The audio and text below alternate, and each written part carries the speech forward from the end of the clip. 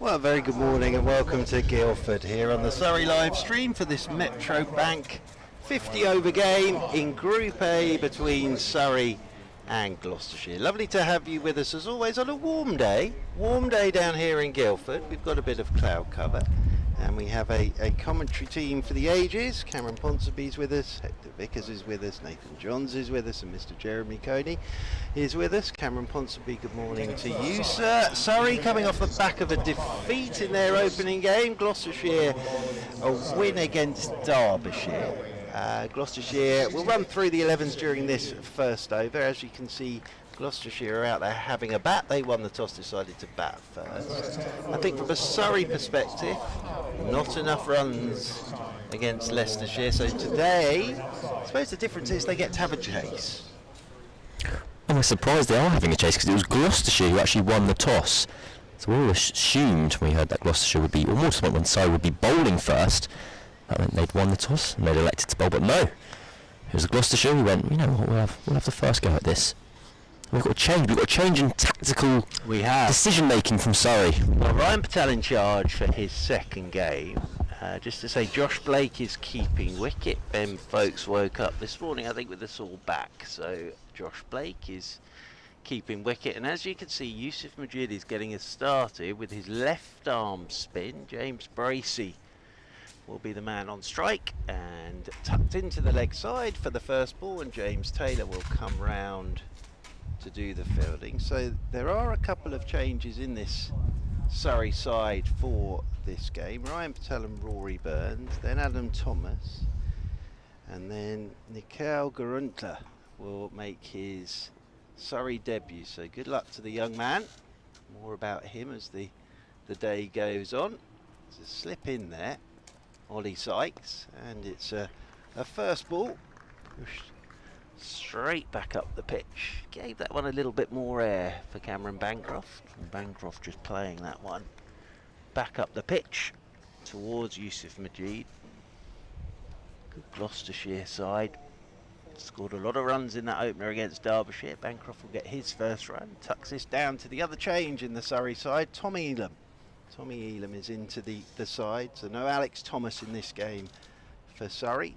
So Josh Blake with the gloves, then Ollie Sykes, Cam Steele, Nathan Barnwell, who didn't actually get a bowl in the first game, as Yusuf Majid quicker this time, and this is pushed by Bracey off the back foot. And Majid does the fielding off his own bowling, and then Yusuf Majid bowling at the moment. So I think Tom Elam comes in because of course he does bowl off spin as well, and we saw this pitch turn on Wednesday, and that one there's a little bit there as Bracey pushed forward and hit the pad. And as I say, from a Gloucestershire perspective, won their opener against Derbyshire, batted first in that game, 341 for 8 they made. Bracey just works this one down into the leg side, will get a single. Barnwell's come up to do the fielding.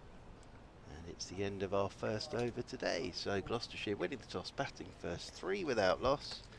Bracey made 83, Oliver Price made 103, Ben Charlesworth made 60, Jack Taylor made 67, and then Derbyshire all out for 282. Zaman Akhtar taking 4 for 47. So Bracey and Bancroft out there at the moment, then Oliver Price, Ben Charlesworth, Jack Taylor the captain, Graham Van Buren, Tommy Borman, Zaman Akhtar, and then Daz Ahmed makes a debut, so good luck to him as well today. Josh Shaw and Matt Taylor. So that's the one change. No Craig Miles today. And Daz Ahmed comes into the Gloucestershire side. It's going to be James Taylor to get us started from the pavilion end. As I say, weather is good today. Probably a bit more cloud cover than we had on Wednesday, but as you can see there, lots of people already sat on the white plastic chairs around the wicket. First up from Taylor, and he's bowled a no ball. So over steps the mark, first up, and James Taylor making his way back towards us. So free hit for James Bracey, so not the ideal start for James Taylor.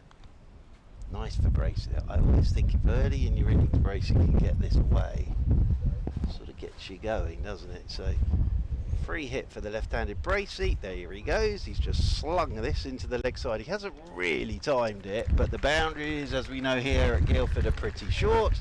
And that's over the boundary rope towards Dapdune Wharf for the first time today. It's our first boundary of the day. As you can hear, there's a bit of wind about as well. And 9 without loss, Gloucestershire. But yes, Cam, I always think if you can get that away, it sort of gets you going, doesn't it? I think that was the perfect encapsulation of cricket at Guildford. The wicket's a little bit tricky, but once you get contact on the ball, you're probably getting 4. Driving outside edge, dropped by Sykes to his right at first slip. Got a hand to it. Flung himself to his right hand side. Got a good hand on it. Bracey, big drive, big edge. And that's a life for James Bracey. He gets a single. Bracey's on to 7. Gloucestershire move on to 10 without loss. Well, it would have been a spectacular catch. He's gone kind of fingers conventionally pointing upwards in the English manner as opposed to the Australian. Flinging himself to his right. You're right, did take a chunk of his thumb on the way through because it didn't go to the boundary. Yeah, it did fly. I think he only got one hand on it. Bancroft will tuck this down to the fine leg boundary rope for 4. Just went across his stumps and rolls the wrists on that. Well fielded by that gentleman down there on his white plastic chair.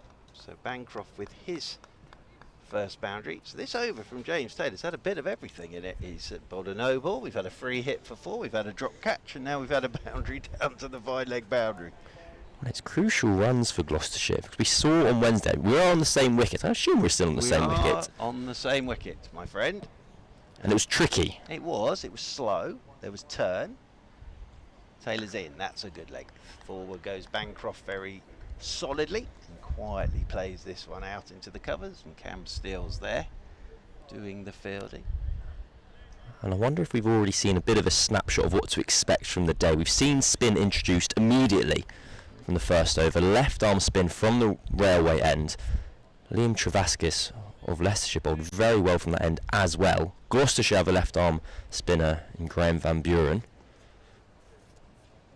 Yeah, and I think if it's going to turn today, which it will, it ought to obviously turn a bit more than we saw on Wednesday. That's just tucked off his power by Bancroft, won't get a run. Slow pitch. So you've got to be patient on here, I think.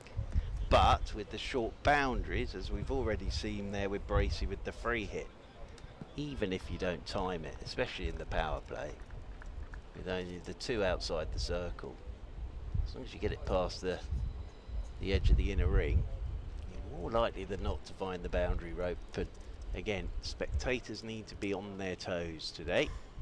Bancroft's forward, that's well bowled by Taylor. Good line, good length. End of the second over. 14 without loss then, Gloucestershire. 7 to Bracey, 5 to Bancroft. Our first train of the day there as well, Cameron. You stole the words out of my mouth. I was ready. I was ready to add the colour. But you know how excited I get about the trains here at Guildford with the viaduct down there at the railway end. What's the difference between a viaduct and a bridge? It's a really good question. Thank you. I think one of them was probably built by the Romans. Weren't they the builders of the first viaduct? I'm not. That wasn't built by the Romans, surely. I'm not sure it was. It's a very straight road. They would have been in Guildford at some point, I'm sure. Yusuf Majid to bowl our third over, left arm around the wicket. And that's nicely bowled. Gives that one a little bit more air. Bracey driving away into the covers. Ryan Patel there, the captain, clapping his hands, encouraging his troops. Bracey drives again. Majid will do the fielding off his own bowling. Yeah, the other thing here is, I think, obviously Yusuf Majid has had a bowl on here already. We always talk about the pace the spinners are going to bowl at. So he's had a good look at this in his 10 overs on Wednesday. That's down the leg side. That's nicely taken by Josh Blake. Wide will be signalled by umpire Neil Bainton. It's down there at the railway end. Hassan Adnan at the pavilion end. Nice to see Mr. Bainton. Oh, hello. Here goes Bracey. That's straight into the car park. So we had a few of these on Wednesday, but Bracey has just seen that go up And then as it's come down, off a length, they've just slotted it over long on. I think he's gone over the spectators sat on their white plastic chairs and down to the car park. So it's our first 6 of the day, 21 without loss. Quicker, flatter from Yusuf Majid, turned into the leg side by Bracey. 13 to James Bracey. But yes, if you are sat down there near the car park, do keep your eyes open, as that's way down the leg side from Yusuf Majid, and nicely taken again by Blake. Bracey having absolutely nothing to do with that one. Nice start this for Gloucestershire. Nothing spectacular and already going at 8.8 and over. Bracey's forward, thickish inside edge, down to short fine. We'll get a single as the throw comes in from James Taylor. Well, so one more to Bracey. That's a lovely pace from Yusuf Majid. It shows the fine margins you operate by as a spinner. Because when he's hit his length, he's been not borderline unplayable, and he got a tiny bit too full. Bracey punished him.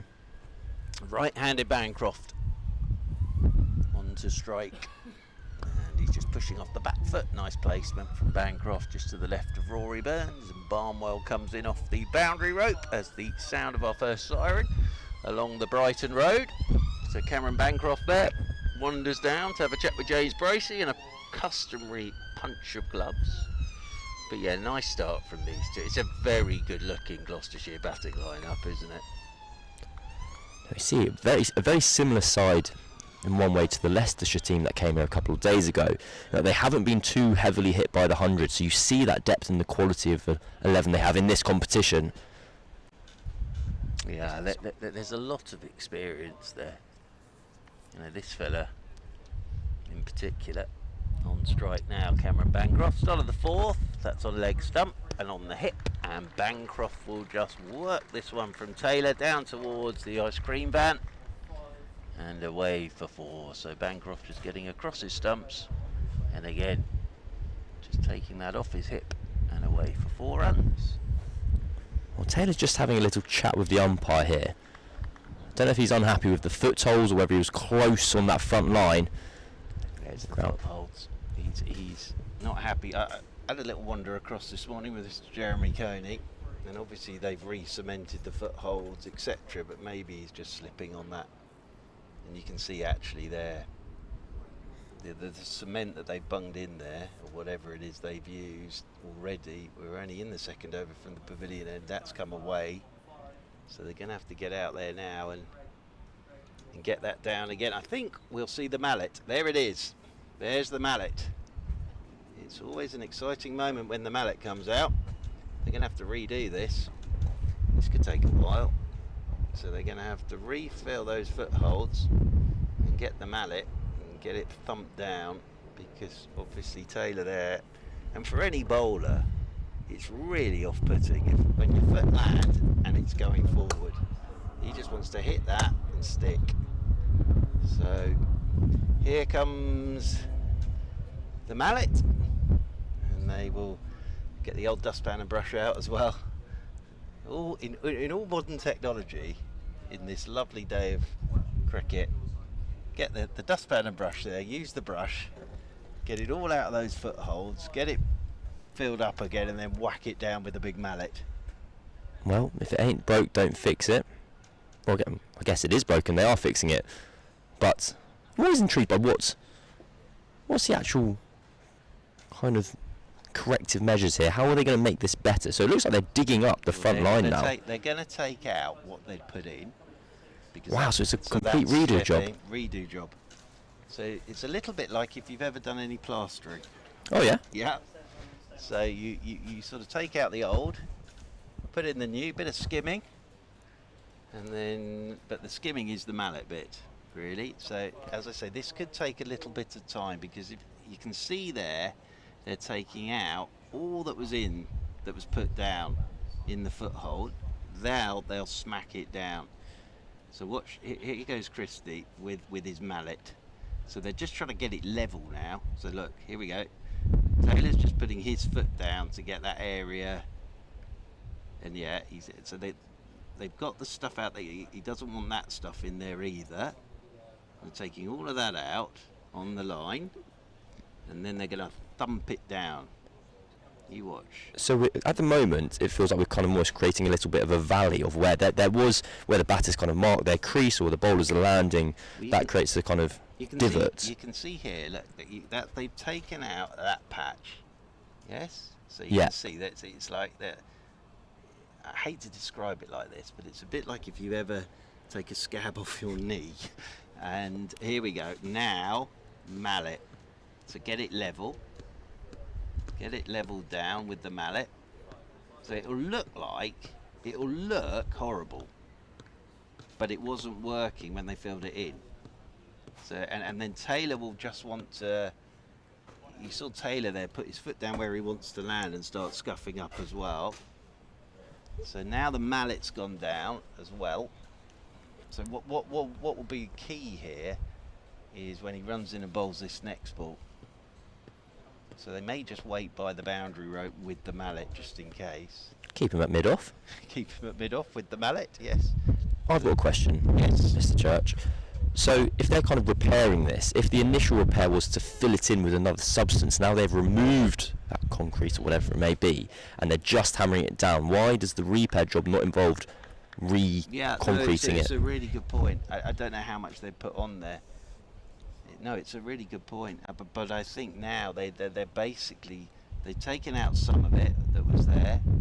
They're even just measuring with the line, with the mallet handle, and now it's where that front foot's going to land. That's going to be the key thing here. And it was only a little section of it, but as long as the umpire's still happy that he can see that front line as well, which he can, so it's good work from the ground staff there. But the key figure here is James Taylor. He's going to come in now. Let's see how he feels about it now after all of that. He's in, and he's on a good length, and he seems quite happy there. And Bancroft plays that one straight back up the pitch, and there's no run. The thing is, it'll be, even if it was only shifting a little bit when that front foot landed, for any big bowler, it's the last thing you want. So even psychologically now for Taylor, with all that work being done, one of the great men of Surrey County Cricket Club, and life in general has just walked past me as this is driven straight back up the pitch by Bancroft, but he immediately looks happier. Here, Taylor. But yeah, if you're a big fast bowler and you're landing, and when you put that back foot down and then that front foot's hitting, and it's just shifting forward, A, you're worried you're going to go over that line anyway, and B, it just puts you off where you are. So it's good repair work, that. Good cosmetic work. Bancroft, 10 to his name, drives straight up the ground. There's Rory Burns. But it's interesting, isn't it? Now, Taylor's hit his line of length 3 balls straight away after the mallet came out. So it was obviously putting him off. And as I say, it's almost as much psychological as anything. Well, there's an element of kind of chicken and egg here as well. I've bowled a bad ball, I've slipped. Now I feel more confident. I bowled a good ball, so maybe I didn't slip. Yeah. Whatever works, really.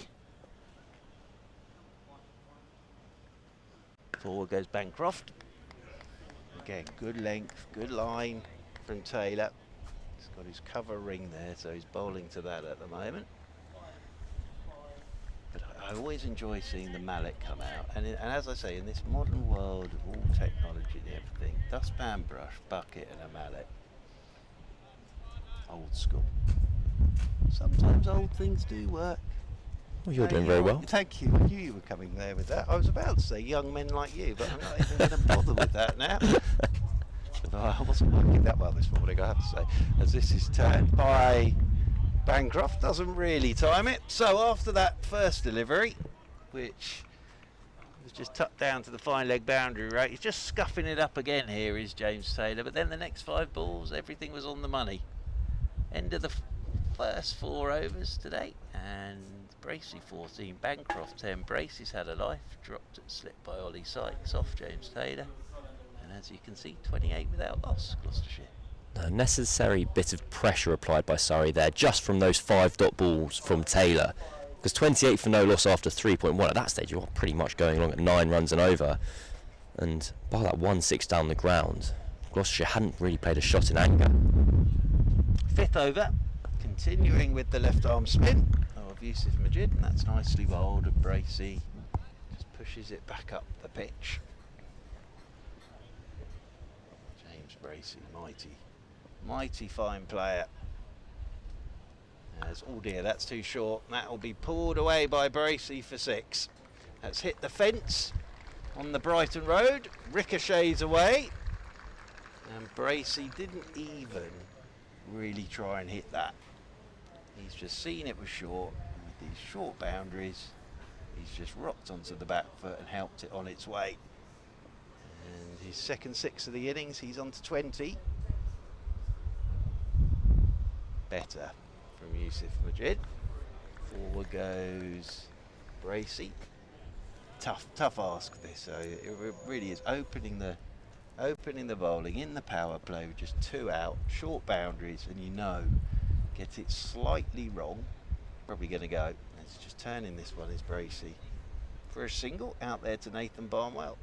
Well, I'm hoping we get to see have a bowl today. I think for him, it was all he was on a hiding to nothing. Surrey didn't score enough runs. It was a slow old pitch, and then he never got an opportunity. So fingers crossed today he does, because he's an exciting prospect. I think the barbecue started down in the car park.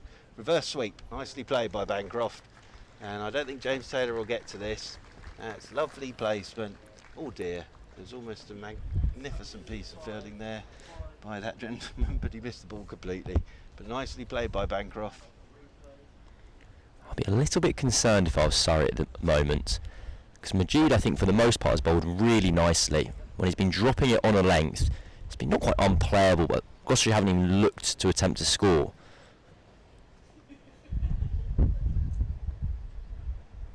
This one's nicely bowled as well by Yusuf Majid, and forward goes Bancroft. End of the over, 5 gone. But despite that relative lack of aggression, because these boundaries are small and they're happy to wait for Majid to miss his length ever so slightly, he still conceded 8 runs and over. They've been able to get a kind of hurry on without taking too much undue risk. I was surprised that Bancroft went for the reverse sweep there, because Bracey, as the left-hander, admittedly had so much joy kind of waiting for that slight erring, too full or too short. So I don't think Majid's bowled too badly at all, but Gloucestershire have got off to a very strong start. They have, without doing anything too spectacular. Taylor around the wicket, that's left alone by Bracey.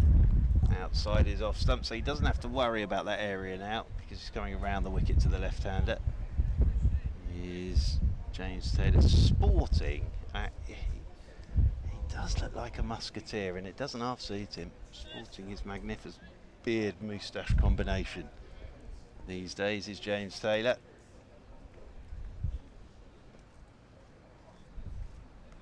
He's got a slip in there, Ollie Sykes, who of course has that opportunity. That's well bowled, and that's nicely left by Bracey. Outside is off stump. The other thing there is, I say he's at first slip, he's not really, he's covering off second slip as well, isn't he? So he had a bit of a way to come back on the drop chance. And the other thing there is for Josh Blake, sort of in between the two of them, and he got a right hand to it. It didn't fly off that outside edge, because Bracey went after the drive, and it was a big outside edge. It did fly, got a hand to it. Bracey forward, nicely bowled again by James Taylor. Just a single. There's Rory Burns coming round to do the fielding. One more to Bracey. Taylor's settled in here now. 8 balls. What was it? 1 run conceded from his last 8 deliveries, and 15 had come from his first 7, if my maths are quick enough. Well, it's 1 run since the Mallet came out. Very good point. It's Very pre and post Mallet. Pre and post Mallet. Much like my younger days on TV AM, as with Timmy Mallet and Wackaday. Anybody remembers that? Bancroft, flashes at this off the back foot. That's going to fly away down to the third man boundary rope. There was an all there from Taylor. He wasn't completely in control of that. Cameron Bancroft just threw his hands at it, but we're just obviously at the moment the solitary slip in there, and that's flown off. I may have done him a bit of a discredit there, Bancroft, because he was sort of opening up the face, but it definitely did go finer than he thought. And again, if you're sat in those white plastic chairs, be on your toes. If it hits that rope, it's going to come upwards. Better again from Taylor, nicely bowled, and Bancroft solidly forward. So I've got an incredibly dull question I want to put to you, to hash it out. So obviously the kind of boundary cushions, I imagine, I'd always assumed they're brought in primarily for advertising purposes, so you can get your strapline, Rothsay, whatever it may be. But then it struck me that actually they're probably of more use here at an outground than they would be in a stadium, because they take the impact out of the ball, and whether that is one of the purposes of them in general, and B, whether they should be used here. Driving Bancroft, and fielding's done on the edge of the circle, and there is no run. End of the over, 6 gone. Well, am I not right in saying that you only ever see them when it's a TV game? Correct. So yeah, I'm with you actually, because especially for spectators, Grantler there with his first touch of the ball, really on the edge of the circle. Great to see him playing today. And no, I'm with you, because it does add a bit of extra protection. It's the worst ones you see actually sometimes aren't the, it's going to sound a strange thing to say, and any of them aren't good, but aren't the ones that sort of go high into the ground and land on someone, or flat. It's when it hits that rope at pace and goes straight up. It's like a ramp at times. Well, we've got our first change in bowling. The captain is into the attack from the railway end. He'll start around the wicket with his medium paces, with Blake up to the stumps, and that's just pushed away to Grantler, who does the fielding at backward point by Bracey. So all Ryan Patel will do again here is just go stump to stump on a good length. He'll hope he'll get a bit of wobble. Of course, that famous 5 wickets in 11 balls at the start of a spell against Somerset in the Championship here at Guildford, from the other end actually. Forward goes Bracey, good length ball from Ryan Patel. From memory, he took those wickets from the pavilion end. And it was an amazing spell of bowling from Ryan Patel, and the fact that not a lot was going on really. So Surrey bunged him the ball, and very kindly all the Somerset players kept missing the straight ones or nicking to slip. How many first class wickets had he taken to that point? It wasn't many. This was pushed by Bracey off the back foot down to backward point. I feel pretty safe in saying it was fewer than 6. The 6 he then took in about 20 minutes. I think I'm right in saying that from the start of it, it was the start of his spell. He hadn't bowled a ball. The start of his spell, it was 11 balls, 5 wickets. And there were Somerset players either just getting hit on their front pad LBW, turned by Bracey, nicely bowled again by Ryan Patel, off his hip this time, and steals there quickly round to do the fielding. And all he did was what he's doing at the moment, just came in, bowled stump to stump with a little bit of swing, and all of a sudden Somerset were all out. It was, yeah, he got some good wickets in there. Remember the great Stephen Davis nicking off to him. Lewis Gregory was part of it, I think. This is good over. First up from the captain. So yeah, all of a sudden, the game completely changed. I'm right in saying that Surrey went on to win that, but that was a huge, well, obviously. And Jeff Arnold was the bowling coach, and you just heard this satisfied sort of growling from the sight screen as he was watching. Driven by Bracey, will get a single. As Ollie Sykes goes to his right on the edge of the circle at cover. So good over from Ryan Patel. His first, the captain, just a single off it. And 45 without loss. Of course, Martin Bicknell here in a championship game. Took 9 9 in an innings. Remember watching Jimmy Orman take a hat-trick against Middlesex here. There's been some wonderful moments. Ali Brown's double 100 in the 40 over game. Plonking Cardigan Connor into the petrol station at regular intervals. That was before the fence was put up. So there were. So what was there on the roadside? I was about to say the Harleyford roadside. That's incorrect. It's Woodbridge Road. There actually wasn't a lot there really, and there were a lot of people sort of on a Sunday afternoon taking the car to fill up with diesel or unleaded. It's before electric cars. This as Taylor beats the bottom edge there of Bracey, looking to go through cover point off that front foot, taken by Blake. But as you were filling your car up at regular intervals, there were cricket balls landing in the petrol station forecourt off the bat of Ali Brown. Seen Justin Langer make 360 odd here for Somerset. There's been some great matches. Aaron Finch's first ball in Championship cricket for Surrey, launched it into Dapjune Wharf of Jeetan Patel. Cut by Brace, he doesn't time this at all. So what was Justin Langer's triple century? It was a Championship game. I'd hope so. Yeah. Be remarkable. Yeah, it's a good point. 2006 for Somerset here. Followed up by a Ricky Clark double 100. Oh, lovely. And then everybody shook hands on day 4 at 5 o'clock and went home with their averages having been boosted. 2 balls in the over, 2 dots for Taylor. And this one's left alone by Bracey outside the off stump. So he has only, since the mallet came out, it's only been 1 run off the bowling of Taylor. And of course he's coming around the wicket now to the left-hander. Does look a lot happier now, James Taylor. It's a new angle for him to the left hand, because on Wednesday he was coming over the wicket and trying to slide the ball across the left-handed opener of Sol Budinger for Leicestershire with 2 slips in play. Here, we've got more of a ring field, bowling stump to stump, trying to keep kind of bold and LBWs in play. This will be a single for Bracey, down towards third man. Yeah, it's definitely the way to go on here. Stump to stump, mid off, mid on, short extra, short mid wicket, backward point, sweeper on the leg side, and basically just say to whoever's facing, it'll be you that has to take a risk on this. Right-handed Bancroft comes on to strike again. Graham Wagg's double 100 here. One of the great celebrations of a double 100 you've ever seen. Bancroft again, well bowled, just tucks him up for room a touch. It's as if Bancroft wants to get up there and start working down through backward point, but tucked up a touch there by Taylor. Just 1 off the over, 5 balls, last ball to come.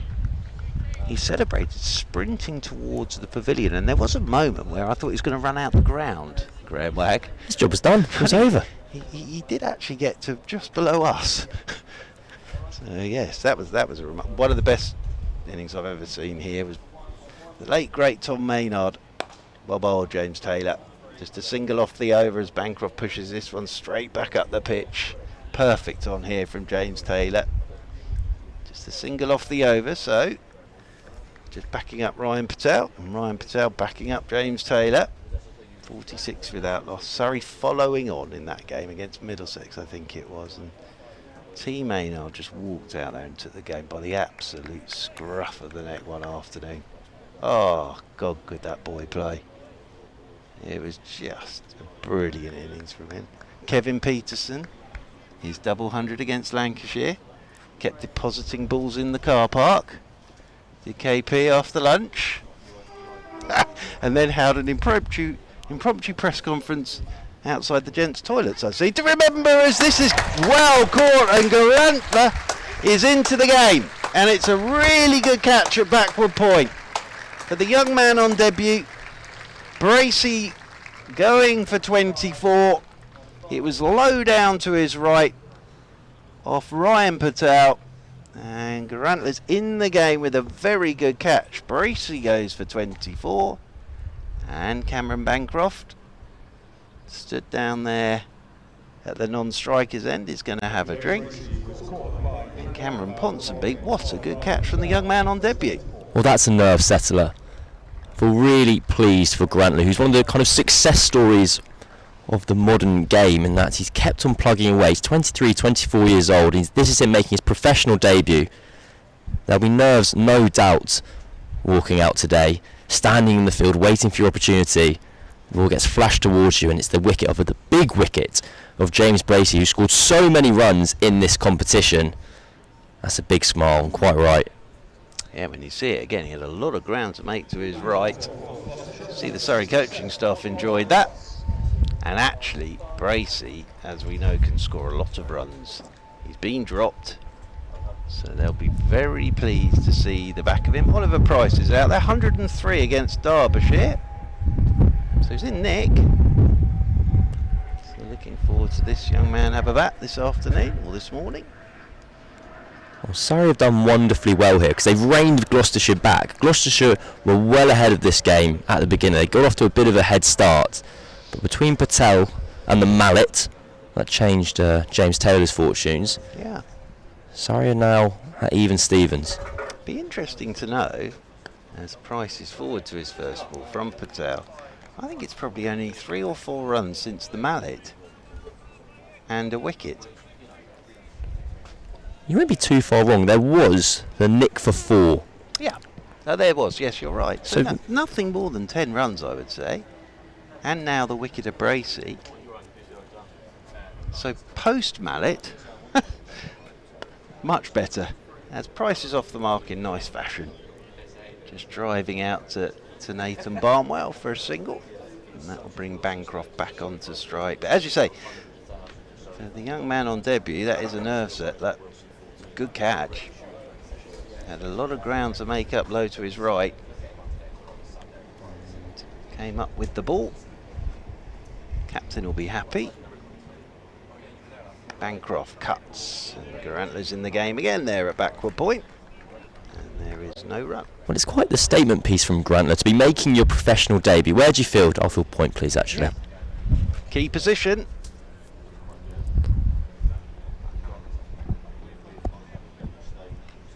Well, I was watching a thing with Ricky Ponting where he was doing sort of a fielding masterclass. Forward goes Bancroft. That's nicely bowled again by Ryan Patel. Settled into this beautifully today as the captain, and he obviously used to field in there in one-day cricket. But he was saying you have got to believe that every single ball is coming to you in that backward point position, and it is an absolutely key position in limited overs cricket. Nicely bowled again by Ryan Patel, right up on the toes of Bancroft. Great respect from Bancroft there, and that is a very good over again from Ryan Patel. Couple of runs off it and the wicket of James Bracey. 9 gone, and Surrey, as you say, pulled this back very, very well. There was one shot that Ollie Price played which suggested a man in form, despite only facing 2 balls. Batters have struggled for timing on this wicket. Faced with the medium pace of Ryan Patel, he just gently pushed it out to Nathan Barnwell at deep cover point. And we haven't seen that shot played too much. We've seen people bunting, we've seen people really throwing their hands at the ball if it gets a bit too full. But Price just leaned on one, and it suggests that, well, he fancies some more runs. Yeah, and as we were saying, 103 against Derbyshire in the last game, and this one's just tucked off his pads, down to short fine. Tommy Elam does the fielding. But yes, in that last game, Derbyshire having a long old chase, and Gloucestershire 341 for 8, Price 103, Derbyshire all out for 282.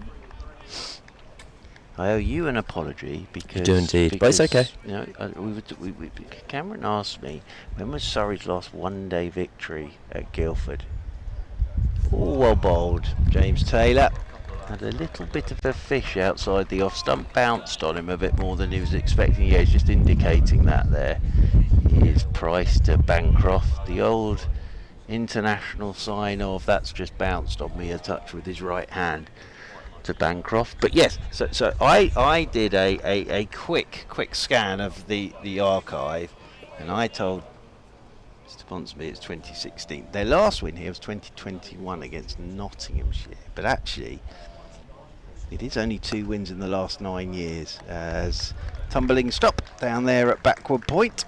It's good work again in the field by Surrey, and there is no run.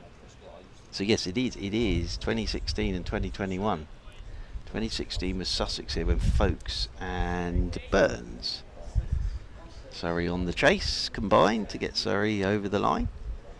And then 2021 when they beat Nottinghamshire. But it is only 2 wins in one-day cricket in the last 9 years here at Guildford. Price driving again. This is off a thicker edge. Down towards Yusuf Majid down there at the band. So Price will get a single. Nicely bowled again by Taylor. Still not. He's coming over the wicket again now, of course, to the right-hander. He's just scuffing up that crease line again, that front crease line. Well, I think James Taylor might be having a spell here. He's bowled very well, but I just saw the captain Ryan Patel gesturing out over to Nathan Barnwell. Good. You're going to be having a bowl. Good. He's out there at deep backward square, is Nathan Barnwell at the moment. Bowled again by Taylor. Keeping Cameron Bancroft very honest here, I would say. And Bancroft at the moment playing James Taylor on his merits. Cameron Bancroft. I always think with Bancroft in the 50 over game, the ideal is he basically just bats 50 overs, isn't it? And then everybody else does what they do. He is very, very capable of it, of course. I always think with Bancroft when he's not going to be rushed into anything, and he knows his game, he knows the areas he wants to play shots into. Oh, he bowled him off the inside edge. Well, as I say that, Bancroft goes, and Taylor deserves that wicket. He really does, and this has been a great build-up from Surrey. Patel and Taylor here have combined really well, and Bancroft was trying to force that, probably just bounced a little bit more on him than he was expecting. Big inside edge, back onto his stumps, and Bancroft now goes for 18. That was the last ball of the 10th, but very well bowled James Taylor, and Surrey in the last 4 or 5 overs have been excellent, really have. And 10 gone. Cameron Ponsonby, a few more thoughts from your good self, sir, and then you will be joined by Nathan Johns. Well, Surrey's recovery is turning into a bit of a resurgence, but you see this replay here. That's a beautiful delivery. Swing and seam into the right hand that's taken the inside edge of Bancroft as well. Have a look at it, this angle. That's fantastic bowling. And Surrey have been superb. The last 4 overs, just 4 runs have been conceded and 2 wickets have been taken. Oh, that's a great shot that is. Rory Burns celebrating in the background. The 4-day captain, kind of the leader in age and wisdom, if not the armband, this competition. There he is speaking to Ryan Patel, who is captaining Surrey this competition. I do believe I've been joined by Nathan Johns. Good morning, good afternoon, Cameron. How are you? I'm wonderful. I am good. I'm teed up for... I thought we were about to watch Gloucestershire score loads of runs after the first 5 or 6 overs, and now I feel like we've got a bit of a contest going. Yeah, it's fascinating to see how this works out, because this pitch was not one to conducive to scoring big totals on Wednesday, and it is the same deck we are on 48 hours later, and Gloucestershire made it look a hell of a lot of a different pitch than it was. But as you say, Cameron, in the last couple of overs, Surrey pulled things back beautifully. It all started with a fantastic catch from Nikhil Garantla on debut, diving to his right hand side and forward, never easy taking those, and then big nip backer to get rid of Cameron Bancroft in the previous over. So Surrey have fought back, and it's probably honours even after the first 10 overs. Ryan Patel to continue. So we're going to, not at the end of the segment, the next over we'll get a shot of him, and we can talk about both the 4 points how great it was, and obviously grand thoughts about Danny's support. Sorry. Cool. I'm swapping out at the end of next, so. Ooh. Yeah, so Ben Charlesworth's come in at number 4. He's at the non-strikers. That he, of course, batted there in Gloucestershire's opening game. Nobody opens the batting in the championship. Scored had a fantastic day out in Cheltenham a couple of weeks ago when got 150 in the same game against Lancs. And he'll be on strike now for his first delivery after Price. Okay. That was that one down to third man for a single.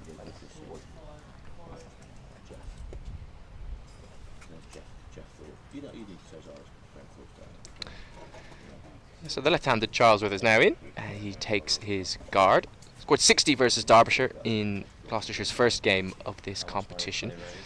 They scored a lot of runs in that game, 340 odd to be precise. And looking at the scorecard, pretty much all of their top order got runs. James Bracey got 83, so that was a big wicket to get early. Charlesworth got 60. Ollie Price is at the non-strikers end. He scored 103 against Derbyshire. Jack Taylor got 67. This is a side in form. They have to fight through a bit of a difficult period here.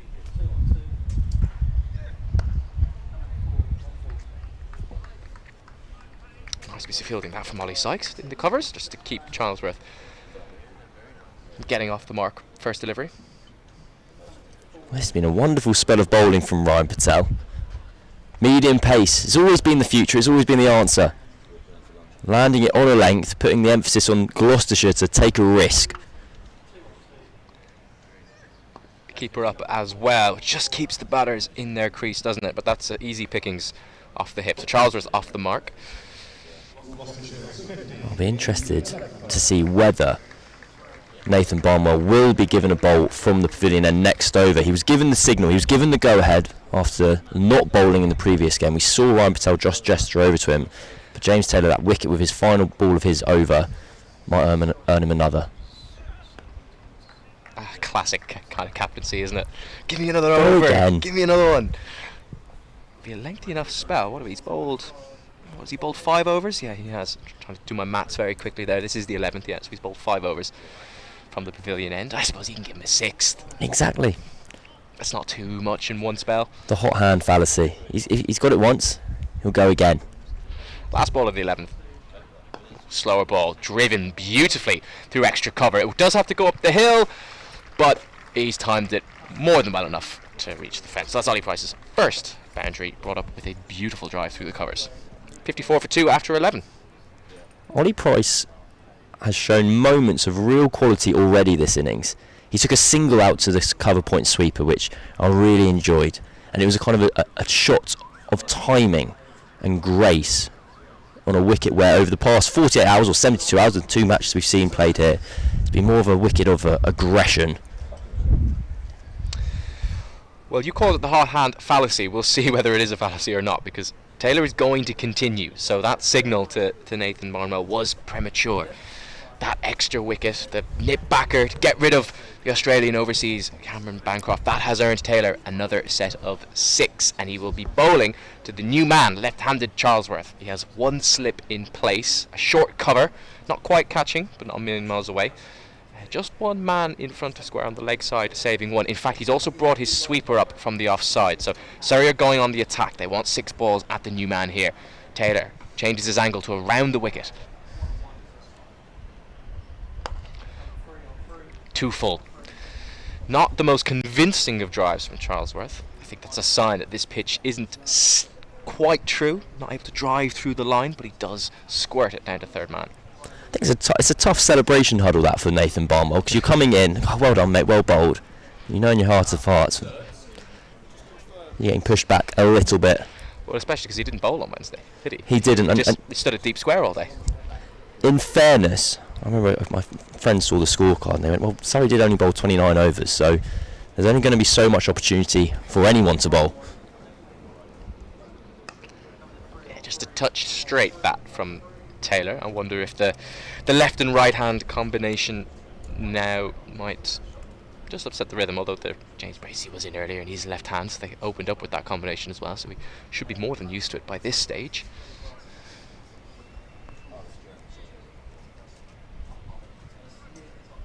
Well, we now see that sweeper has stayed in place, so Nathan Barnwell is no longer in the ring. There's one available to Gloucestershire should they wish to take it. Nope, he's come back up. You spoke too soon, Cam. I think Nathan Barnwell might have been asleep out there. Just the last minute wave saying, mate, you're supposed to be up on the 1. Oh, there's an appeal. Yeah, we'll do later on. It must be an appeal for LBW because it's landed 2 feet in front of the wicketkeeper. It obviously must have just flicked something on the way through. It looked very high, to be fair. Only half an appeal. It seemed to be... It just flicked the top of the back leg on the way through, didn't it? I suppose when it's the back leg, the ball has less distance to travel, it's easy to get excited, but it was always very high. It was straight. It was very And straight. that's half the battle. You're correct in that. It was a touch high, but I'm surprised that Taylor and Blake didn't go a bit harder at that one, actually. I don't think it was the worst shout in the world. I think Blake was too concerned about the ball landing just in front of him. That's an interesting one, that. Because my instinct is to say that he's gotten away with that. That was a wide half volley, and Charlesworth flashed at it, playing and missing, probably made the ball look a little bit better than it was, but it was a poor shot. He kind of almost backed away to the leg there as he was trying to flay it through the offside instead of getting the front foot down the pitch and trying to get your head over the ball. It was a ball that was very out of character of the innings. We've kind of seen Gloucestershire being quite polite in their batting so far. They've taken their risks when they've been presented to them. That was the first time we've seen someone really go at one almost in a premeditated fashion. An impolite stroke is how you're describing it. Well, that Yeah, one it was rude. That one from Charlesworth was anything but a nice solid forward defence.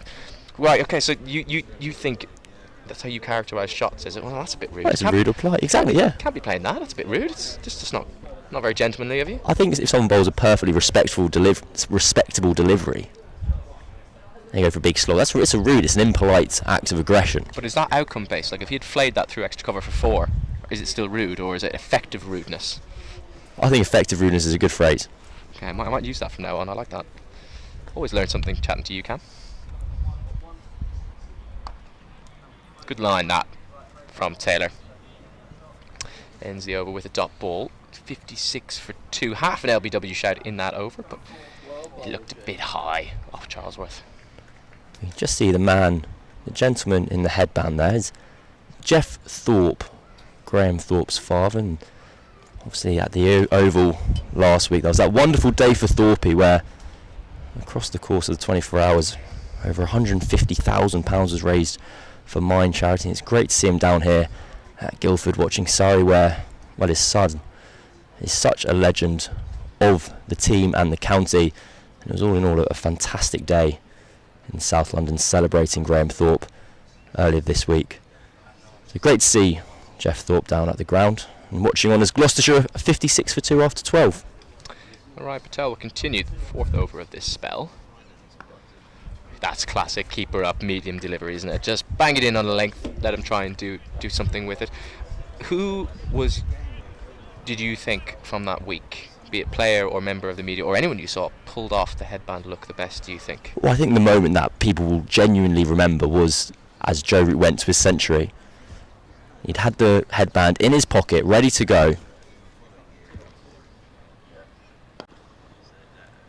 And Graham Thorpe was such a mentor for Root over decades, effectively, or over the course of his career. And I can't remember who was relaying the anecdote, but when they heard from Graham Thorpe, I think it might have been Chris Wokes on Mo and Ali's podcast, that Graham Thorpe saw Joe Root as a 19-year-old and was like, this is the guy. Well, he wasn't wrong, was he? What about, 13,000 test runs later, give or take, is it? I think that's right. Somebody's going to tell me I'm wrong inevitably. Go on, you look it up there. I know it's 3900s. Yeah. And I can do 13,500 test runs. That's a good guess off the top of my head. I'm very happy with that. Straight in. Very happy with that. Patel's keeping it tight here. 3 dots to start this over. Just bowling straight, stump to stump, keeper up. See if Ollie Price wants to take a risk. Well, with that in mind, he is actually changing the field. Mid-on has gone back to long on, and deep third is going to come up and sit in the ring. So he obviously thinks that Price might be getting a little bit tetchy after a few dot balls.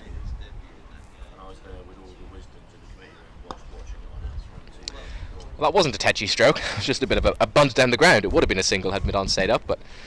Sorry, it would have been a dot ball had Mid-on been up, but it is a single in any case.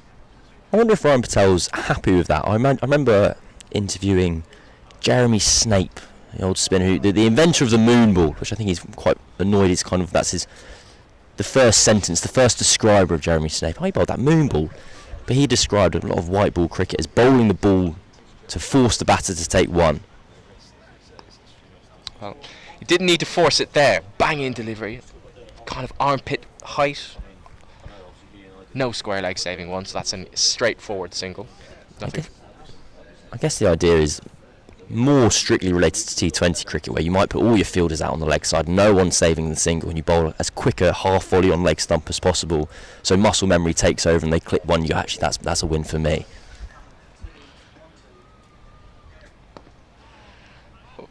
Well, that over is certainly a win for the Surrey skipper. Just the 2 singles off it, 1 for 24 off his 6. He's doing a very useful job here with his medium pace, bowling around 68, 69 mile an hour according to the speed gun we have here. It's doing him a disservice. I thought 80 at least. But earlier in the piece, when Patel had able to get a little bit fuller and be knocked down the ground for 1, he was very content with that because he knew he'd bowled those 3-dot balls and that Gloucestershire would be looking for a boundary. So to go for 1 is no bother indeed. I believe I'm making way. I think you are, Cam. Good to hear from you. We will get you back on later on, and Jeremy Coney is going to be joining us in a few moments' time. But there is a change of bowling from the pavilion end, wearing number 5 for Surrey. It's Tommy Elam, who's come into the side today. It's his first 50-over game for Surrey since 2023. He didn't feature in last year's Metrobank One Day Cup, so after a bit of a gap, he's back in the 50-over side, and after a bit of a gap this morning, we're joined by Jeremy Coney. Morning everybody. Well, interesting, isn't it? I mean, Wednesday with the pitch and Surrey playing sluggish, torpid kind of surface, and any sort of kinetic energy from the bowler. It starts with a wide. Absorbed by the pitch when the ball struck it, and then getting higher than the expected bounce on that Wednesday. And it's the same today. You can't change a pitch in one day. Not its nature. Just for a second there, I think short third would have been interested. He went for the reverse sweep to Charlesworth, very full, and it's just looped off the top edge, but he's pulled out of the shot last minute, which means it didn't carry to the man.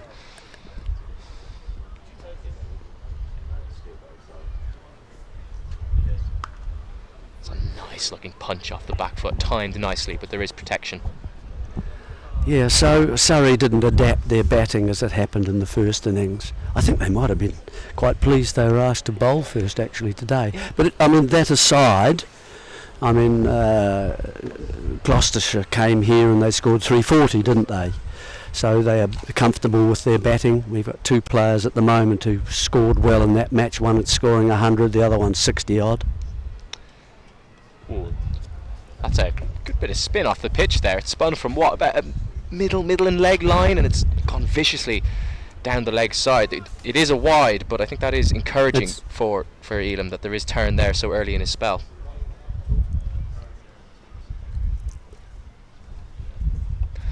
Another reverse sweep. This one also doesn't lead to much reward. They're coming out with a plan quickly, Gloucestershire here. They're gonna try to get their sweeps out. Well, they have to, because Tom Elam's seen, and everybody watching this broadcast will see there's quite a lot of support and sympathy for a decent spinner.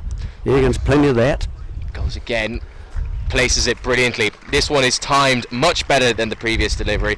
Ollie Price, he's in good nick, as you say. He scored 100 in the last game. I don't mind the width. It's just that the field's wrongly placed, isn't it? It's got to really go. It's going to go, if he's bowling that width and that sort of length, it's going to go finer. And so you've just got to set your field slightly more correctly. From one sweep to the other, he's got this behind square, work to do in the deep. Oh, he dives over it. Probably should have done slightly better. I think it's James Taylor out there at number 25. Oh no, it's Nikhil Garantla. Apologies. He got round to it. He had plenty of work to do to cover the ground, and it was just in front of him, wasn't it? Harbour Bridge diving over the top of it.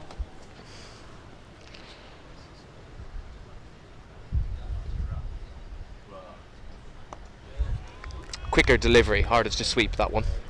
Just a better length. The width was out there, the turn was there. You can't attack that very easily unless you want to risk. Yeah, I think the man at 45 is a catching, so it brings, if it's a good length and a line from the off spinner Elam, then he's going to perhaps get a top edge and maybe a catch at 45. You know, the man on the sweep shot has got to be behind square a little bit longer if he's too straight or he's too full. It's pretty hard to drive, I think, on a surface like this, a spinner at this stage. And we've seen that already, and I think in the game we've seen two games really, trying to find a length and a line from the first sort of 5 or 6 overs, 39 to 40 odd runs coming from those and no wickets. And then they've tightened themselves up completely through Patel, and the finish of Taylor's spell as well, and now we're into Elam. So we'll see how he sets up, but you can see there's opportunity there for a bowler who does his job and gets his part of the transaction done well. It's very hard at the batting end. Yeah, it forces the batters to try something, which we saw in the previous over with sweeps. Yeah, just a little bit straight from Patel, but when he has missed, he's just missed ever so slightly with that line. I think he'll take that. He'll take his miss just being worked off the hip for one. Yeah, but he's got his length right, you see, so it allows, as I say, that ball to suddenly bounce much higher, and it's harder to deal with as a batsman. You've just got to wait, and you can't turn the bat too much through the bat face, because you then present the front edge for caught and bowled, those sorts of dismissals, caught cover, coming in. He does have 2 men in close either side in front of square. Makes sense. So, as I say, that's the battle really that we're watching at the moment. The length and line of a bowler. If he gets his bit right, then the batsman can't take too much of a risk. They've only lost 2 wickets so far. I think if we went back, you'd find that Surrey had lost quite a few early on in the first innings. When they were playing Gloucestershire a day or so ago. So batsmen have got to be careful and be selective in the shots that they play and try and keep the full face of the bat on the stroke as long as possible, not looking to tuck it into the leg side if it's a quicker pitch. Can't do that. Yeah, Surrey lost their 3rd wicket on Wednesday, batting first in the 12th over, so what we're nearly 15 overs in now. They didn't lose the 4th actually until the... Well, that was a partnership between 25th. Patel and... Yeah, that's right. Yeah, so and Ollie... Ollie Sykes. Yeah, he got half century as well.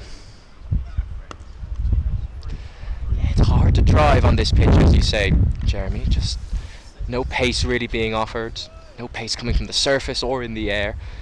Price just comes out to do a bit of gardening to see if he can improve things, but probably fighting a losing battle at this stage. Bit of a chat here from Rory Burns at mid-off, the 4-day skipper with the 50-over skipper, but I suspect it's just keep going, change nothing. This is working for Surrey.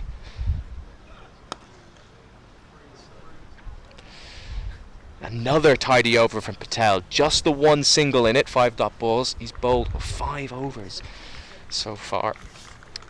And we'll see what Surrey do. Do they give Tommy Elam another over? I suspect they will, yes. His cap is coming off. So he had an expensive start, did the off-spinner. It went for 11.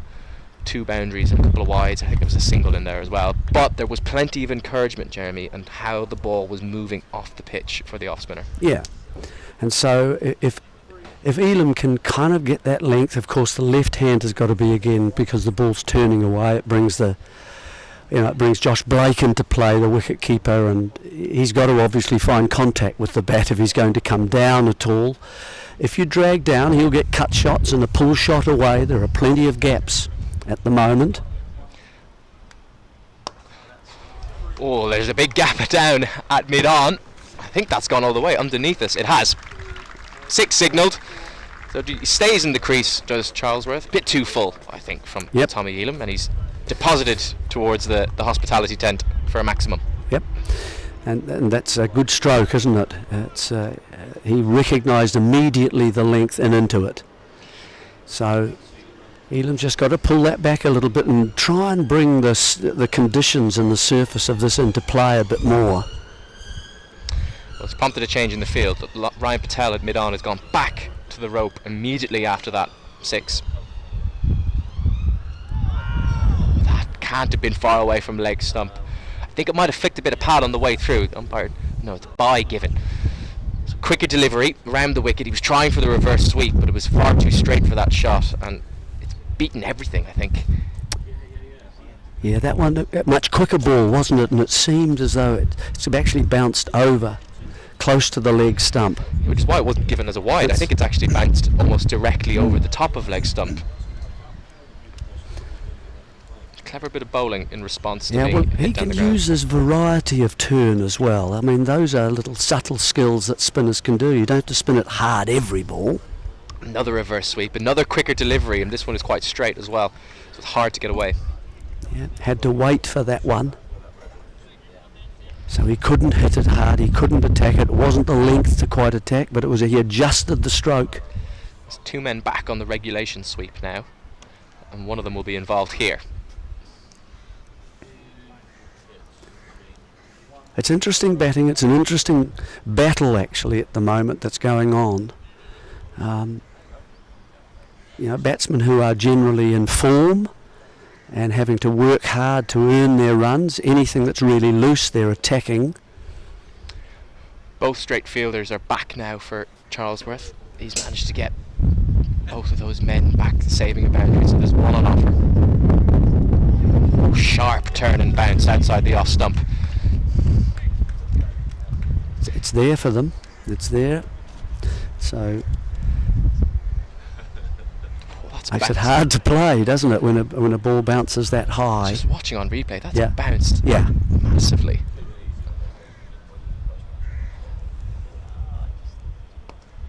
And as a result, Charlesworth is just a bit more tentative, isn't he? Coming forward, wary of that bounce and taking the shoulder of the bat. So it's a good finish to the over from Elam. His first delivery was deposited down the ground for 6, but he's come back well.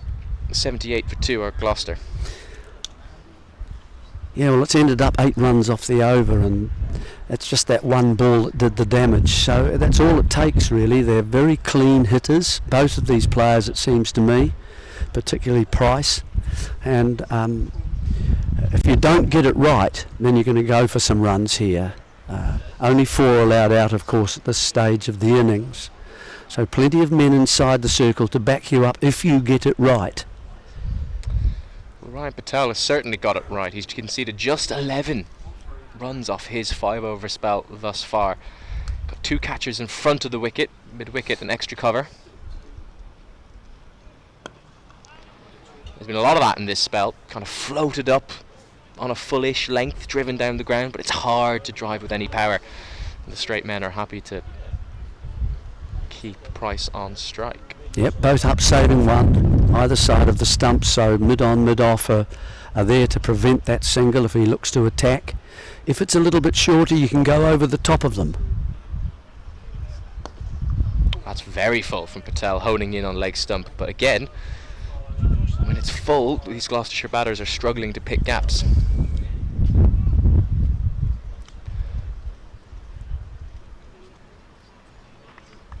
The wind is just picked up as well around Guildford. I can hear it on my headset. The clouds have come in, the wind is picking up. The conditions have changed since the first hour or so of play. Oh, that was a late call through, and he's going to get home comfortably. The single was there, but it was a late decision from Price to call through Charlesworth. Cam Steele on the covers doing the fielding. Now so he's been bowling round the wicket. Now he comes over to the left-hander. How's he going to go round? He's going to go round, yep.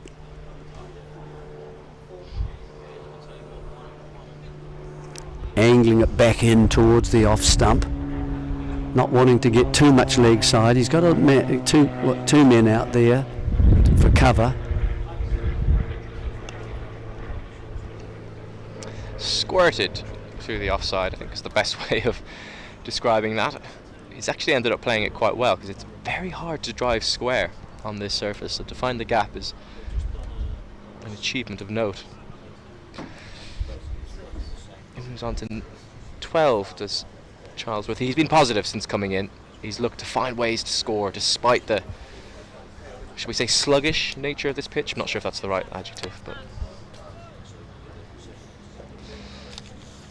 no change in the field just yet.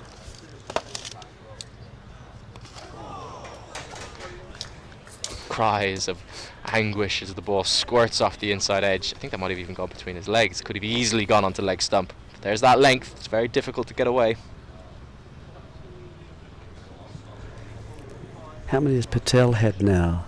This is his 6th over. Okay. Yeah, 1 for 14. Just Doing a good job. He sort of poured cold water on the fires of the first 6 overs for Surrey. He finishes with another dot ball. If anything, that's actually, given how he's bowled, that's actually an expensive over for him with 3 singles off it. The last couple have been 1s and 2s, but he's done a very good job as Patel. And given the pace he's bowling, you'd wonder, does he just keep going? I know he's bowled 6, but as long as he's got it in him, he's doing such a good job and containing things, why not? Well, I'm just looking down to see what other options they've got. They've got Barnwell's here, isn't he? But he's more pace.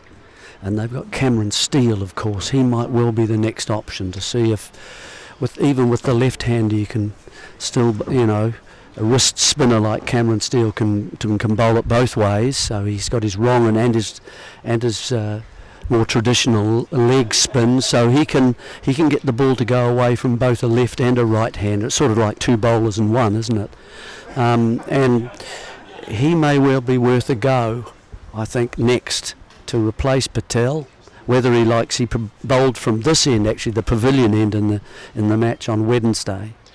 Yeah, well, I suspect Got a couple of wickets, didn't he, as I remember? Yeah, a brilliant caught and bowled, actually, diving to his left.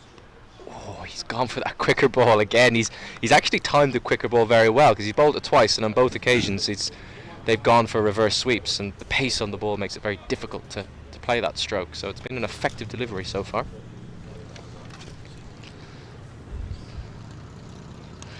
Goes for that reverse again. He's timed it beautifully, but they have changed the field. Deep point has gone behind square. Yep. It's good timing, wasn't it? He's obviously in good form, Price. So, get it right. 2 men back straight. Backward square, and then a man on sort of point on the boundary. Just stuck in the pitch a bit.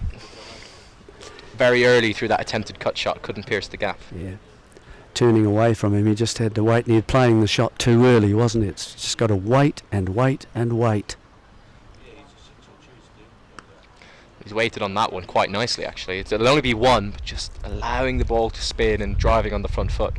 Very aesthetically pleasing stroke.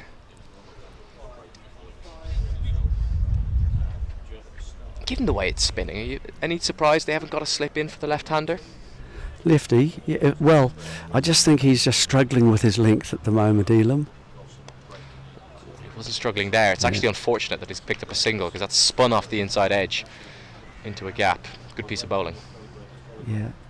Taylor, between Taylor and Burns, who are there on that leg side, they've got to try and cover that square one as well. A lot of the balls are going to go, especially from the right-handed Price batting, into that square area.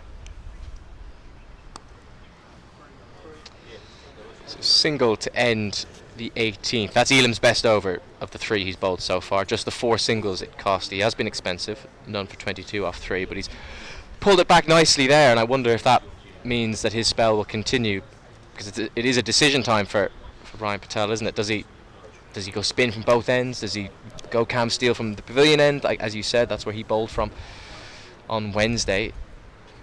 It looks like there will be a change, unless Patel is just being very slow to walk to his mark. The other bowler, of course, Sykes had a couple, didn't he, as well? If you want to go with spin, you've got that option as well of maybe not bowling his full complement, but just being able to roll a few up there and get turn. You will get turn. I mean, you've only just got to just slightly, you don't have to turn it hard either. If you can turn one hard, that keeps the batsman really watchful. Well, Patel is going to continue. This will be the 7th over of this spell. It's been a long one, but an effective one. 1 for 14, a wicket, while being economical.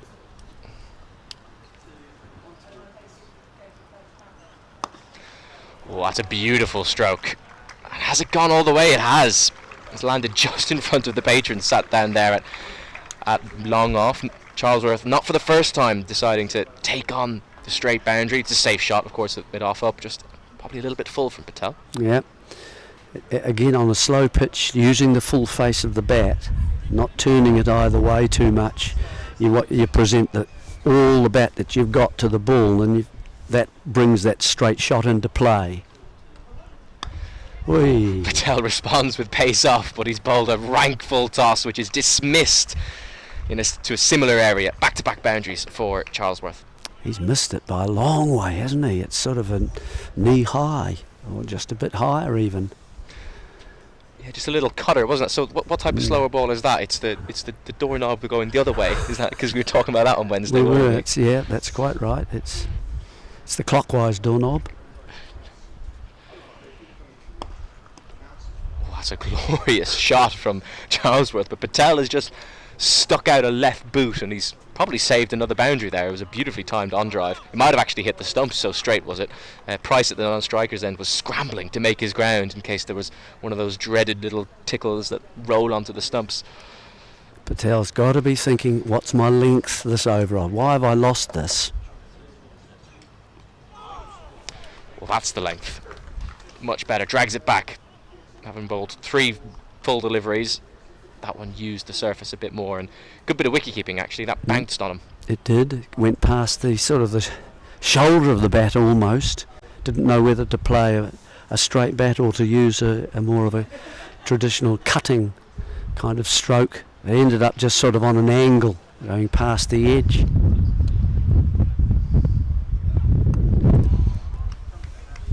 There's that length again. He's responded well to for the first time today, really. A Gloucestershire batter has looked to put Patel under pressure, and he's come back very nicely. 3 dots after the back-to-back boundaries to start this over. One delivery left. Does Charlesworth try and go again? This has been a good over for him. Does he take another risk? Not on that length. He doesn't. Good comeback from Patel. The over did go for 11, but after there was 10 off the first 2 deliveries, that looked like it could have gotten out of hand. I wonder if that will be the end of his spell. He's bowled 7 on the trot. It's been a good outing for him, the Surrey captain so far. 19 gone. Gloucestershire 96 for 2. Yep, and they're sticking with Elam as well, hoping that he can just find that tiny bit more accuracy in terms of his length. And then in keeping that length, whether it's the left or right hand, all you have to change then is the line. So left hander, you can look to pitch sort of middle and leg and turn it from there, or even if it turns more, then you can go to leg stump. Too short. Easy pickings for a man who's in form as Charlesworth. That's another boundary. That's 3 in a couple of minutes for him. He moves to 29 off 28, and it brings up Gloucestershire's 100 inside 20 overs. Yeah, it's been a good innings really on what you could describe as quite a difficult wicket to play. Just the 2 wickets now for 100. And drag down, you can't afford to drag down, can you? Because of the slow nature, and it just sits up and says, hit me. Well, he's got his length better on that occasion, but he's gone too straight. I think that's the 3rd wide of this spell for Elam.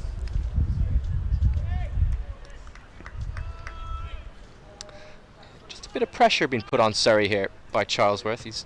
They've rebuilt this innings nicely, and he's looking to counter-attack now. Oh, tossed up. That one didn't spin. I think Charlesworth was actually playing for turn. Might have been an arm ball, but it's gone on with the arm and taken the inside edge.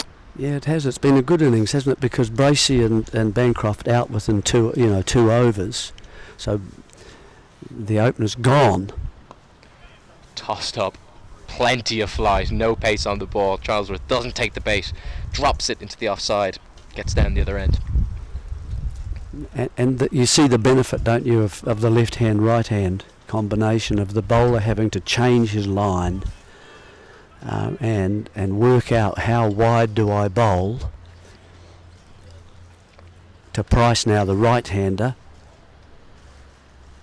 There we are, out it goes again. Can't get it past the man at sort of 45 on the offside.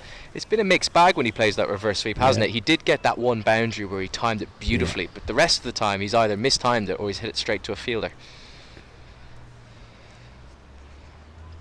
He goes again. He gets a full toss. This does beat the fielder. And this will be a second boundary for Ollie Price playing the reverse sweep. He's persisted with it, and he's got his reward there. Yeah, well, that's a full toss.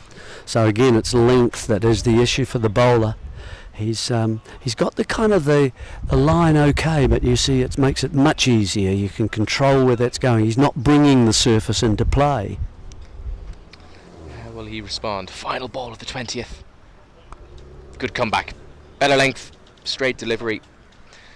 But another good over for Gloucestershire. 2 boundaries in that. They move on to 106 for 2. This has been a very fruitful partnership between Price and Charlesworth after a rebuild might be a bit of a strong turn of phrase, but there was 2 quick wickets for Surrey, and this pair have come in and both steadied the ship. Well, now they're putting their foot down and looking to be positive, counter-attack, put the pressure back on Surrey. Yeah.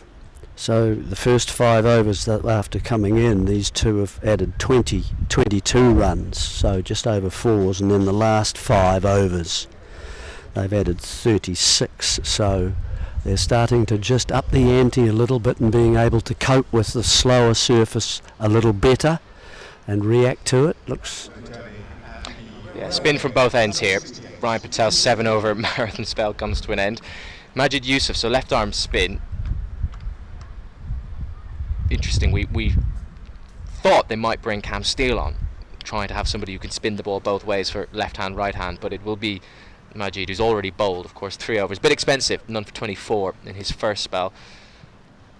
Well, he'll turn it back into the left-hander, so he's got to be pitching outside off stump, really, if he gets his... Again, it's all the same questions we've been talking about. It does. Just straightens it, because he bowls from quite wide out, actually. Almost near the intersection of the return crease and the popping crease, that front foot.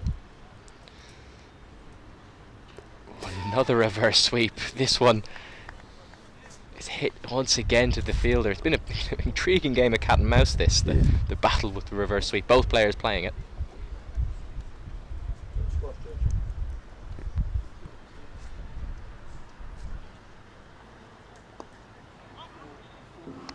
Just turns his wrists on that one, doesn't he, Charlesworth, to find the gap at square leg. Yep, just full enough to do that. He goes past the perpendicular a little bit, the bowler, and of course if you get your feet wide out at that right in the corner of the box, so to speak, you drive all your, the impetus of your run up is actually going to sort of about gully. And you really, I think, if you're a spinner, you want it to go down towards the target a little bit more. Run-up's okay, because that's nice and straight, but instead of going right out towards that intersection, it's better, I think, if you keep the whole thing. What it means is you can actually have a nice, short last step as a bowler. You can therefore get up and over the top of the ball, and you can get not only sort of side spinners, which is what we're talking about mainly here, but you can actually get over spin as well, where batsmen misjudge the length of the ball. Bowled him, and that's a very clever bit of captaincy, I have to say, from Ryan Patel, because they just changed the field. They had a deep backward square who was protecting the sweep, and he actually moved in front of square, so they gave him that gap. They said, if you want to try and sweep against the spin, go for it. Price moves across his stumps trying to access that gap, and he misses a straight one. So yep, it's pitched kind of on leg and just straightened, isn't it? It's that angle I'm talking about, coming across from wide out and then just straightening, and it's cost Price his wicket. Yeah, it looks like it has spun. It might have pitched on leg straightened, or maybe just outside, and it's straightened and hit leg stump. We'll see from this front on angle here. Yeah, straightened a long way actually. It's almost pitched outside and it's hit middle and leg. Might have kept a little bit low as well, but Price is gone. They've been playing a lot of sweep shots in the last few overs of this pair, and it's brought them some reward, but it's also brought about the downfall of Price. Yeah, it's a good wicket. It's an important wicket, and it's actually, he's in form, so that they'll be pleased to see from the Surrey perspective Price departing. And so now, who have we got now? It's very hard for a New Zealander to come over, I've got to say. That's Taylor who's come in. I understand Jack Taylor. He's the captain. Yeah, another man in He form. likes to hit too, doesn't he? He got a 60, I noticed the other day. He did. Plenty of this Gloucestershire batting lineup are in form. He scored 67 in that game versus Derby. One of a number of players who with notable scores. This Cheltenham, wasn't it, that they were playing at? It was. So that it's, you know, this is not a 340 pitch if you get it right as a bowler, and so you know, if they're getting to sort of 280s, high 200s, that's not a bad total here, even though the ground is small. Outer half of the bat, Taylor didn't look overly comfortable playing that bit of turn and bounce off a full length. In the end, he probably does well to keep it on the ground. Soft hands.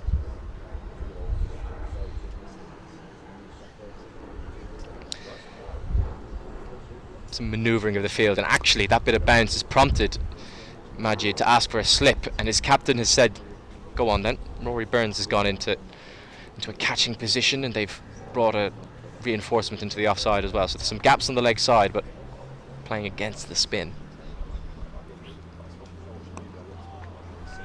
Hard to start, I think, Nathan, in these sort of conditions and just become accustomed. So successful over for Yusuf, and an important one, and so 3 down now, and just the defensive start of the game. A good idea to bring, I think, a wideish slip into play, with the ball bouncing slowly, and you can get the top of the bat and bring that into play as an edge.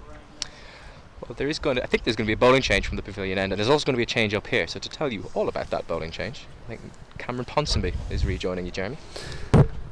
Yeah, looks like Cameron Steele, the man that we were talking about, is going to replace Tom Elam, and so he'll bowl his leg spinners. Left and a right hander both at the crease at the moment, so let's see if he decides to bowl his wrong-uns just a little bit more to the left hander, moving the ball away from him. He'll probably start with his leggies, but will he throw a wrong and in? Yes, he does. Just a bit full, wasn't it? Didn't quite give the time and the chance for the ball to do its work.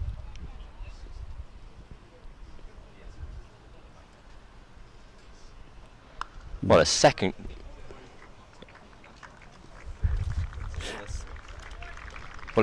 googly. A second googly from Cameron Steele. He started with one on Wednesday, and it was a fantastic one to begin with. He's overcompensated there, a little bit full in the first one. The second one he's dragged down a bit and gave the batsman too much of a look at it. Cost him 4 runs. Well, we'll see if it's 3 in a row now from Steele. That's very full, and a more traditional leg break. He bowled fantastically well on Wednesday, and in a dark day for Surrey. That's probably quite an extreme way of describing it. He was a ray of light. Yeah, I think he's been struggling a little bit with his rhythm this season so far. But against Leicestershire, he was put in a very fine performance and bowled pretty much his 10 through on the bounce. I think he might have bowled 8 at this end and then swapped over just at the end. Now he has a go at the right-handed Taylor. Yeah, 2 for 40 odd or something like that, wasn't it, for his spell? It's, as you say, at a time when the game was kind of gone. See if he can now. But new batsman in to start. Don't give easy runs away here. Well, full toss to begin with, but no run scored. So he kind of fulfills your criteria there. There's no slip in place. Long on is out, so Jack Taylor can take one down the ground if he wishes.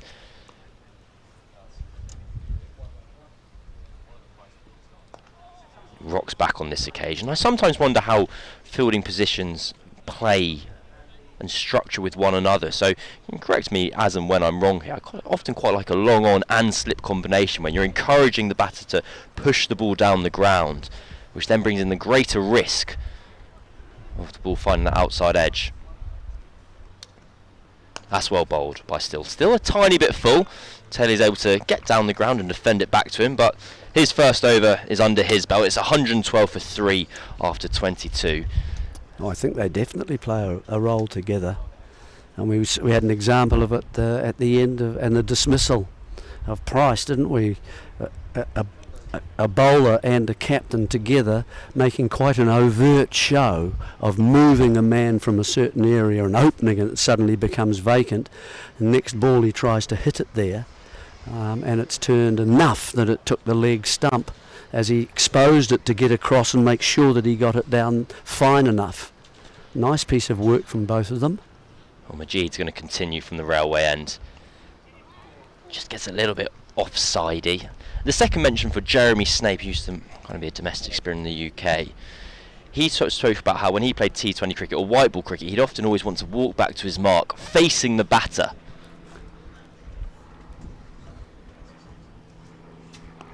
Because he wanted to see where the batter was looking, what part of the grounds he was eyeing up. And if he saw a quick glance over to the leg side, almost for show, he'd gesture over to kind of deep mid-wicket and go, just two to your left.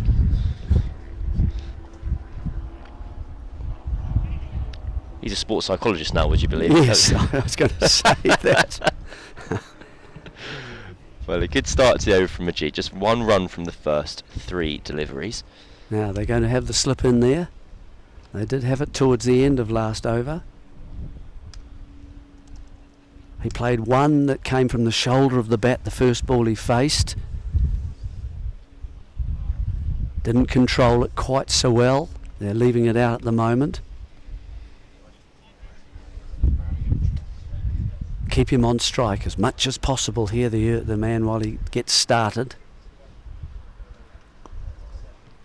Well, another dot ball, 6 in a row for Jack Taylor, yet to get off the mark. Majid's bowled well today. His figures aren't spectacular, but he's doing a fine job for his team. Oh, big hoy into the leg side. Is deep square leg in the game? No. Well, he was in the game, but it just slips beneath Thomas. It is out there at deep square leg. It would have been a spectacular catch. The result is 4 runs. Oh, goodness me. Gloucestershire almost lose their 4th. Looked uncertain. It was a chance, I think you've got to say, but it looked as though he was uncertain the depth of the catch. Wasn't got a controlled stroke, and then he finally realised, yeah, I can get towards to get that, and he had to dive forward.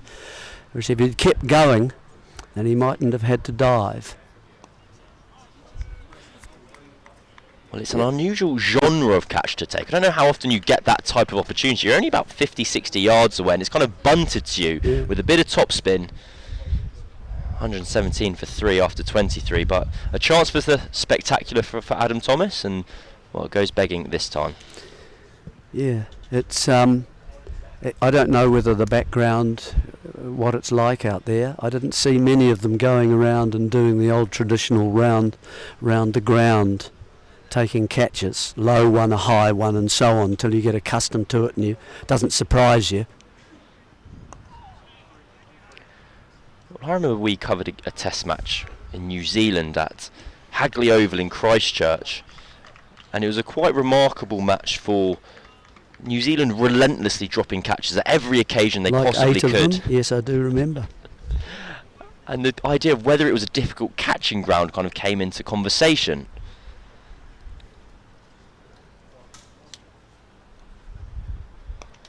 Taylor rocks back, and that's sliced away down to kind of a short third, but it's no run scored. Well, it has a lot of banks, doesn't it, round at the ground at the Hagley Oval, and then once all the spectators come in, you get different kind of colours at different parts of the ground, multicolours sometimes, and yeah, I didn't ever see though New Zealand practising when the people were arriving have low catches. Oh, well bowled. There you go.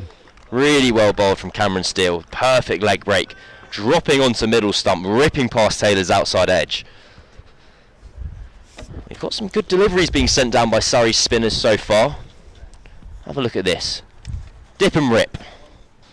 Well, that's a full toss, so that's neither of the two. That's okay.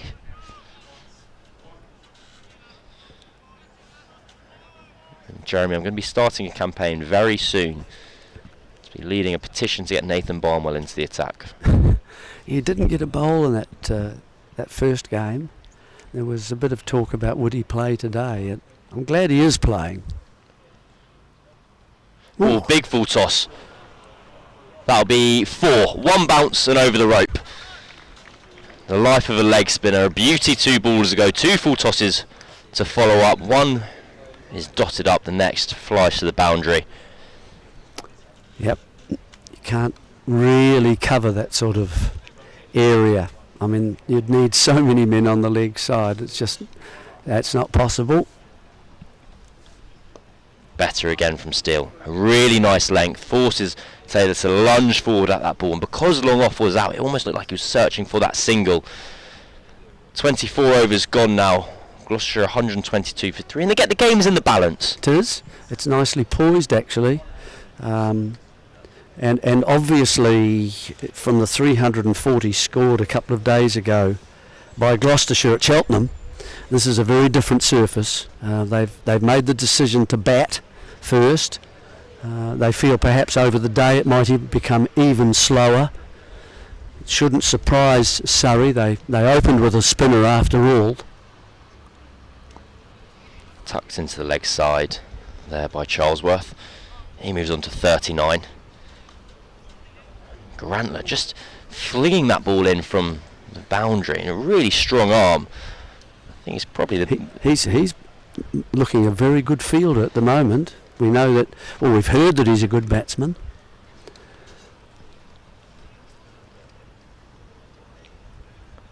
It'd be one of those odd bits of kind of...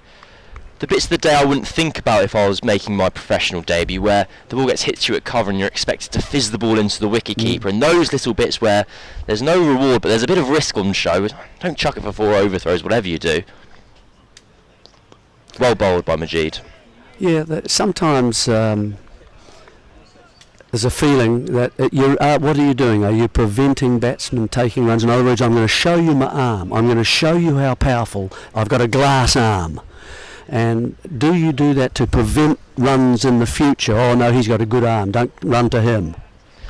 I think teams do it as much for like a mentality purpose, the idea that you're invested in the game for all 50 overs. I think a lot of fans often question, they see a ball thrown into the wicketkeeper and once every however many weeks it scuttles past and goes for 1 or 2 overthrows. Well, having just spoken him up, a little bit of a misfield from Grantner at points, allows for 1 run to be scored. I feel like the teams think that's a bit of a risk worth taking to have that whole team buy-in across the course of the season, that you're always switched on and ready to go. Yeah, the other side of that equation that I was talking about is that you don't show them at all, but you know you've got it, and they try and take a single to you at some point, and therefore the chance of a run out comes into play.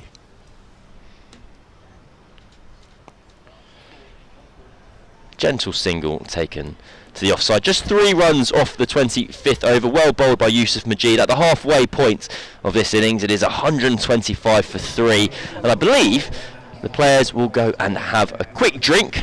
So me and Jeremy will just chew the fat for a little bit to keep you entertained in the most gentle of ways possible. So 125 for 3. So we've got 19 runs in the last 5 overs. We've seen a wicket fall during that, and so you'd say that Surrey would be relatively pleased with that, I think, and it was a batsman, of course, who was a bit more set and had seen what was happening on the day. So, okay, we'll sort of give that one, if you like, to Surrey.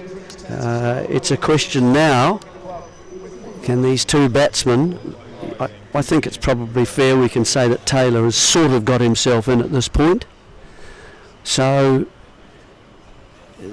it's now over the next 5 overs, just what occurs. Are the batsmen able to make a bit more of a push here to get the total, sort of round about the 160 over the next 5 overs, and the 30th overs would have been bowled. We're into those spinners being bowled now. Leg spin at one end and left arm orthodox at the other. I'm not sure whether they'll go back. Will Mason get a bowl? He'll get a bowl. Yes, it'll I think he happen. will. So I wonder how Surrey are feeling at this point in the match, because yes, the scorecard is a very kind of stereotypical one. We've all seen a scorecard with roughly those numbers on display at this stage of the game. But 2 days ago, Surrey rolled out for 175.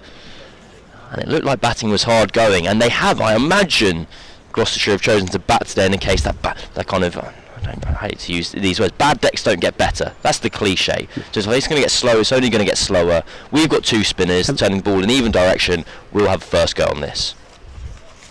Yeah. Tell me about the spinners, please, from I can from indeed. the Gloucestershire side. So we have the left arm spin of Graham Van Buren, Yes. and there's a young off spinner called Tommy Borman. He made his debut earlier this year. It might have even been in the last few days. And I tell you what, one's not a spin bowler, but a seam bowler to look out for. Zum Akhtar. Yeah, I saw he got 4, didn't he? Him alongside Ajit Singh Dell, who isn't playing today. 2 very, very exciting young cricketers. Ajit Singh Dell has made the move to Lancashire at the end of this season, and they bowl quick. And so England like them. I think that's a kind of fair enough assumption. If you bowl high 80s, I think international teams are always going to take a bit of an interest.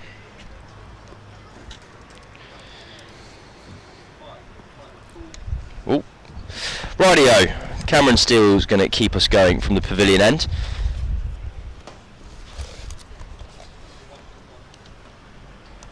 Well, that's 2 full.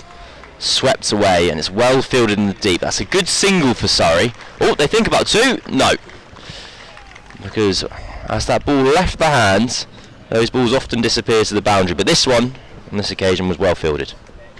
Yep. Just over pitched again, easily put away for a single, nearly a boundary. Some good fielding out on the rope. Oh, this is interesting. Mid-on is in the ring to Taylor, encouraging to try and take him up over the top. It's too short on that occasion, so he's able to just cut the ball out to deep point for 1. He's been injured, hasn't he? Cameron Steele? Is it? I think he has been a touch. He's kind of been in and around the fringes of the squads over the course of the season. I think he's struggled for his rhythm a little bit with bowling, so we haven't seen him as much. It's well bowled on that occasion. He was the... Because there haven't really been many spinners for they've been sort of half spinners, if I could put it that way, and I don't mean to denigrate them, even though maybe I have, I don't know, but for Surrey, they tend to rely very much on seam bowling when it's at home games, certainly. That's been the Surrey way for a number of years now.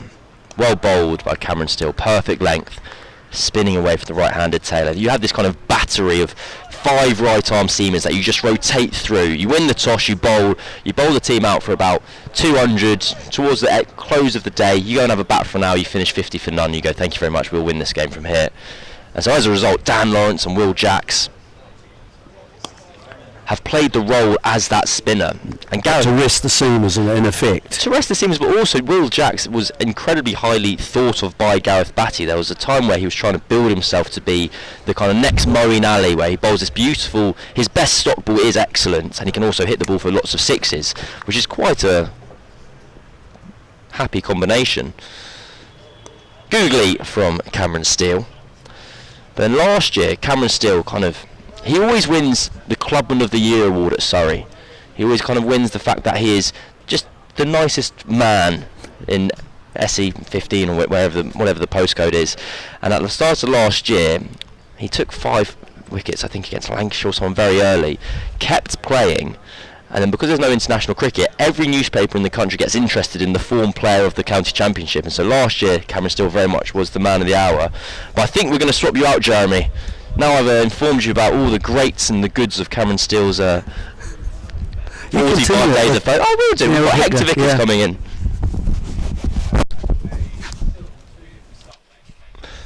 Well, reverse sweep from Charlesworth. And 2 taken. I think we're all sorted. How are you doing, Hector? All good, thanks Cam. How are you? Nice to see you. Always a pleasure. Yusuf Majid going to continue on here from the railway end. Scores on the doors, 131 for 3 currently. I wonder where Gloucestershire will be trying to push up to. Is 300 out of reach? Who knows? We'll find out. Slightly short, and Taylor gets back and squeezes that ball into the leg side for a single. Well, I was slightly surprised this morning when Gloucestershire won the toss, Jack Taylor, and decided to bat first, but the game is very evenly poised at the moment. They've done well to get to 132 for 3.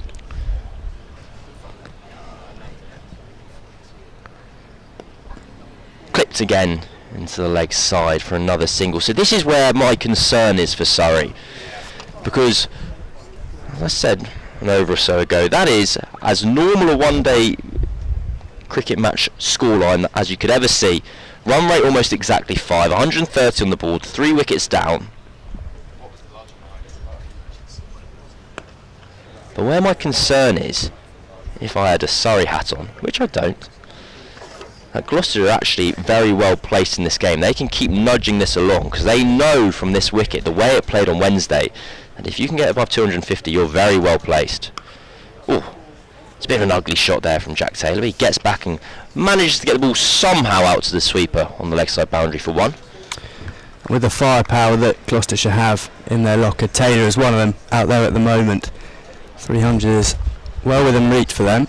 You feel that it's very defendable.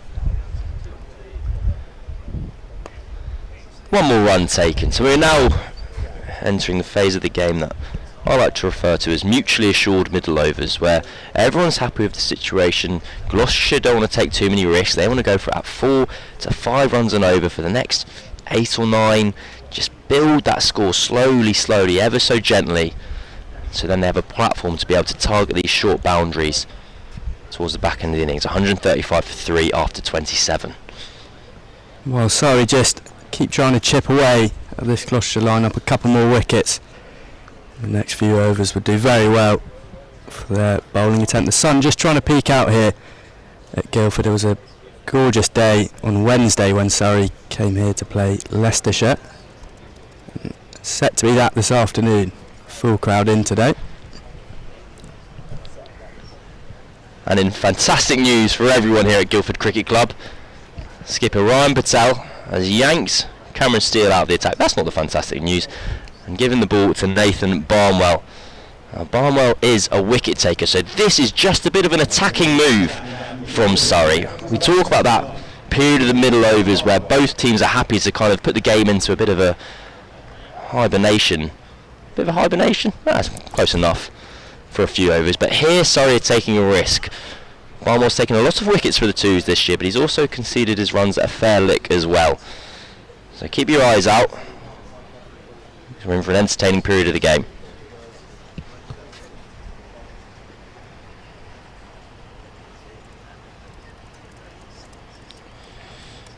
Oh, we're all taking a breath. I don't really know what the delay is, but here we go.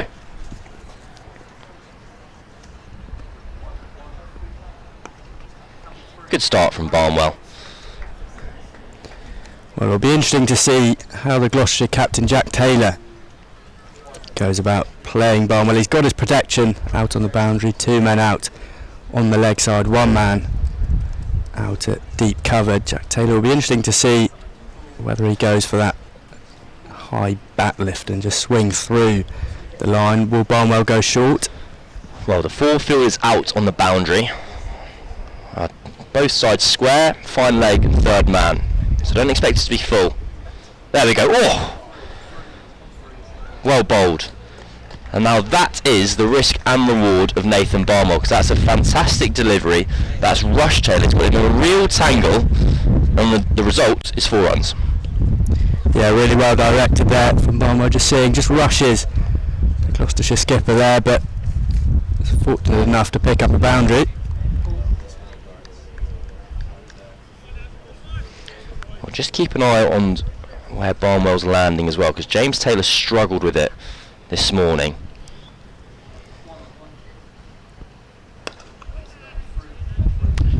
Well fielded by Rory Burns. A bit of showmanship at cover. I think Ollie Sykes was well in the game and not going to prevent that from going in for any runs, but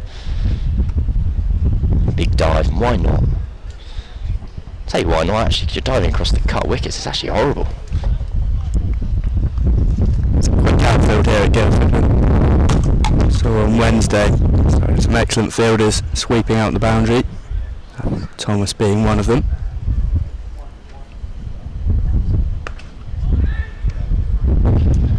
No run again, so a solid start from Barnwell so far. Got a beautiful action. Really smooth and free flowing.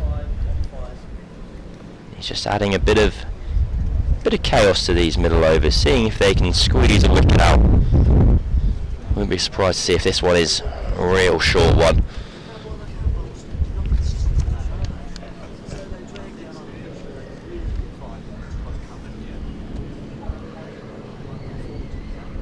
Full instead, and another dot ball.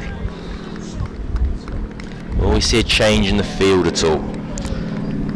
Well, Surrey with plenty of bowling options in this game. Tommy Elam coming in for Alex French, and what do you reckon, can we see Ollie Sykes turn his arm over for a couple? Oh, I think that was a real sign of desperation from Surrey on Wednesday, or more to the point, spin was the way forward, and they turned, and it's probably an indication of why they picked Tommy Elam rather than Alex French. They wanted that extra spin option.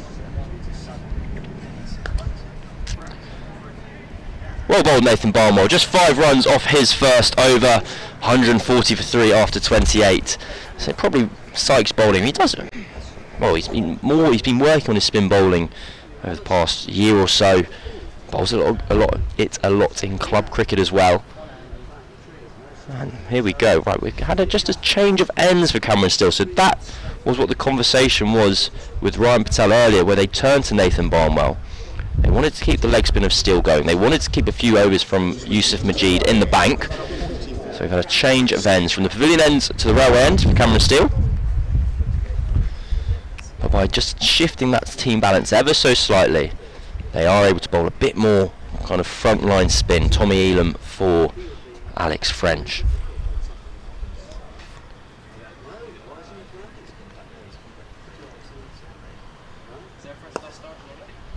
One run taken down the ground. Well, he had a great game on Wednesday, did Cam Steele. 9 overs, 42 runs for the 1 wicket. Seemed to be the pick of the bowlers for Surrey. Didn't work too well for him at the pavilion end, so just switching things up. Well, I like the matchup. I like the contest here between Taylor and Steele. Taylor can be quite agricultural in his batting, getting that bottom hand involved and hoiking the ball over to the leg side. Well, there we go. A full toss. Only goes for 1 run. Well fielded in the deep by Adam Thomas.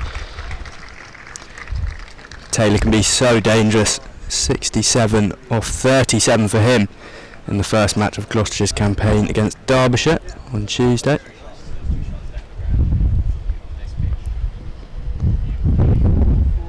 One run tucked into the leg side. Grantler doing the fielding and lobbing the ball into the turf. You are allowed to have 1 bounce into the keeper if you're throwing from the deep. You'll see teams doing that all the time, just trying to get that ball soft, make it harder to hit.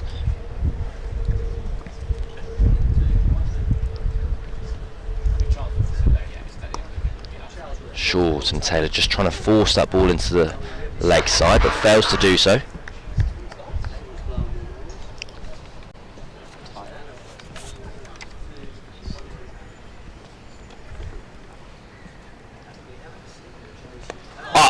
Well, has that gone the distance, or will there be a fielder underneath it? Thomas is settling. Yes, well held. An excellent catch from Thomas. He had an age to think about it. As he dived forward, his elbows ran along the floor. You saw his sunglasses fall off. For a second, the crowd and myself thought it was the ball that had made way, but no. Taylor has to go. Steele has his first wicket of the afternoon, and Surrey have a very important breakthrough. The score's 143 for 4. That is an incredible catch from Adam Thomas, running quickly across the ground and diving forward. Just gets there in time and gets his fingers underneath the ball, and that's a massive wicket for Surrey. Can still be very happy with that. I'll have a look on the replay here. This went a long way up. And I must admit, my depth perception wasn't good enough to understand if it had gone for 6 or settled in those hands of Adam Thomas. Well held. That's an excellent catch. He's had to make up a lot of ground there. He gets a congratulatory pat on the back from Ollie Sykes, and his skipper Ryan Patel likes it as well. Well watched, well held, well caught. Gloucestershire 4 down. I like that as well. You just saw a little fist pump to himself there, Thomas. It's always going to be nerve-wracking making your first kind of steps into the professional game. We've now seen 2 excellent catches from the youngsters in this team. Well, Grant, I think he's 23 years old, but his professional debut. And now Adam Thomas, 18 years old, proving a bit of mettle. And here we go. We have Graham Van Buren to the crease.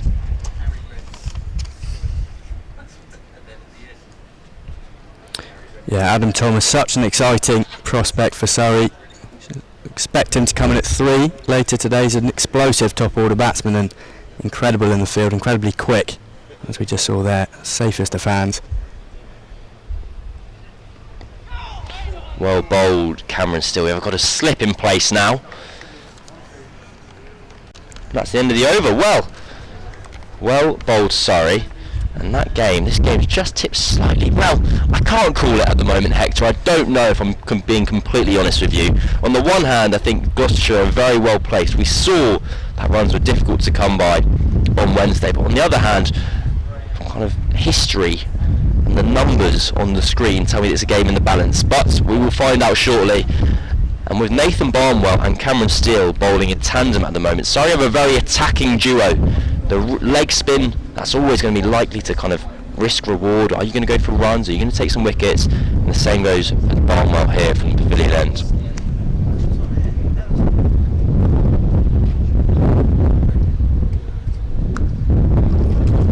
Another dot ball, Charlesworth on 49. All of a sudden we've entered an extremely exciting passage of play here. As you mentioned earlier, Gloucestershire quite happy just to tick it around at 4s and 5s, but the bowling change seems to have worked here for Surrey. Great work from the new skipper Ryan Patel. Pace of Barnwell up against the in-form Ben Charlesworth. It's a great matchup.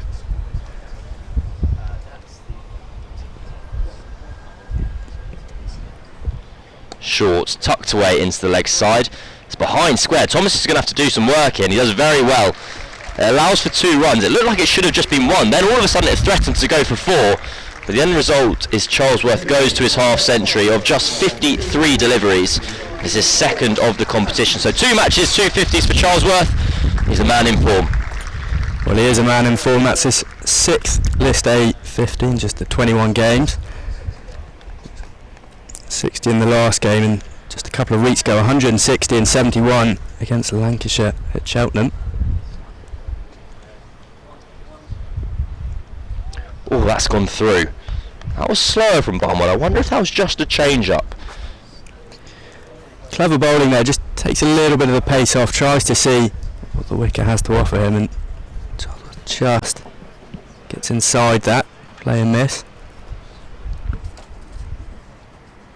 My eyes aren't good enough to see if that was a discernible change of action, but the ball didn't quite fizz through to Blake in the way that the others have done.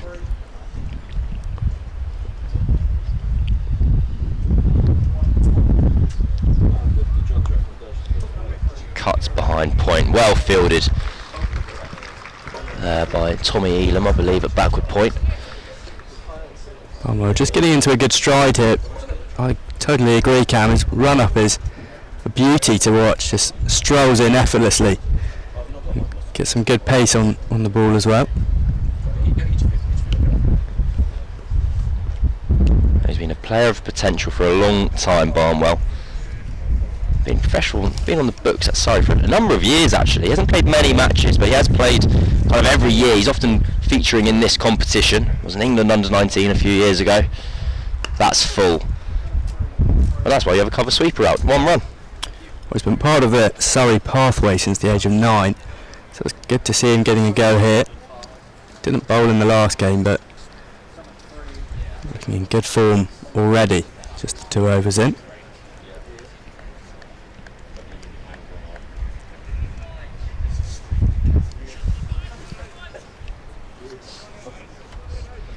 So, last ball of the over incoming.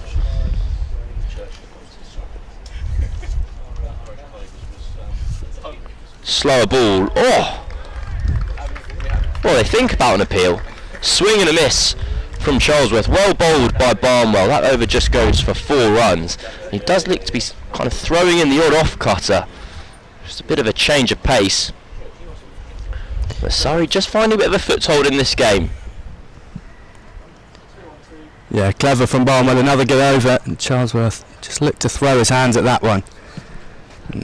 Fortunately for him, just missed the outside edge. Taken nicely by Josh Blake behind the stumps. Of course, no Ben Folks for Surrey today.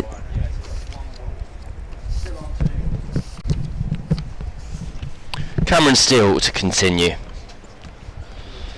That's full and pushed through the offside. But a good pace and a good length there from Steele. I felt like a lot of dismissals were in play with that kind of delivery and length. Right, left-handed Charlesworth. Really look to that short leg side boundary. 3 fielders positioned on it. Just having a slight tweak. Well, hang about. Surrey are making a whoopsie here because they put Sykes out. And that would have been 5 outs, and you're only allowed 4. But they've realised their mistake, so mid-off comes back into the circle. Well, that's full. Driven up to mid-off. No runs scored.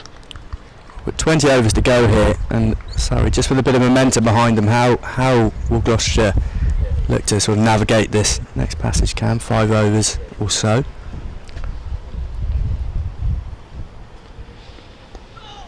Clips in there. Whoa, they think about a run. Van Buren set off there and quickly changed his mind. I actually think this innings plays itself for Gloucestershire. You pretty much put it on autopilot. I don't think you want to risk pushing towards and beyond 300 and risk falling below 250. You know your wicket isn't perfect. Well bowled and well run as well. They take 1 into the offside. So runs on the board are so crucial. Don't shoot yourself going for perfection and kind of end up failing. Good could be great here at Guildford. We've used a lot of cliches there, but that's okay.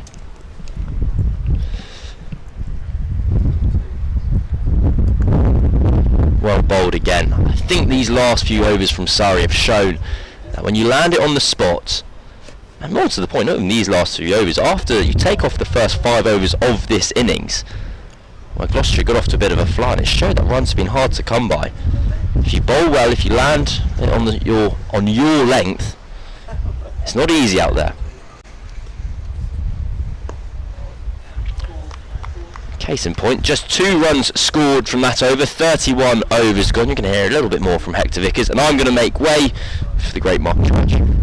Well bowled from Cam Steele and well bowled from Surrey in these last few overs. Really just picking up a bit of momentum there with that wicket of Jack Taylor. A bit of magic out in the deep from Adam Thomas. Nathan Barnwell will continue. Afternoon, Churchy. What do you make of Nathan Barnwell? Well, yeah, look, I like Nathan Barnwell an awful lot. And 2 things here. Surrey have been pretty good.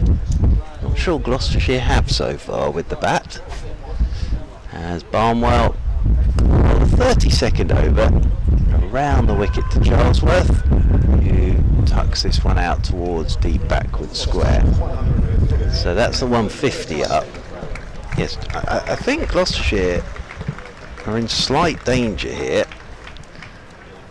of not making what they probably should be out there today. As I say, I think Surrey have bowled well. Their out cricket's been, I was going to say excellent because we've had a couple of drops, but that catch from Alex French was absolutely brilliant, and they've just chipped away really. That's well bowled by Barnwell. It's good length. That's the length on here, and Van Buren's playing that one back up the pitch. Charlesworth is a very good player, but there's a bit on his shoulders here. If they could nip out Charlesworth now. The key thing here from a Gloucestershire point of view is when you hit that last sort of 8 overs, I always think that Charlesworth's still there.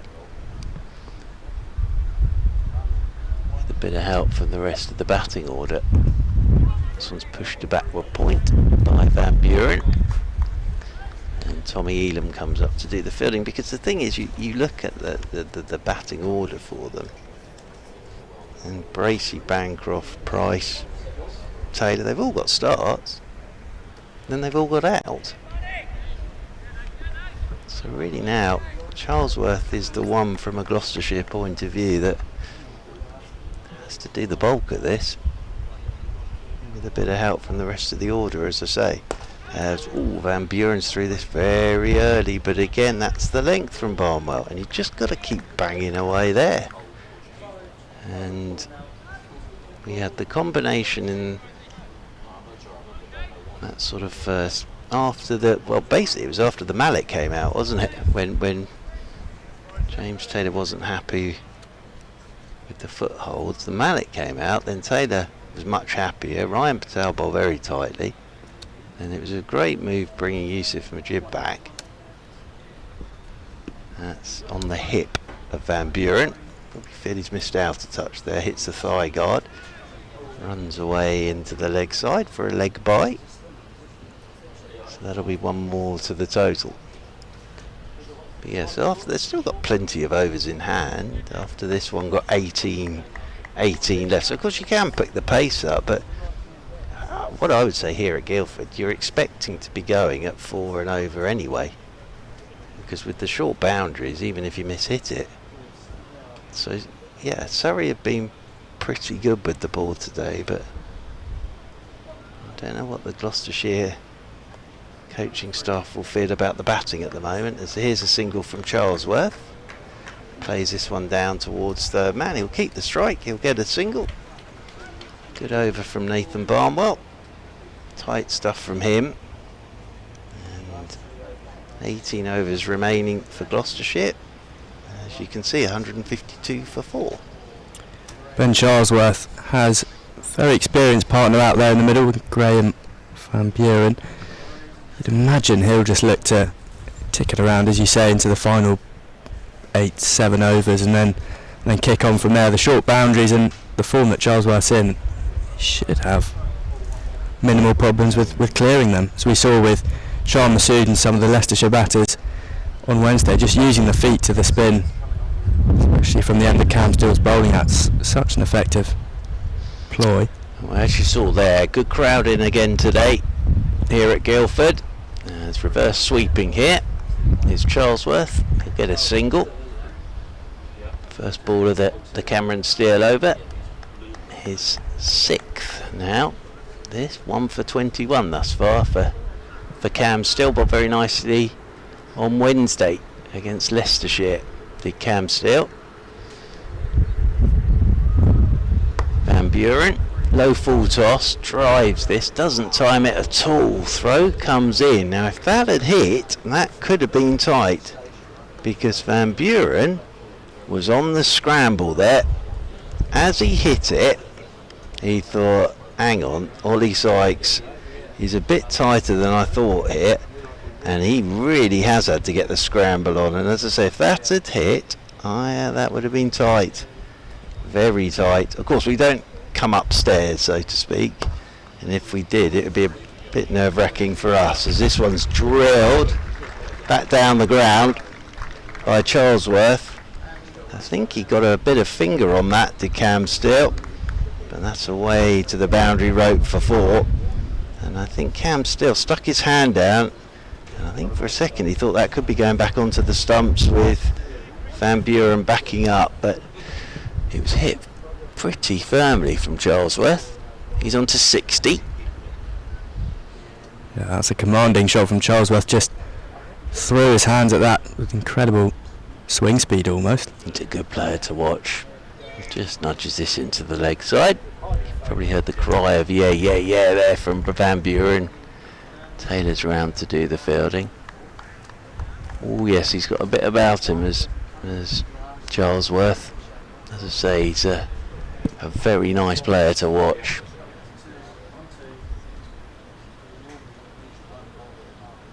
Van Buren's been out there for 10 balls now. He'll get a single here, just tucking this one very safely down towards long on.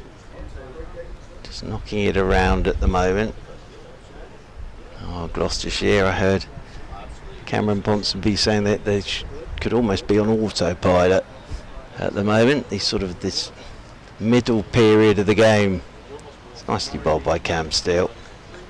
I think Charlesworth was shaping up to pull that for a second, and then it just turned on him. And in the end, there's no run. End of the over. It's another 17 for Gloucestershire. 160 for 4. But again, it's another lovely day for cricket. It really is, isn't it? Blue sky, sun's out, good crowd. It is. One thing I like about Guildford is the practice nets, almost overlooking, blocked at the moment by some marquees, but there are a few kids out there having a net. No doubt we'll stroll over, have a look at the cricket a few overs time. I remember when they were opened, I think it may have even been the Mayor of Guildford was here, Hector. Special day. Special day, special chain they were wearing as well, I remember. Barnwell starting the 34th over, up there on the toes of Van Buren, and he'll get a single down the ground. But yeah, I remember, I think it was the Mayor. Over they went, and I think there was a cutting of a ribbon. Red ribbon. I can't remember what colour the ribbon was. I like it when they launch a boat. I always think that's quite fun, with the bottle of champagne on a piece of string. Although I sometimes think it's a waste of a bottle of champagne, but that's the way they usually do it with a boat. But I don't think they did that with the Guildford nets when they opened those up. Around the wicket is Barnwell to Charlesworth. Good length again. Charlesworth punching that one into Ryan Patel, the Surrey captain. I think will be pretty happy with this at the moment. I think he will be.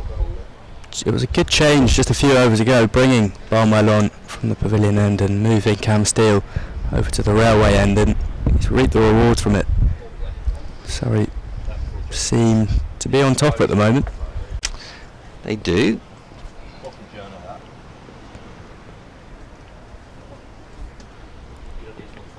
Charlesworth driving, nice looking shot, just a single though. Out there to Cameron Steele, sweeping up on the cover boundary rope. Lots of catering facilities though. Just going to say, have you decided what you're having for lunch yet? No, I haven't. The good news is our producer John Surtees announced very early this morning that he wasn't going with cheeseburger again. Be cool. So he's gone with chicken paella. Yeah, and he seems to be enjoying that behind us. So he's been to the Spanish caravan today. Oh, there's a train. Van Buren drives off a thickish edge this time, down towards third man. Might think about two, but the throw away quickly from Yusuf Majid. So just singles at the moment in this Barnwell over. They'll settle for that, sorry. Barnwell now into his 4th over. None for 14, as you can see. But there we are in the crowd. Nice hats in there. Ooh, some fans. Some of those clever fans you can get now. Sort of electric handheld fans. Well bowled Nathan Barber. He's got that one to nip back. Just tucks up Charlesworth for room. He's trying to run that away down towards third man, but just got too close to him. Nicely taken by Josh Blake. Got to be a wicket coming here for Barnwell. He's been bowling really nicely, keeping it tight, and I think the Gloucestershire batsmen both realising he's a very potent threat from the pavilion end. Happy just to knock him around. His control's been great. He's hit a really good length here. There's Nathan Barnwell. There's no pace to this pitch really. That's for bowl, good length again. Charlesworth driving. Thickish edge down towards Bam. Just a single, good over again. Nathan Barnwell, so 16 remaining. 164 on the board for Gloucestershire, but very good stuff from Nathan Barnwell. And there we go, getting a little congratulatory tap there from James Taylor. Yeah, these handheld fans are excellent. I'd never seen one before. Hats today as well, those are important. The wide brims. The wide brims. Big fan of a wide brim. Absolutely. The old bucket hat. The fashionable baseball cap turned around the wrong way, of course. Never sure that works for keeping. I suppose it keeps the sun off your neck. Back of the neck. Can be dangerous. Can be dangerous. First ball of the 35th from Cameron Steele. Single here for Charlesworth. Playing that one out towards the backward square. Moves him on to 64. But yeah, they're very good. They're these sort of round handheld fans on a stick. Yeah. Button. button controlled, I think. They are button controlled. They certainly do the job. Oh, hello. This is a low full toss. Van Buren. That's a horrible looking shot. Because he's sort of... Oh, Adam Thomas. He's done very well there. It's a little bit like Bambi on ice there. If anybody remembers the film Bambi. He did very well. They got round very quickly. But Van Buren sort of danced down the track. And it was a lowish full toss. And he wasn't quite there. So threw his bottom hand into it. As he's just nudging this one. It does turn a touch, but straight down to James Taylor. Yeah, he hasn't seemed in complete control since he joined Ben Charlesworth at the crease. We've seen that in a few of the runs he's called his partner through, and they're just trying to force something. Steered into his 7th over now. As that's nicely played. Just uses the feet, tucks it down towards Ollie Sykes. And Van Buren again will just pick up a single.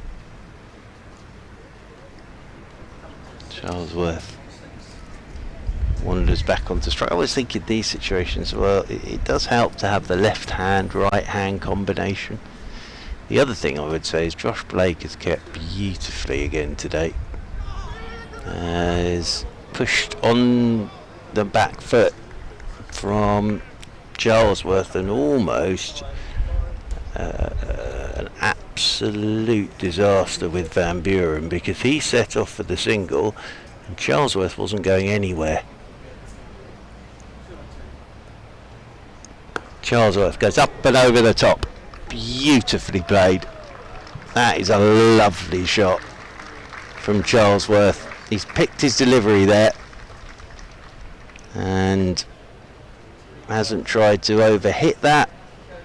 Has just swung the bat through the line of the ball and away it soars for 6. I think a gentleman there did attempt to make a miraculous catch, but it didn't go terribly well for him. That's a lovely bit of batting from Charlesworth, and it's a 6 off the final ball of the over.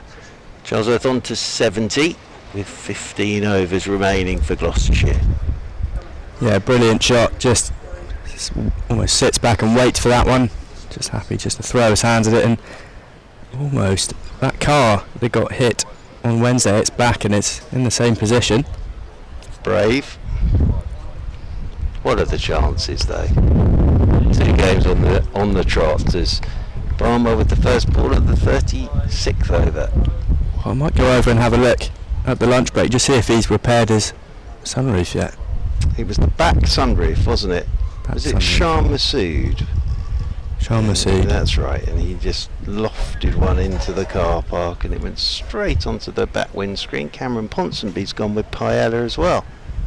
It's a day for paella. Today it's that sort of day, I think, with the sun out. I think he's gone with vegetable paella. As this is short, pulled by Van Buren. Again, he hasn't really got hold of that, but it's going to run away for 4.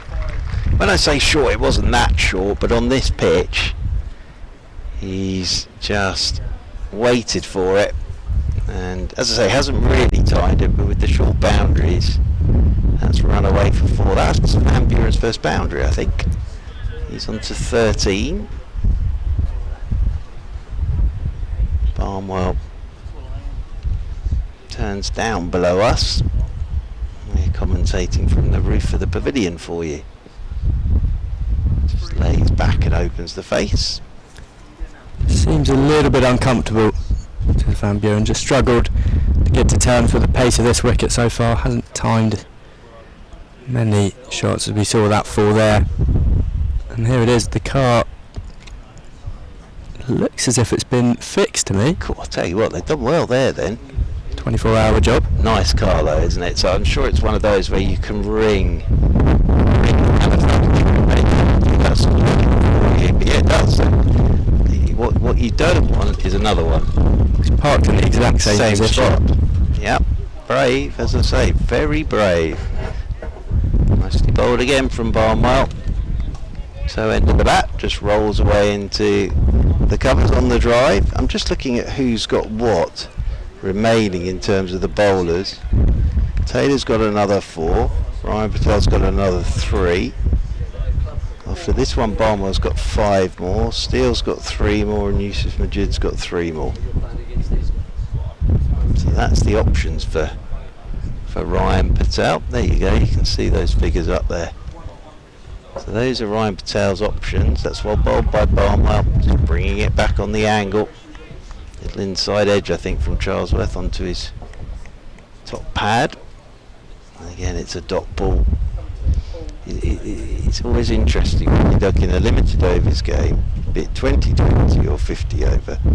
Look at the bowling figures, and I always tend to as well. Those bowling figures terrific. Having those up there. As you can see, that's what 10, of course, per bowler, but also it's the number of dot balls they're bowling as well. How many dots do they get out with in the overs that they bowl? Charlesworth uses his feet, just pushed it a little bit wider, did Barnwell, and that's toe end of the bat again. So bar the boundary from Van Buren again, it's a good over from Barnwell. 14 left. Wow. Minimum Gloucestershire should be looking at here is between the 250 270 mark. They could still get up somewhere near 300 here. Well, you feel 250 plus is, on a wicket like this, it's enough to have a good look at defending it, but I agree. Want to push up to 270, 280. Really been impressed by Nathan Barnwell so far. 0 for 20 from 5 overs. He just seems to be a very clever cricketer, uses the crease nicely. He's playing a bit of cat and mouse with the 2 men out there at the moment. Well, here's your first change. James Taylor back into the attack, but this time from the railway end. His first 6 overs, excellent, 1 for 24. But that was from the pavilion end, so now he's going to bowl from the railway end is James Taylor. He's got 4 more if Ryan Patel wants him to bowl his full 10. Van Buren is cutting. And that's Barnwell out there in front of the fence. Brighton Road there, getting busy. 1 more to the total, 180 for 4. Charlesworth comes back onto strike.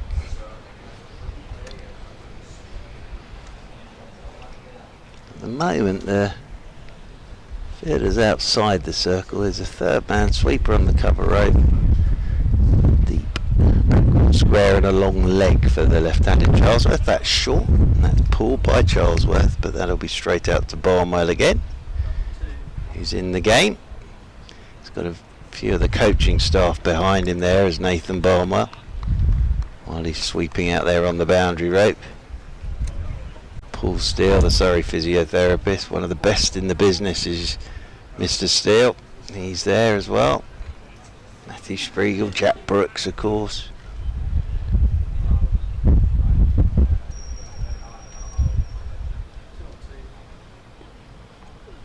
Van Buren cuts. That's racing down towards 3rd man. Again, it will just be the single. So 3 balls in the over so far. 3 singles from James Taylor. So yes, I have to say, up here on the roof, the paella seems very popular. Not convinced myself. A couple of days ago, it was burger. That seemed to be the go-to on the roof, but there's lots down there. Coffees and ice creams. It's a nice sounding shot that, but it's brilliantly fielded at backward point by Cameron Steele, because Charlesworth struck that pretty well, and just the noise of that, but Steele was down quickly and back to his feet. Great bit of work from Cameron Steele in there at backward point. Sorry, fielding in general today has been excellent, top class. It goes a long way in building pressure here. Charlesworth has 71, but Van Buren at the other end be feeling a little bit more. That Adam Thomas catch was tremendous. There's a shout for caught down the leg side here. Now it must have brushed something, because umpire Bainton, there's no signal. So that must have brushed thigh guard, because there's no signal wide from umpire Bainton. So I think that must have brushed the thigh guard. Yeah, it did. Taken low down by Blake. But yeah, Adam Thomas, terrific catch to get rid of Jack Taylor. Had a lot of ground to make, dive forward, and really, really good catch. Bowled again by James Taylor. Perfect length. Charlesworth can only find Ryan Patel. So that's a very tidy over again from James Taylor. Just a 3 off that over. 13 to go. 182 for 4 on the board. So Van Buren and Charlesworth there having a bit of a natter about everything. There we are, you see. People wandering towards the marquees and the catering facilities, and then as you can see the stand absolutely packed there. Great array of hatwear today. Bucket hats, they're back, aren't they? The bucket hats back. Got myself a Duckett's bucket the other day. Is that something to do with Ben Duckett, I take it? As this one's down the leg side by Barnwell, and it'll be a wide to get started. Yeah, it's his own company, Duckett's Buckets. Duckett's Socks, I think they've just started. Might have to get one of those myself. I wasn't aware of this. So Ben Duckett, England opening batter, has started his own clothing wear. Absolutely. Oh my lord. I've got one, I might bring it in next time. It's nice pink. Bucket hat. He started with a bucket hat and socks. Bucket hat and socks, yeah. Is there any other clothing you can... I'll have a look. Yeah. Well, I suppose you're starting with the top half and the bottom half, aren't you? As quick singles taken here from Van Buren. Oop, overthrows. It was whistled into the stumps. Ollie Sykes did his best to get around. They're going to end up with 3 here. So that'll be 3 more to Van Buren, but Ryan Patel whistled the ball at the stumps, and Ollie Sykes was doing his best to try and get around backing up there.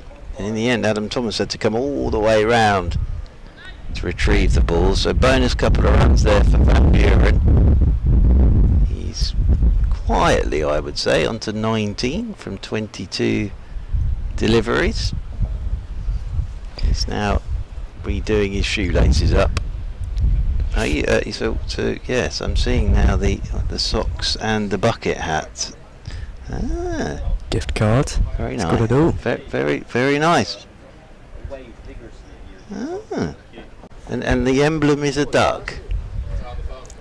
It's great branding, great merch. Yeah, very good. Yes. Bring a few in. Excellent. Yeah. It's just that he started with socks and hat. As this is flashed away by Charlesworth down towards the man. He's going to get back for 2. That's good running.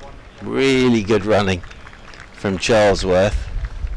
So that's 2 more to the total. So Charlesworth moves on to 73. So a couple of West Indies shirts I can see, and a Zimbabwe shirt as well in the crowd there. Zimbabwe and New Zealand currently in test match action.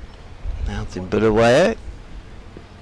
Outside his off stump goes Charlesworth. That's a cracking piece of batting from Charlesworth. That's gone all the way for 6. He's just got outside his off stump and then just helped it on its way over the leg side for 6. That's the 50 partnership as well between these two, but yeah, nice bit of batting that on the angle, and has just helped it away for 6 runs. And that will take Charlesworth on to 79 now.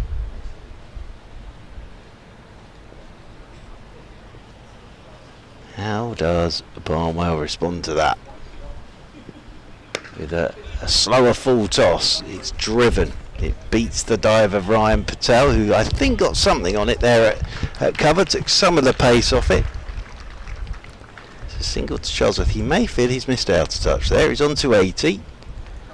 Good batting. Just picked up the length there on that 6 straight away, and very happy to help it on its way. I was just thinking something's got to give for Gloucestershire here if they're going to push on to that 260, 270 score. Looks as if Charlesworth just finding a new gear now.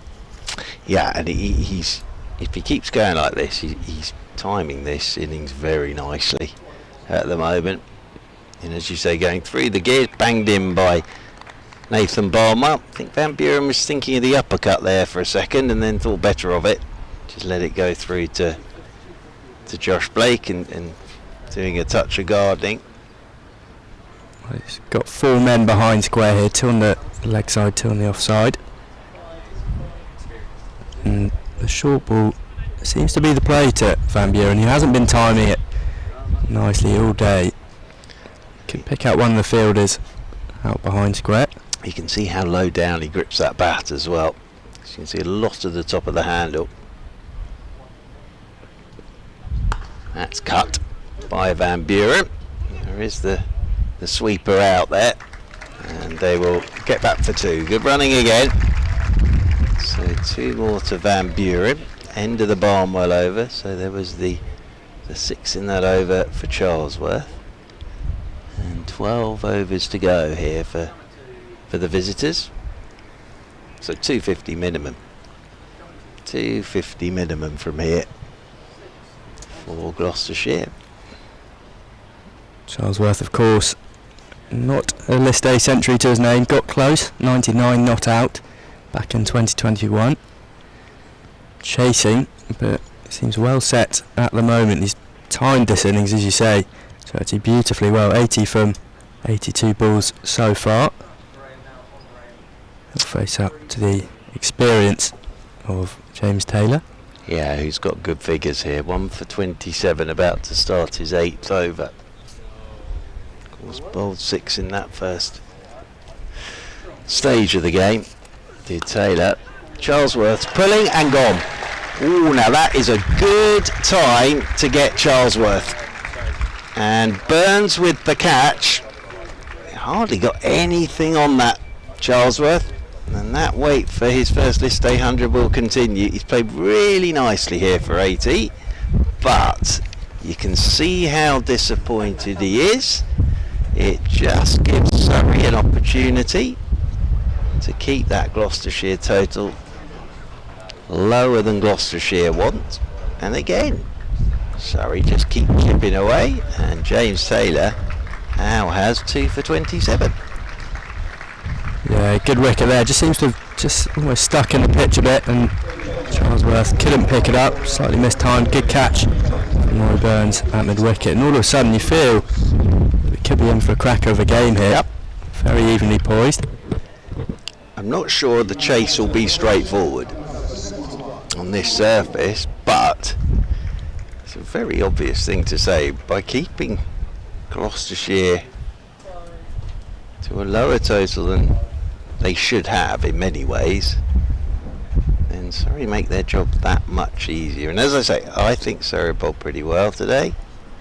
Taylor's got outstanding figures at the moment, but I'm not sure that Gloucestershire have gone about this the right way with the bat at the moment. But well played, Ben Charlesworth. But you could see how disappointed he was there as he made his way back to the dressing room, because A, he'll feel he's left runs out there, and B, as you say, he was approaching what would have been a first list 800. Tommy Bullman is out there in the middle now, joining Graham Van Buren. We're almost into the last 10 of this Gloucestershire innings. Reminder, they won the toss and decided to bat first, so they obviously feel they can defend anything. But of course they made over 300 as Bullman's first ball. He's pulling. It's more top edgy than anything, that. And Thomas was coming sprinting in, but he gets away with it and gets a single. But yeah, that was 341 for 8 against Derbyshire. So slightly different today.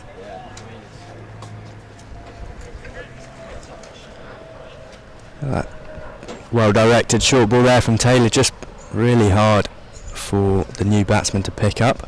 But it's also, you've got to give yourself a little bit of time, as this one, well, he's trying to run that down towards third man. I think he got bottom edge on it. It's a good bit of work from Josh Blake, because I think it went down into the turf and up again. And Josh Blake had to leap high into the air there and get a bit of glove on it. I don't think it's one of those surfaces where you can go in from ball one and just start smacking balls left, right and centre. I think you've got to give yourself a little bit of time, work the pace out, and then you can score your runs. Van Buren cutting again. That's going to beat the diver backward point. That's going to run away, rush away down to the boundary rope for 4. It's actually a good shot that, because there wasn't that much width on that from Taylor at all. Van Buren just manufactured that shot. Didn't try and hit it too hard, and it beat the dive of Cameron Steele in there at backward point. So the 200 comes up for Gloucestershire in this 39th over. So 200 up in the 39th. You can hear that wind again, as this one is fielded by Cam Steele, and he's having a shy at the stumps at the bowler's end, and the backing up's good as well from Ollie Sykes. Good bit of work again from Cam Steele. Yeah, it bounced into his hands, but he's also well aware that Borman may well have been backing up at the non-strikers end. We sort of had a hazy cloud over us, and now that's disappeared, and we've got blue sky, sun's out. It's warm enough today, isn't it? It is warm. Very pleasant, very, very pleasant. I've got the aroma of paella as well on the wind now. Played by Van Buren, back up the pitch. Sykes does the fielding. So, wicket for James Taylor, and that over Ben Charlesworth for 80. 11 overs remaining for Gloucestershire. 202 for 5 they are. Borman and Van Buren are getting together for a little bit of a natter. Hector, you got another over with us, or are you? I think I'm due to change. Is that with Mr. Jeremy Cody? Believe so. He's writing his memoirs away to our left. He's on to chapter 13. My day on the roof at Guildford. I think another day on the roof at Guildford.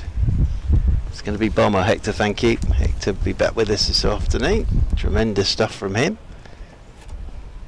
Turned by Borman. Start of this 40th over into the leg side. He will get a single. Out there to deep backward square. There's Cam Steele to do the fielding. That will be one more to the total. One more to Borman. Borman having just come to the crease after that wicket of Charlesworth. Van Buren may just look to start pushing the pedal now. Not with that length delivery, you won't. Nicely bowled away again from Barnwell. Can only push that up the ground to Ollie Sykes. Does the fielding. There's the scoreboard for you. Over on the far side of the ground, the digital scoreboard there, showing all the numbers we need, and the crowd need as well. Hello, Mr. Coney. How are you, sir? Very well, thank you. I'm What a lovely extremely day well. that was here yesterday. Yeah, Very nice. we did have a nice day, didn't we? We did have it. Was a very relaxing day. Barnwell not happy with something here. We had a lovely relaxing day wandering around the Pantiles, We did. and I was explaining to you all the history of. Yes. Well, I was trying to. I didn't really No, quite know what. I knew there I was. thought I should take it when I read that it could cure moist brain. Yes, that it can. The little well. Indeed. Yeah, the water. Oh, big shout for Abu Dhabi. You're not going to get that, but it's nicely bowled from Barnwell. And just nip that one back a touch. Leg by is the signal. Yes, in Tunbridge Wells, in the Pantiles, there is a jet of water. Is that the right way to describe it? A spring. Spring. It looked as though there might have been a pump, It could have been. just rotating the water the same amount of water each time. But it's been there for a number of years. It is. I think the 1600s it was discovered, and it's there to. That water will cure ailments. Obesity, Yeah, a number of ailments. alcoholism. Indeed. It's down towards third man. This one goes. They'll get a single. One more to the total. So yes. So that's what I took you to see. That I think you enjoyed that, didn't you? I did. I very much did.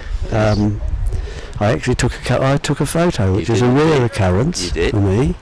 We met a gentleman that you worked with. Yes, indeed, young Jacob, and he was on his way to do his Theory driving test. Yes. So he's on his way to Yep. do that. We saw him on his way back, but I'll leave it at that, as this is pulled by Van Buren, and it's one bounce out towards deep mid wicket. So he got hold of that, but it was one bounce straight to Cam Steele. Yeah, well, this is looking like fives, obviously just over fives, so we're thinking maybe 250, are we? Yeah, I think. Which will be a reasonable total, I think, on the I surface. think it will be. And I think maybe some little bit of costly inconsistency at times from Surrey. Yes, I think Yep. there has been that, and I'm not sure that Gloucestershire have batted as well as they could have done, as this one's wide down the leg, so I must have brushed the pad again, because no signal from the umpire. So that's the end of the over. So we've got 10 to go. We're into the final power play here. Just seeing that last ball again. Oh, he's got a bit of glove on it. Bit of glove on it there was Borman. So a little bit of glove, which saved a wide signal. He's really sort of punched that down towards the keeper, Blake. And interesting to see how Ryan Patel manoeuvres this here. So Taylor's got 2 left. He's taking him out the attack with 2 for 32. And the left arm spin of Yusuf Majid is coming back into the attack from the railway end. Yes. And he's had a mixed day too, really. 7 overs for 38, 1 for 38 at this stage. And it's a question now, can he just correct that slightly? There is a lot of help, everybody, for the spinners if they land it in the right line in the right place, that it's very difficult to score. There's high risk around taking chances if it's on that, those two things, if they can get it there, but they haven't enough. Start of the 41st, then it's a full toss first up, and all Van Buren has got to do is get it in the gap, and he gets it in the gap between Thomas and Sykes. Would you and say that's that was the away for area 4. that you need to bounce it? Well, it didn't bounce. No. Not using the facilities provided by the ground Correct. staff there with the first delivery, and as I say, all Van Buren had to do was make sure that was in the gap, and he did that, and it's raced away over the boundary. It's better from Yusuf Majid, and he'll just get a single here, Will Van Buren. It's what you call a stock ball. A stock ball. Every bowler really must work very hard over the years to just not even think about. Just though their muscle memory tells them they come in and they bowl it there, and it brings the batsman forward. He can't play a big drive, he can't play a big sweep. Just that, and that pays for the bills. Well, I was saying to you about chatting with Graham Onions about his philosophy, and that's his thing. Right, can you bowl me time after time after time? Just on a handkerchief. Yep, hitting round Not a about tea the towel. top of off stump. Not an area. Nope. Sweeping for 4 is Borman, and again that one's just outside leg stump, and he's got it just to the left of the short fine, so that's racing away for 4 more, and Borman's first boundary takes him on to 7. But yes, and then G. Youngin says, I'll then teach you all the clever stuff. Yeah. But first of all, I need you to be able to do that for That's me. right. And we can go That's on to right. the clever stuff. I'm leaving you at Pay the for end your of this food, over. pay for your food, pay for your insurance, lodging. all those things. Board and lodging, single hit for Bournemouth. So yes, I'm leaving at the end of this over. But can Okay. I say another highlight of my day yesterday Yes. with your good self was Yes. joining you to watch you have your hair cut, All right. and it's come out very, very well. Well, you suggested the lady who It cuts is your hair, as I once a remember. year. Once when I go for the 1 year, 1 year. the 1 year trim. She did say seasonal to me for you. See you near Christmas. As that's nicely bowled by Yusuf Majid. Got a little bit of turn there. So end of the Yusuf over. There are 9 to go. A few more thoughts from Jeremy Cody, and then it'll be Nathan Johns to guide you through till the end of this Gloucestershire innings. Yes, 10 runs from the 41st over, so that's that's a worry and a concern, I think, is you can't be going for that, because that's then pushing a total that is going to be challenging anyway if it is 250, and that's obviously 5 runs and over. You go for 80 or 90 off this last one, and you're pushing it well up, and puts a lot of pressure on the rest of your batsmen when they come in on the pitch. If the other side that you're playing actually get it right more often, you're going to struggle. And as we know, a couple of days ago it was 174 for Surrey, so they'll have to do a good deal more than that already if they're going to challenge this total set down by Gloucestershire. Leg spin from the pavilion end, Cam Steele. Bit of extra bounce that probably shouldn't be one there, shy the bowler's end. Oh, well, the ball's nearly hit the umpire. Not quite sure what's happened there, but the end result is Boorman gets down for a single. Probably missed out a little bit, short and wide outside off. Only able to cut it to short third. Got a bottom edge, didn't he? And that's what you can't tell, I think, as a batsman, just how much the ball has bounced. But two shorter men at the crease at the moment, and certainly than Charlesworth, has just been dismissed. And so they like the ball just a wee bit shorter. They're usually nice. They can cut, they can sweep, they can get down low, and so it's that kind of ball you want to be pitching, if anything, to a shorter batsman, just up a tad, but not that far. Not that full, and I think that's going to cost him 4 runs. So it's going to be a dive in the deep. Oh, I think that's a sensational piece of fielding from Nikhil Garantla down there, sprinting to his right-hand side from long on. We're actually blindsided a little bit from the pavilion, but as we lean around, Garantla is dusting himself down, and he threw the ball up for Barnwell to fire it back into the stumps. So I think it's just cost him 2 runs. The umpire is... He's questioning. He's asking the question, all right. He's now looking at his square-leg colleague. Arms are thrown in the air as if to say, well, I don't know, and we might as well get on with the game. 2 runs. That's a good length. This time, Boorman sends him back after a risky single earlier in the over. Van Buren very keen to take a run, isn't he? He invests in runs. Yeah. He sees runs that other people don't. Not the worst character trait to have, that. See what runs can he see here. Oh, no runs. It could be out. It is out. It was the wrong one from Cam Steele. Missed on the back foot, and Van Buren has to go. Saw it a little bit late, I think, didn't he, and tried to catch up. He's looking to cut initially and setting himself up to play that shot, and then realised once it pitched it was the other one, it was the wrong one, and it turned just a bit, and it's quite a sympathetic surface to spin. He tried to get the bat down and whip it into the leg side, but was a bit late. The umpire agreed with the bowler. So well done Cam Steele. Yeah, I think the only question there that caused thought from the umpire was it missing leg. Oh, yes, it turned a bit. Van Buren, disgusted with himself as he walks off. He's nearly smacked his own pad with his bat. Oh, maybe it looks like it's turned. Was it a little bit high? You said earlier Van Buren's not the tallest man in the world. Maybe I think probably it was knee roll, so it was a case of hitting high up on the stumps. Was it going to miss is the question. Well, the umpire at the pavilion end says, no, it's not. And so the 6th wicket falls now. That's just what they were, the 7th, is it? 6th. 6 down. 219 for 6. A big wicket for Surrey, set batter. Optimistic cry, perhaps. Yeah. Well, we'll see how long it takes. The new man is the Daz Ahmed, who's entered the fray. So 2 reasonably new batters in, 2 inexperienced players at the crease. The very experienced Van Buren, who actually passed 2,000 list day runs during that innings. He was the set batter. He goes for 33. So Gloucestershire just going to have to take a step back now as they try and mount a late innings onslaught with 2 new men now at the crease.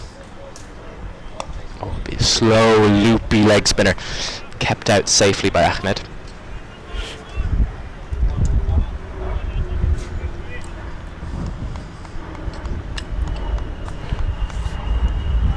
Both mid on and mid off up. Driven straight to that man at short extra cover. So 2 dot balls to end the over, but it's a very good one for Surrey. Not only the wickets, but the wicket of Graham Van Buren, who was the more experienced batter in this partnership. He goes for 33. So let's see what we're going to get. Another one from Yusuf, are we? Yeah, it looks, Looks like it. Yeah, spin being effective here, hasn't it? There's plenty of assistance on offer.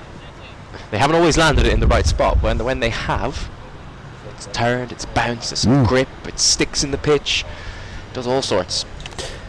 Yeah, well, it's going to be interesting to watch the performance of the Gloucestershire spinners too, isn't it? Van Buren and Boorman. Whether they can be a little bit more accurate. Boorman's got a job to do with the bat first. Sorry, just going to change the field. They had got a deep mid wicket. It was well in front of square. He's now moved around to, I think from the angle here we can tell he's just behind square. Oh, that's an absolute beauty. Turn, bounce, beating the outside edge. Yeah, that's kind of pitching around about middle of the leg or leg stump, is it? And then it's bounced and it's turned and gone past the defensive bat. Good ball. Oh, big appeal for LBW. Turned down very quickly. I wonder maybe was a bit glove involved or was it two leg side? Attempted sweep. They're always risky when you miss those sweep shots.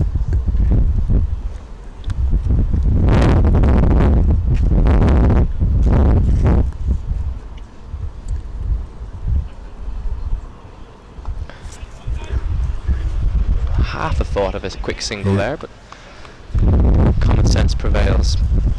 Gets away with just a little bit shorter. Batsman had time to see it, and so he could get on the back foot, punch it, couldn't get it away. Another change in the field. Mid-wicket, who was saving one, is now going on the fence. So there's two men back, three if on the leg side if you include long on. That means there will be an easy single there.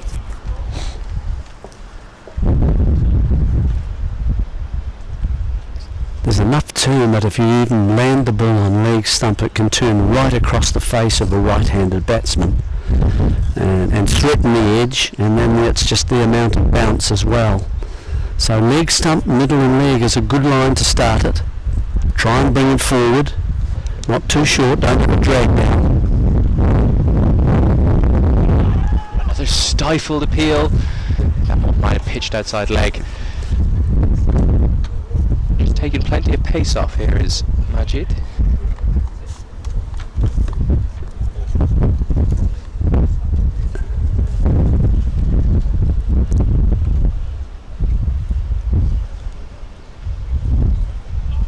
Oh, he's taken the outside edge. There is a dive at short third, half stopped. Means they will come back for a second. Garanley, he's been busy in the field. He had that diving attempt on the boundary in the previous over, and he's throwing himself to the floor here. They come back for a second. 2 runs off that final delivery. 2-2-2 for 6 after 43 overs. Yes, it's taken an outside edge, so it's run quite fine. And Galan's really been probably the pick of the field. He's sort of stood out, hasn't he, ever since the catch that he took low and to his right early on, and then in the park as well. He's moved smoothly and athletically to the ball.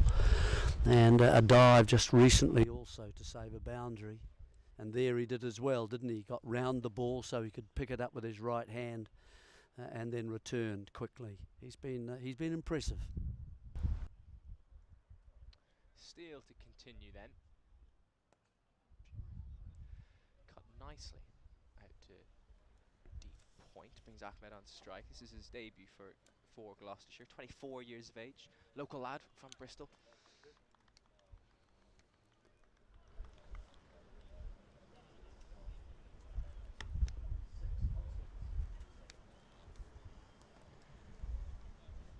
Seen a lot of him obviously, given this is his debut, but his quick info page says he's a right arm medium, so it's an all-rounder, bowling all-rounder perhaps. We'll see more of him later on in the piece. Mid-on has come up to for him, so they're going to challenge him to go against the spin. That's exactly what he does do, and I don't think he's got all of it, but it's a short enough boundary down there, and again we're blindsided, but the umpire does say that it is 6, so it hasn't taken Ahmed long to show a bit of intent. Just his 5th delivery face, and he's put the big front dog down the pitch and slogged him over long on. Yep, just a little bit of drift into the pads of the right-hander, and he's picked it up nicely. Squirts it off the outer half. I think he was trying to hit that a good bit straighter. He wants to come back for 2. Oh, misfield in the deep. That would have been tight had it picked up cleanly. Yep, he's found a gap in that. Those 3 men on the offside there ran hard. They've run reasonably well, I think, really, the Gloucestershire batsmen. Oh, half a stumping chance that. It's come off the face of the bat, and it's kind of dribbled to where a slip would have been, but Ahmed set off down the pitch, and had Blake behind the stumps maybe been able to take that without diving, a big if, he could have whipped the bails off.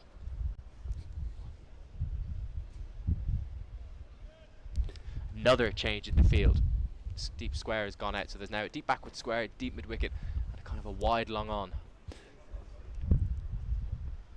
Oh, big appeal. Oh, turned down straight away. The way it's, the speed with which that's raced to the boundary suggests it's come off the bat, and that is the signal from the umpire. So again, reverse sweep, probably not exactly where he was trying to get it. Goes very fine, but it's another boundary. Yeah, sets himself up for the reverse sweep, and he's obviously got just a little edge on it, and it's gone onto the pad. Of course, the bowler was appealing, didn't think he'd got an edge, and it's run away for a boundary. Down the track. Oh, there's the wrong one. Ahmed has to dive and steal fields on his follow through. It's all happening. 2 boundaries in that over. Taz Ahmed is certainly showing his intent. He's raced to 14 off 9 deliveries, 235 for 6, and there are 6 overs left of this Gloucestershire chase. 250, which you said would be a good score, if not a winning score, is definitely in reach. It's only 15 away. It's just a case of how many more than that they can get, and that's right, if that puts the game to bed. That's right. Well, from what we've seen so far from Surrey, they have, I think you'd probably say they've bowled a little bit better at times today. It's a question of them batting a great deal better than they did a couple of days ago. They can't lose early wickets. They've got to run hard, got to put pressure on the bowlers as well. Borman tries to sweep, but there's the turn and bounce. Lifts over the bat of the attempted sweep shot there. Yeah, slightly slower delivery done. Nicely bowled. Yeah, there is a gap at deep mid wicket. They've given him that option of sweeping hard in front of square against the spin if he wants, and as soon as I say that, they take that option away. Mid wicket goes back on the fence, so deep backward square, deep mid wicket, long on, long off, and a deep cover are the 5 out. Carantla's done well again. Well, he did. That just spun. It always spins that sometimes the first, but certainly always the second bounce it does, but he overran that almost, didn't he? But was aware that the spin was there with the stroke. Well done again. Right, here's Ahmed on strike. He's been fun to watch so far. Oh, I think that's taken the outside edge again. Looks like it's going to race away to the boundary. Garantla again, he gives up the chase. So it's another boundary for Ahmed. Not the most convincing, but he is rewarded for his intent. Yeah, lucky boundary, wasn't it, really? Beaten, that's the one the bowler would feel that really I've done you there, but in fact you've got a boundary for it. Yeah, batter's game, isn't it? White ball cricket. How does Majid respond? Down the track. Oh, that could have easily carried to extra cover, and Rory Burns fires it in just to make sure that Ahmed gets back into his crease. Well, he's tried a few different ploys, hasn't he, so far this over? Some of them wandering out, some of them giving a cut stroke. This time he walks across his stumps. I think he was eyeing up a sweep shot, but he saw the length and pulled out of the shot well.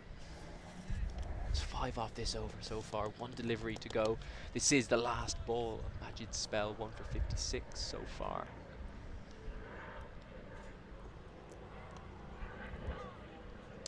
And those will be his final figures. Decent effort today from Majid. I think probably expensive to start. He was given the new ball, and he's also bowled a few overs at the death. So given he's bowled at 2 difficult points of the game, I think he'll take going at under 6 and over, and he did get 1 wicket. Yeah, 31 dots that he's been able to produce, so 3 balls basically an over. And if he can get that up to sort of 4 and then 5 over the next season or so, then he'll certainly become a very handy spin option for Surrey in the future. Just got to keep working on his accuracy really and consistency. Change of bowling from the pavilion end. James Taylor has 2 overs left in his spell, and so it looks like he's going to bowl overs 46 and 48, unless they maybe break up his spell a little bit and he comes back for the 50th. But 2 for 32 so far.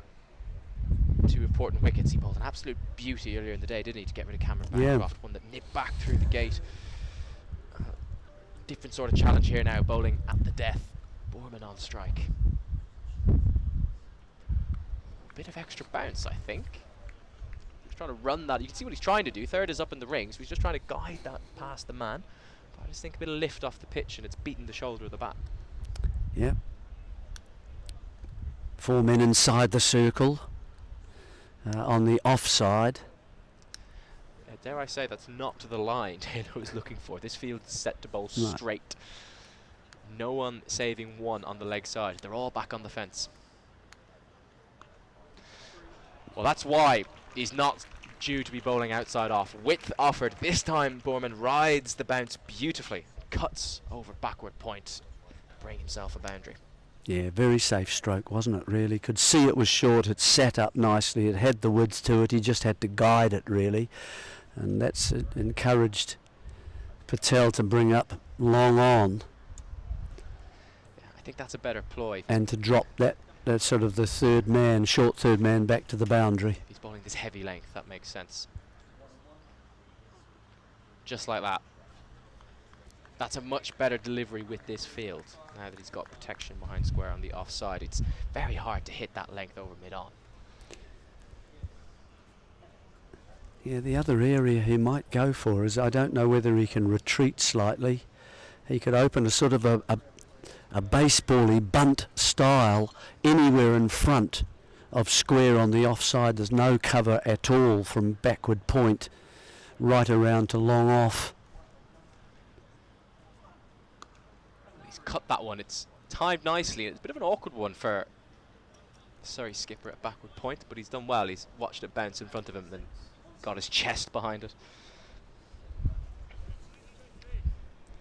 Those are always awkward, aren't they, when they land just a yard or two in front of you, because it's almost as if once the ball bounces in front of you, you almost lose the awareness of you have to move your feet. You just stand still and let it hit you.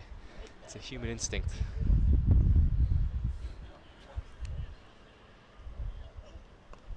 Straighter this time. They do take a single. Soft hands into the offside. This stage of an innings, you're certainly looking for a run of ball, aren't you? You know, you're wanting 5 to 6 runs and over and more if you get an opportunity. And you normally, as a batsman, you're holding 2 to 3 kind of ideas in your mind. If he pitches it here, I'm going to go there and it'll get a single. If he pitches it up, however, I can get it up and over the mid-off because he's up inside the circle here and I'll get a boundary for that. And so you hold those kinds of thoughts in your mind. If he goes leg side, I've got 2 runs on the leg side. See, now if they run hard, yes, they're cut. Oh, no, they're not. Ahmed wanted it was close. Yes, he did. But sent back by Borman. So that single means there's 6 off the over, off the 46. I think at this stage of the game, Surrey will definitely take that. It looks like the skipper is going to bring himself back on. He's going to come up from the red end. He's got 3 overs left in his spell. He bowled 7 earlier on in the day. A mammoth spell, 7 in 1 go. It was impressive. Just held the run rate in check. Charlesworth had a bit of a go at him in his last over of his spell, which might have prompted the change, but he's got 3 overs now to bowl at the death. Well, no, he's only going to get 2 of them in. 4 overs to go, so he'll probably bowl 47 and 49. And what? So between 40 and 45 overs, what have they got? 40 runs, basically. And 5 overs, 8s. Yeah, they take that, I think, especially because they haven't had loads of wickets in hand. Surrey have been able to chip away consistently. And that figure would be significantly higher, I think, if Charlesworth hadn't got himself. That was a shame. It was a beautiful innings. I thought he deserved 3 figures.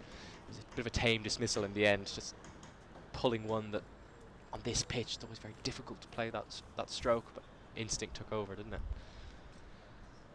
A long chat here between Patel and Rory Burns about what the plan is going to be. The keeper is up for Patel's medium pace. Both third and fine leg are inside the circle, so all the boundary riders are in front of square. Yeah. So you would think pretty straight kind of line, not trying to bowl too fast, not too much pace. There's no pace on that whatsoever. Ahmed walks outside off. Patel follows him well, but it was a bit of a knuckle ball, I think, a bit of a moon ball. It just floats through the air. It's going to prompt another conversation between the captain and Burns. What are they going to do now? Boorman is on strike. Does the plan change? Do they make an adjustment to the field? Pretty long chat, this. There's no big hurry to get back to his mark, Patel.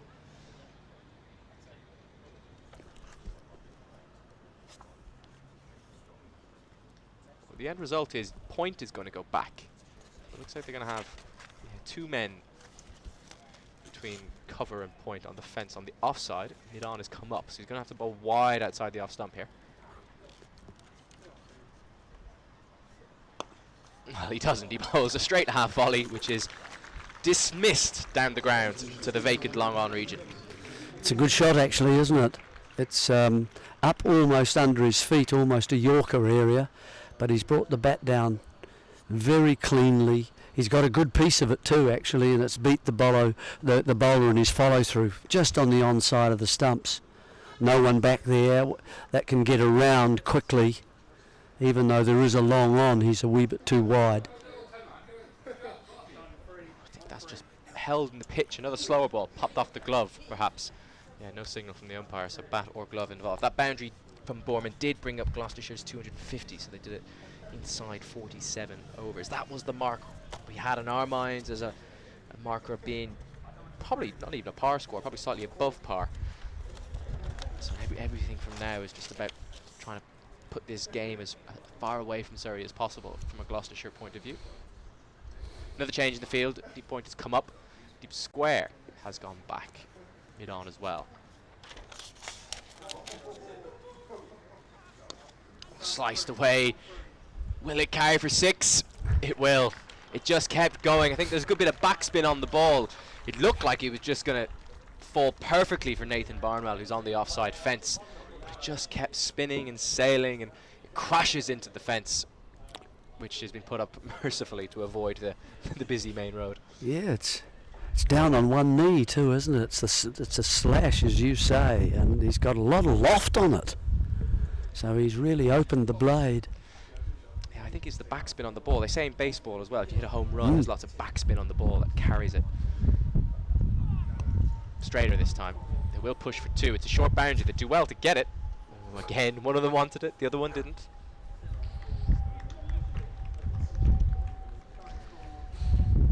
Yeah, 13 so far off this Ryan Patel over. It's been an expensive return to the attack. Always hard bowling in the death, especially as a medium pacer. This has been a gem of an innings from Ahmed. 27 off 17. He's come in and played a beautiful cameo. Walks across his stumps. It's straight to the man in the deep. Oh, and he just about holds on. Inches above the turf. I think he might have misjudged that ever so slightly. But he's ended up. It's Cam. That's what Cameron Steele, doesn't it? Yeah. Yeah, I think it was Cam Steele out there at deep backward square. He probably needed to come in another step or two to claim that, but comfortably. But in the end, he's done well to take it. Fingers kissing the turf. And important wicket for Surrey. Gloucestershire just building ahead of steam there. There was 13 off that Ryan Patel over before he struck. Gloucestershire are now 7 down. It's Boorman who goes. It's about a useful cameo. 22. Yeah, you can see what he's trying to do. Fine leg is inside the ring, so he's trying to walk across his stumps and get that even finer. But he's ended up just picking out deep backward square. Yeah, it was wide enough outside off, wasn't it? He had to do a lot of work to get it behind square. He'd have been safe then. And you know, quite a low, decent catch. I thought he was going to overrun it for a second, but no, he held his position and took it nice and low, two-handed. So the wicket, that you just keep chipping away, and it'll reduce. You know, that might save them 10 runs. Who knows? We'll wait and see. But yeah, Boorman's gone now. A useful little 20. They're all handy runs. Zaman Akhtar has come in, very experienced player for Gloucestershire. Of course, he's on his way to at the end of the season. So He's come in at number 9, and his job is going to be pretty clear here. I think it's going to be get young Ahmed on strike, because he's playing out of his skin on debut here. 27 off 17 at the death. He takes the single there, so Akhtar will be on strike. It's good from Steele. Kind of that's top of the stump's length. It's very hard to get away with leg spinners firing it into the pitch.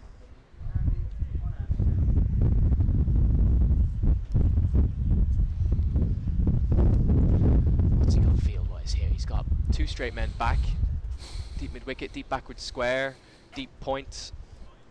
I think he's going to bring across a man behind square on the offside as well, so I wonder if that's just one eye on potential reverse sweep, perhaps. Actor's just, I think, is he adjusting his chest guard? Not sure what he's doing. There's some sort of equipment malfunction.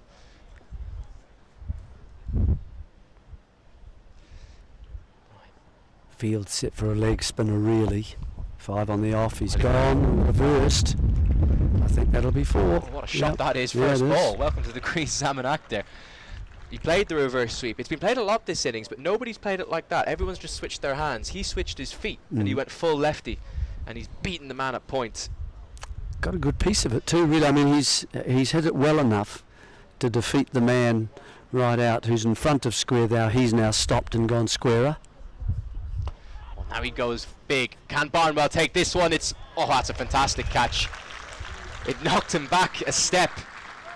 It almost knocked him back over the rope. The momentum of the ball, we saw it in the previous over. Barnwell thought he was in the game, but it just kept spinning over his head. This one also just kept going and going. It looked like it was going to go over the rope, but he's timed the jump perfectly, and Zaman Akhtar is here for a good time, but not a long time. 4 off his first ball, caught it deep mid-wicket on his second. Yeah, he's certainly, he was looking for runs very early on in his innings. He's gone offside this time. He decides with a ball just outside his off stump to go leg side. Barnwell makes it look easy, actually, doesn't he? He moves quickly to his left and almost falling away, takes it two-handed above his head. So good catch. Yeah, and he also has to stop his momentum Yeah, as well. from falling over as well and backwards. Yeah, it's good bit of athletic fielding that from Barnwell. He's kind of, that's been his job today, hasn't it? He's been hovering on that Woodbridge Road boundary all day. Matt Taylor is the new man in at number 10 for Gloucestershire. No change in the field for the new man. And it looks like he might get through. No. Oh, it's a misfield. I wonder if that just took a bobble. The outfield out there on the offside is very dry, which means sometimes it can hit a rough patch and bobble, and maybe he just took his eyes off it. But it's a bit of fielding that he'll want to forget, and gives Taylor boundary on his first ball. Oh, cries a catch it. That's flown off the outside edge. I don't think that was a chance of the wicketkeeper. It might have flicked the glove on the way through, but it would have been snaffled by a slip had there been one. But Taylor's riding his luck here, and he's 8 off 2. Yeah, I think a wee edge here. Yeah, Steele disappointed he hasn't got a slip in position, but it's that time of the game, and the score has, I'm afraid, just pushed beyond times where you consider a slip at this stage of the innings. He's gone on the back foot again. You can see what he's trying to do. He's trying to pierce the gap out to the deep cover to get a single, but it's actually not the worst result that for Gloucestershire, because the dot ball means Ahmed is on strike, and they'll want him to face as many of these final 12 deliveries as they can. He's on 28 off 18. Gloucestershire have got to 272. Cam Steele finishes up with 3 wickets. Big day for him. Kind of typical leg spinner's day, isn't it? A bit expensive, but he's got his wickets. Yes, he has got his wickets. He had 2 the first game here at Guildford, and now 3, so 5 wickets over the 2 matches. He'd be reasonably pleased with that. It's just the in-between. He needs to just tidy up a little bit. He'll get there. He's got a good wrong-un, and he turns his leggy quite nicely. He looks okay in the park as well, and he's a useful bat, I believe. I don't know. I haven't seen enough of him to. He got out first ball the other day. Yes, he did. He did. Pull shot, skied one It up. just got a wee bit big on him, and he just got a top edge, and it was taken by the keeper. James Taylor's going to bowl the penultimate over from the railway end, so we'll see whether it's maybe Ryan Patel or Nathan Barnwell for the final over. But here comes Taylor. Good bit of bowling. Ahmed went well outside off, and he followed him. It would have been a wide under normal circumstances, but of course the laws change whenever the batter moves so significantly in his crease. Right, so what's Matt Taylor going to do? He's 8 off 3. It's been an eventful few deliveries since he's come to the crease. There's a bad misfield, a nick through slip for 4.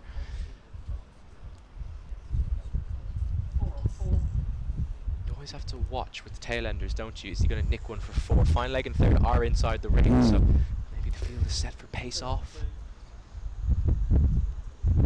He goes pace on into the surface. Taylor's happy just to chip that down the ground.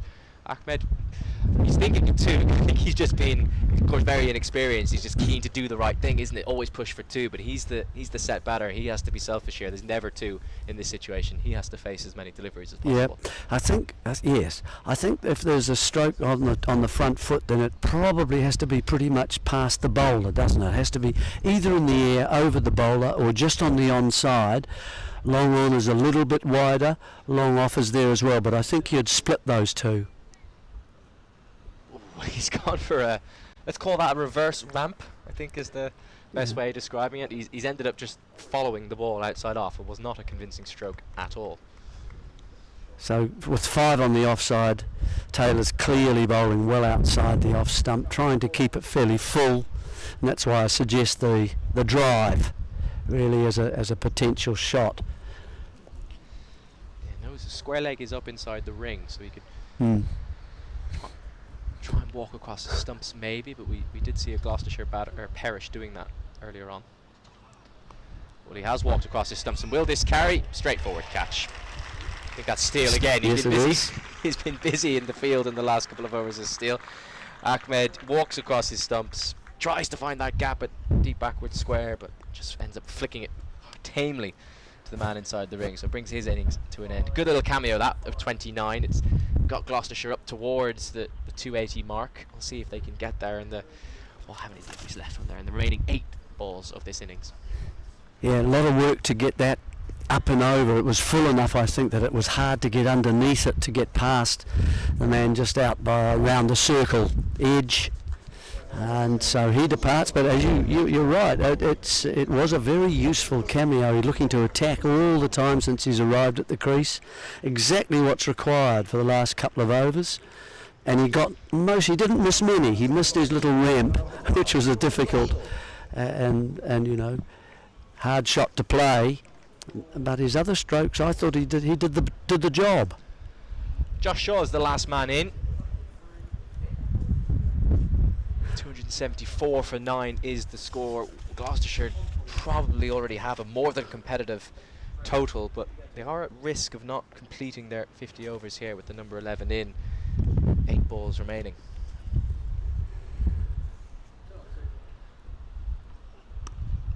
Oh, he's played that very nicely for a number 11. Just leans on it out to deep point, takes a single. Looks very handy.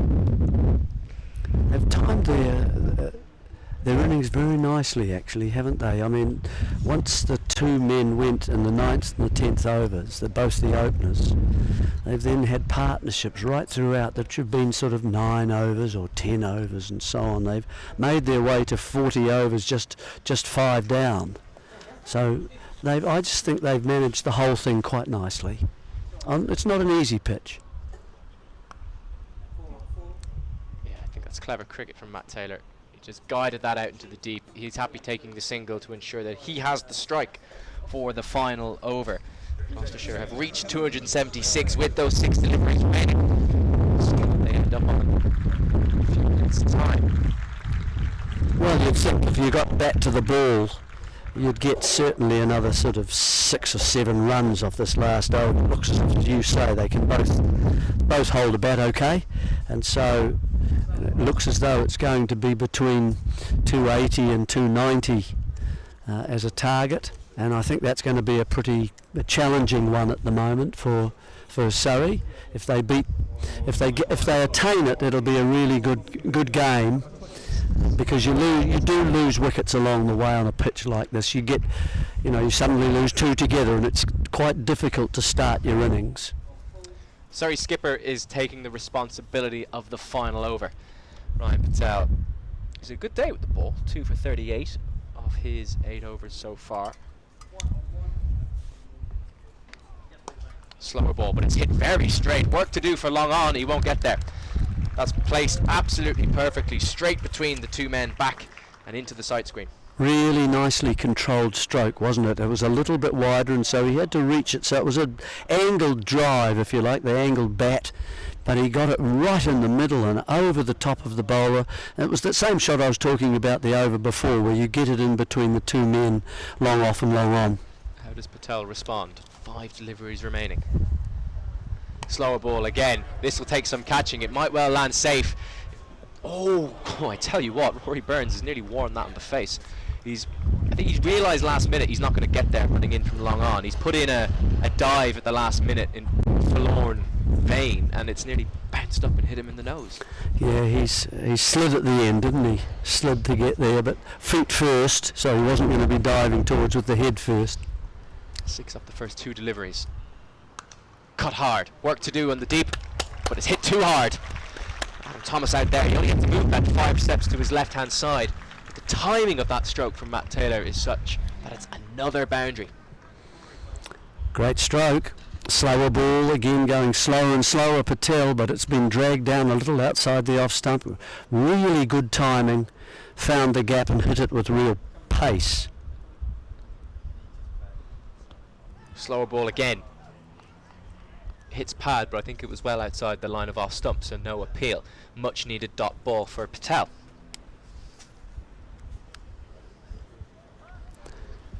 .290 is going to be a real challenge here. Oh, it's big inside edge, that's why. Yeah, just threw the stroke too early. So 10 off the first 4 deliveries of this final over. Slower again. This looks like it's got the legs. Over cow corner and into the fence. Another boundary from Matt Taylor.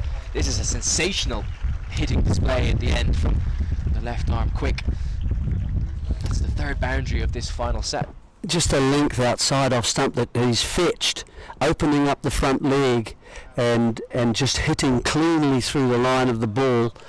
Timed it really well. Probably one of the longer boundaries on this ground, actually, I would say, into those pockets. So, yeah, really useful hitting. Final delivery of the Gloucestershire innings. Into the deep. Will it carry? Oh, it's dropped. In and out. He's been very busy out there on the offside boundary, has Adam Thomas, and that was a straightforward catch, but he's put it down. It only costs a run. Matt Taylor finishes on 27. He hit 17 off that final over from Ryan Patel. It has taken Gloucestershire up to what looks to be a very commanding first innings total of 293 for 9. This is not an easy pitch, Jeremy. One would suspect that is going to be more than competitive. Yes, it is. If the bowlers do the work for Gloucestershire, this is going to be a challenge, and you know the Surrey batsmen will know that. They have hopefully they've been able to clear their minds from the pitch they played on a couple of days ago, and they can work out very clearly the sorts of shots and the areas they would like to score their runs, and they've had also a chance to look at the pitch today. It's a lovely day to be batting if you can get in. We saw the way that the Gloucestershire players were able to time the way they were able to stay in. I don't think staying in is the issue. It's when you start to score runs and try to attack the bowling. But if you do that in a sensible kind of way, then you can prosper enough here. We've seen an innings of 80 today. We've seen lots of little starts right throughout the innings. And so it is possible, but it is going to be a challenge. And always that run rate now is going to impose itself, I think, on the batsmen as well. Yeah, Ben Charlesworth was the top scorer. Big, tall left-hander coming in at number 4. 80 off 83 for him, 4 boundaries and 4 maximums. Very impressive knock. He had some decent partnerships. Him and Ollie Price put on a decent total. Jack Taylor as well contributed. Graham Van Buren passed 2,000 list A runs in a very useful cameo of 33 off 37. And Gloucestershire, they still needed a bit of a lower order impetus to get them up towards the 290, 300 mark, and that's exactly what they got. Initially from Taz Ahmed on debut, 29 off 21, But then from Matt Taylor at the end, he's come in and he's hit 27 off 11 balls. A bit of fortune in there. There was a nick through the vacant slip region, and there was a misfield at cover that went for 4, but he strikes at 245. A sensational display of hitting from Taylor. But you talked about Surrey and their batting and what they might take from the batting point of view. But if you're Gloucestershire looking to go out and defend that, what have they learned from a bowling point of view from what didn't work necessarily for Surrey? Well, they've found that pace off can be very difficult to score from, and I don't know, I've got to say, I don't really know their side that well. So all the spinners, if they can find a length and land it on that length and also get a little bit of you're going to get assistance from this surface. Just even rolling your fingers over the ball, it is going to turn. So if they can do that a little bit more adequately than some of the bowling we've just witnessed, then they're going to be difficult, and there are going to be batsmen who have to take chances. There'll be quite a high risk factor. The quicks, Actor got 4 wickets, didn't he, in the last game, I think? He did, yes. And so it would be interesting to watch how he goes here today. You can vary your length a little bit, I think, as a faster bowler, and you can see that the bounce comes off at different angles, and so that's an opportunity for them. Obviously, the first 10 overs become quite important as well, where Burns and Patel are going to have to, when you're chasing a total like this, I think in these conditions, you have to attack. You cannot hold back just to try and keep wickets for later on. It has to be a brisk start. They have to try and take runs when they can, take advantage of the fielding restrictions and so on, and keep pushing all the time. Keep pushing, put the pressure on the bowlers, and then they might get a chance. But it is, I think, a difficult target to chase here. Just quickly run through the Surrey bowling card. Yusuf Majid 1 for 56. He both opened the bowling and bowled to death. James Taylor 3 for 42. He's the pick in terms of both wickets and economy. Ryan Patel got 2 for 55. He bowled well to restrict Gloucestershire's fight back after Surrey got a few wickets to stem the opening partnership. Tom Elam got plenty of spin but struggled a little bit in terms of sweeps came out against him, didn't they? And conceded a good few boundaries in his 4 overs. None for 32 off 8. Cameron Steele 3 for 67. A little bit on the expensive side, but he'll take his 3 wickets as the leggy. And then Nathan Barnwell, who didn't get a bowl on Wednesday, he got 7 overs today, none for 38. So 294 is what Surrey need. We'll be back in about half an hour or so, dare I say, for the second innings. We're going to go off and get some lunch, but we look forward to chatting to you then.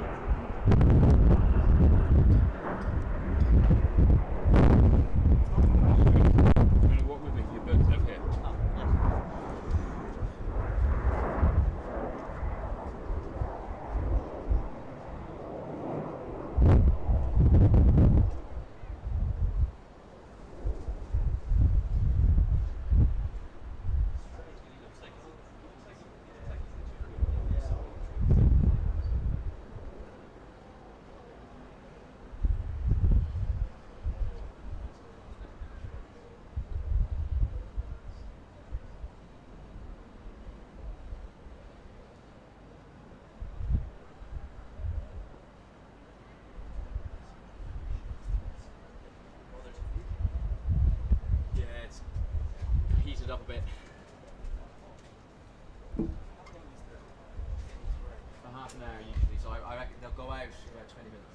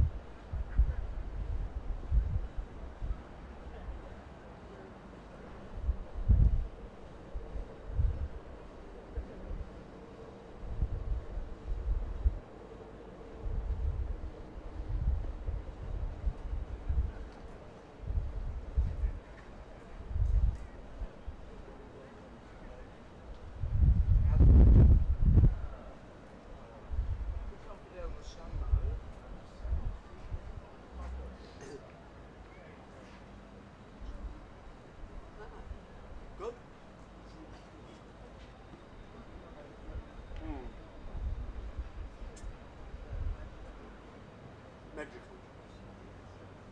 Right? And it gets lost. Or we can lost, people can't find it. It moves.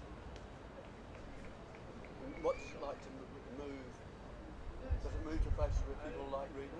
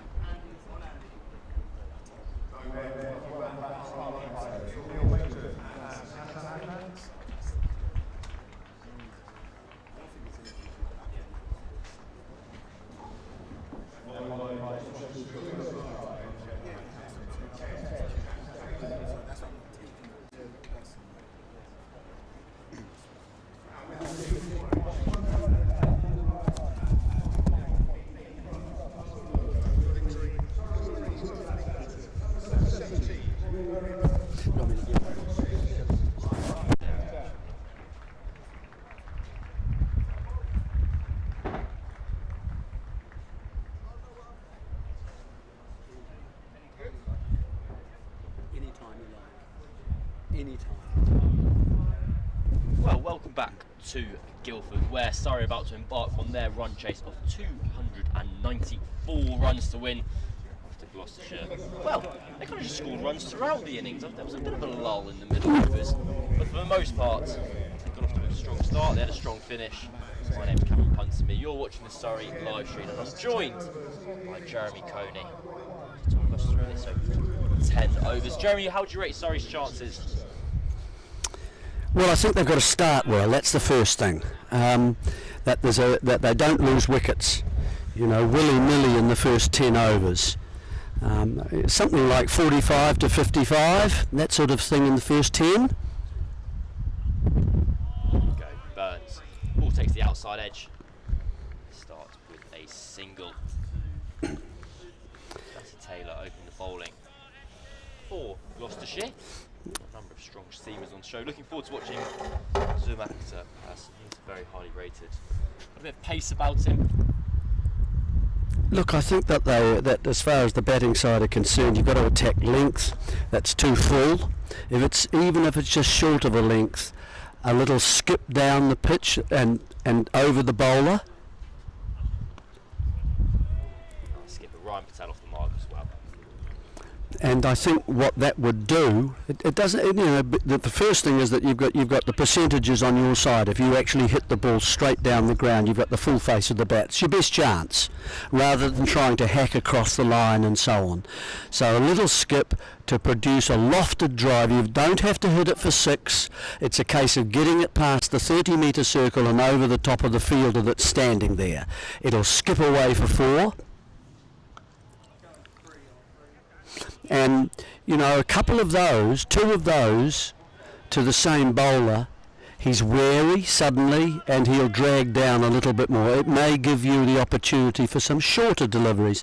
They're the ones I'd be very wary of, those shorter deliveries. If you think of the number of guys that were caught for the Surrey innings on Wednesday, it was trying to pull the ball too hard. You just watch that around and you make sure you make a contact. Burns does skip down the track and he clips us out to that square leg. Boundary rider for 1. And the other way that it seemed to me that they were getting it, and they were getting caught out just hitting it straight in the air, and it was caught by the keeper running up, or it gotten a cloth that to mid-on and things like that, because they were going too hard and it hit the bottom of the bat. So you've got to just wait a little bit longer, be aware to watch the short ball particularly.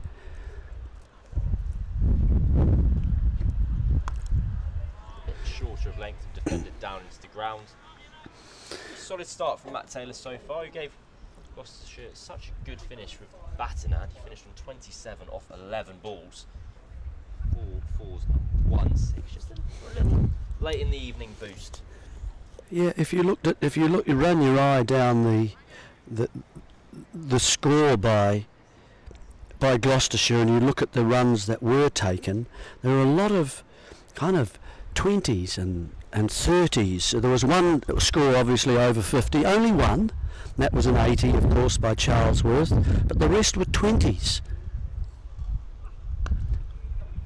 They scamper through for a quick single. Well taken run by Surrey there. No, you're absolutely correct, Jeremy. There was only one batter who was dismissed for single figures. That was Zumakta, who got 4 of 2, and he was throwing the bat at it. Yeah, and Taylor happened to get towards the end of the innings, but the point I'm kind of making is that get into the innings, get into the game, get scoring at 4 to 5 runs and over without taking huge risks. You can hit the ball in the air without taking risk, and players nowadays are accustomed to that. They're accustomed to hitting the ball in the air and using the air a lot more, for example, than when I was playing in the pre-1800s. So, and they should be good at those sorts of things, a stroke down the ground with the full face of the bat. The men are actually probably 5 metres up inside the circle at the moment, those mid-on and mid-off. So it's not that hard to hit it over them. You'll get it past them. Here comes Josh Shaw to open the bowling.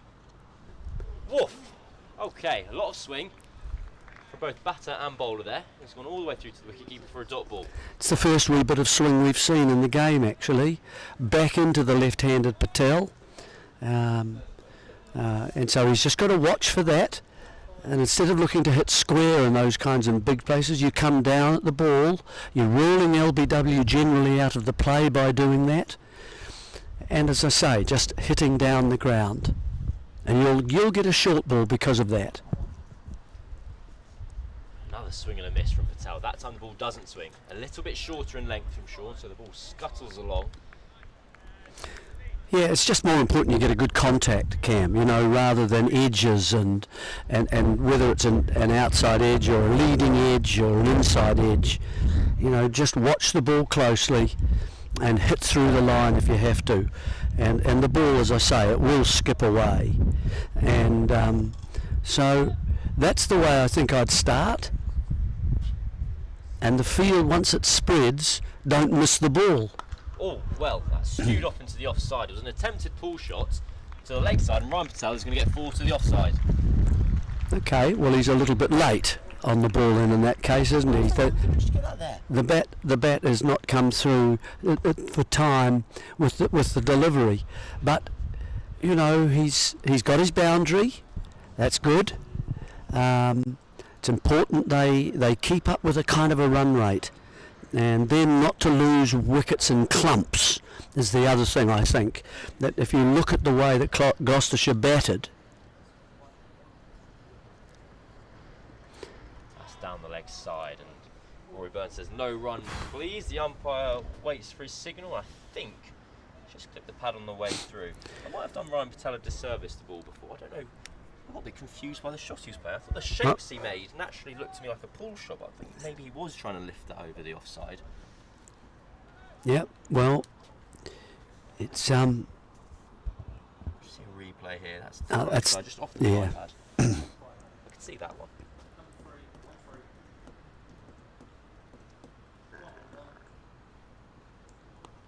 Clipped away off the legs as well. That's well fielded at short fine leg. That's saved a certain boundary because it's quick in every direction here at Guildford. A scorched outfield, runs away. Crucial hand. Yeah, well, Shaw's got to be careful, doesn't he? He's got the fine leggers up inside the circle there. He just managed to dive to his right and get that, but that can beat him quite easily. So he can't get too far down that leg stump of two left-handers that are in. He's got to get it outside off and challenge the stumps, bringing it back in. We're inside the power play. The two fielders out on the boundary for Gloucestershire. A deep square leg and a deep third, one slip in. Oh, that's well bowled. Beats the outside edge of Rory Burns. That ball just angled in slightly to the left-hander before nipping away off the seam. 2 overs gone here at Guildford. The score is 9 for no loss. Yeah, well, that's a reasonable start, isn't it? So they're 4.5 at the moment, and they haven't really had anything that's really taken off, or it hasn't scudded it, and skidded through. The ball hasn't seemed to have one actually just nipped back a little bit and then held its line, but other than that, not impossible, and the ball's coming on okay because it's still new. Well, Matt Taylor is going to continue from the railway end. Oh, chipped towards mid-on. Slightly uppish from Ryan Patel. And that probably is more of an indication of the pace of the wicket as opposed to any lack of technique or timing from his end. Well, that's what happens when you push out, isn't it? So you're pushing your bat and hands away from your body, and you make contact out in front of your head. The more you allow the ball to come to you on a slow pitch, the more chance you've got of controlling the shot and not having it go aerial. Defenders into the ground on this occasion.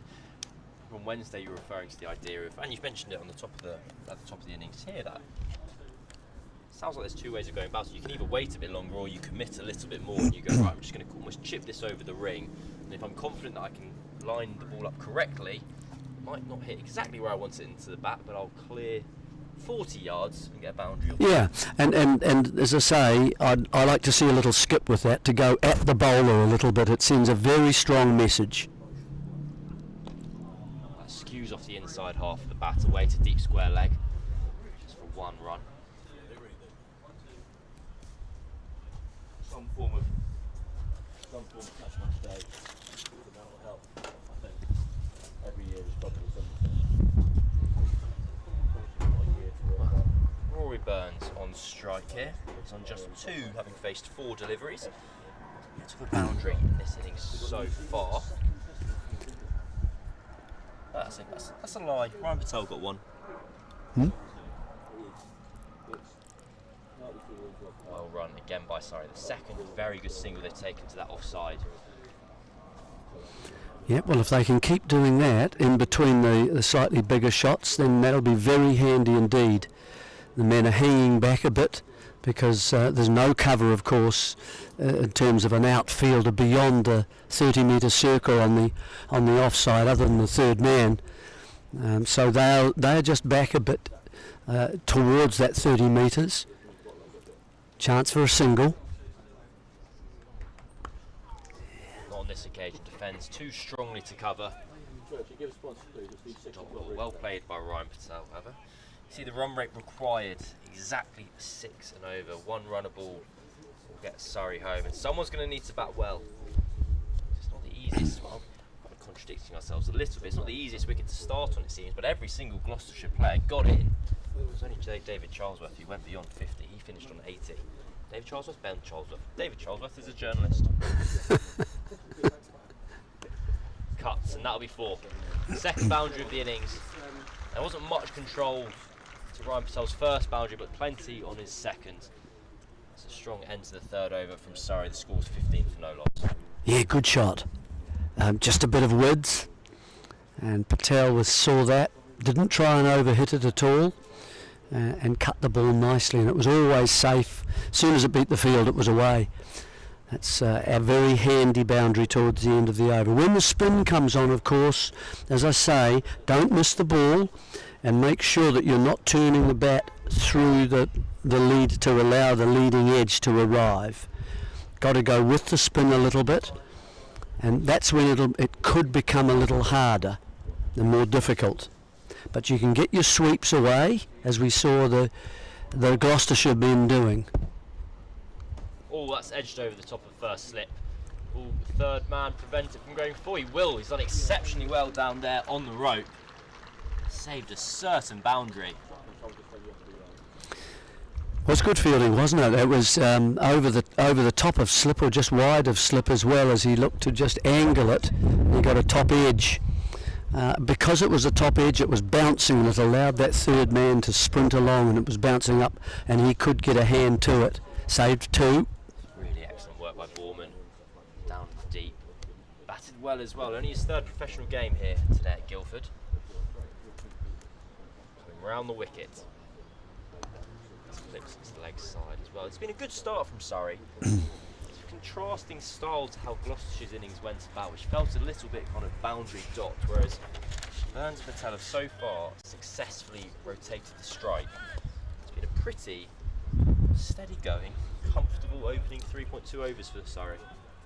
Yep, they've tended to concentrate so far on defence rather than looking and waiting for loose balls, in other words, rather than go to create a boundary. That's okay. Punch, that's a beautiful cricket shot. Well played, Ryan Patel. Josh Shaw coming round the wicket, angling it into the left-hander, but he stays tall. Any sign that it might be difficult to find your timing on this wicket? Well, Ryan Patel has just proved otherwise. Well, it helps, doesn't it? The new ball just comes on a little bit more and doesn't stick in the wicket so much. And it's a lovely stroke. You know, the full face of the bat, found a gap, and just not overhitting it at all. Good stroke. Patel 16 now already. He got a half century here on Wednesday. Hmm. He's got a lot of runs in this competition. He's a very fine player. Patel just seems to trigger back in his crease a little bit more than he often does there. If he was setting himself potentially a length of delivery, that he might be able to power over into the leg side. Yeah, well, as always, if Shaw gets it wrong and he gets a little too straight, we saw what can happen with a left-hander when Burns got his first single. It'll go with a wee bit of swing and it's round the wicket. That's the natural angle. Getting too straight, you can tuck it into that leg side square. Oh, that's up in the air. No. The fielder get underneath it. Leading edge, out. Jack Taylor with the catch. That's a good breakthrough for the away team. Patel was looking good, he was looking comfortable, but just when you thought his timing was all in tune, he gets a little bit early on a shot, and Gloucestershire have their first wicket. It's the kind of thing that I was talking about, isn't it? If you don't keep your shape and keep your full face of the bat to the ball, and you look to turn it leg side, you then expose the leading edge to it, and that's precisely what's happened to Patel there. He's just looked to flick it leg side, and he's turned the bat too early and got that leading edge, and he's caught backward point of a high steepling leading edge.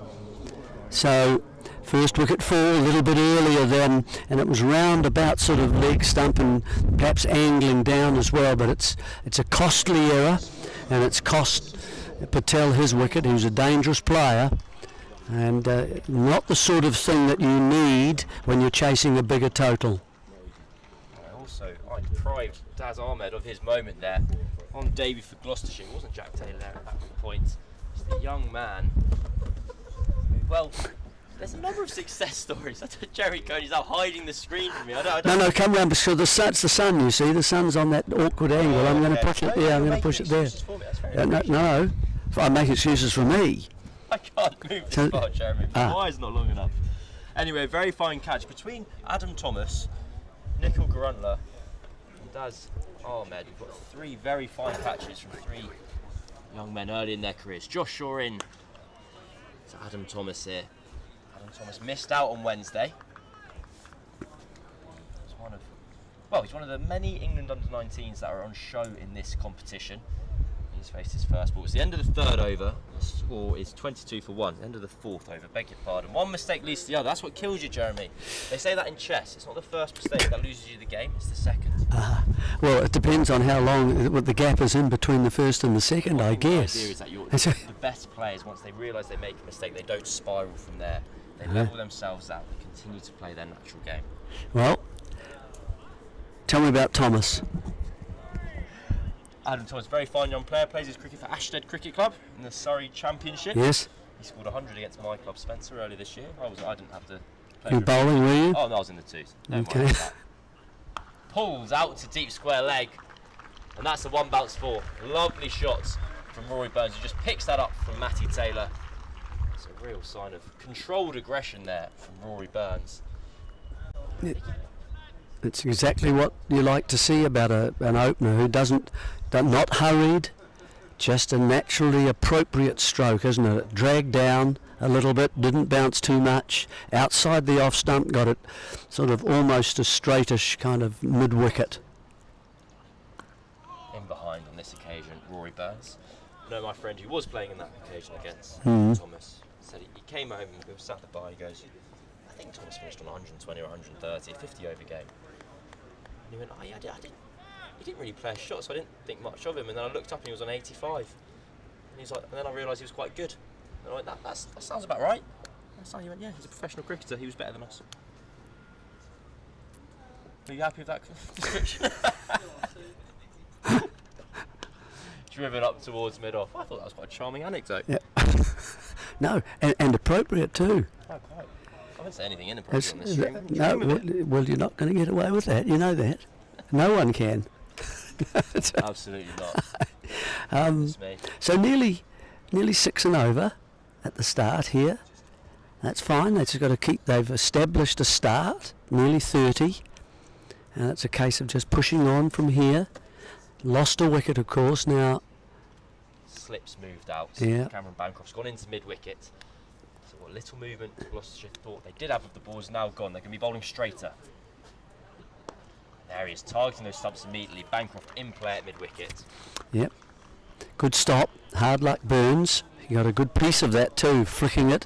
Just be careful you don't turn that bat too much to the leading edge. He actually just used a just slightly closed face to get that to mid-wicket. Hit it well.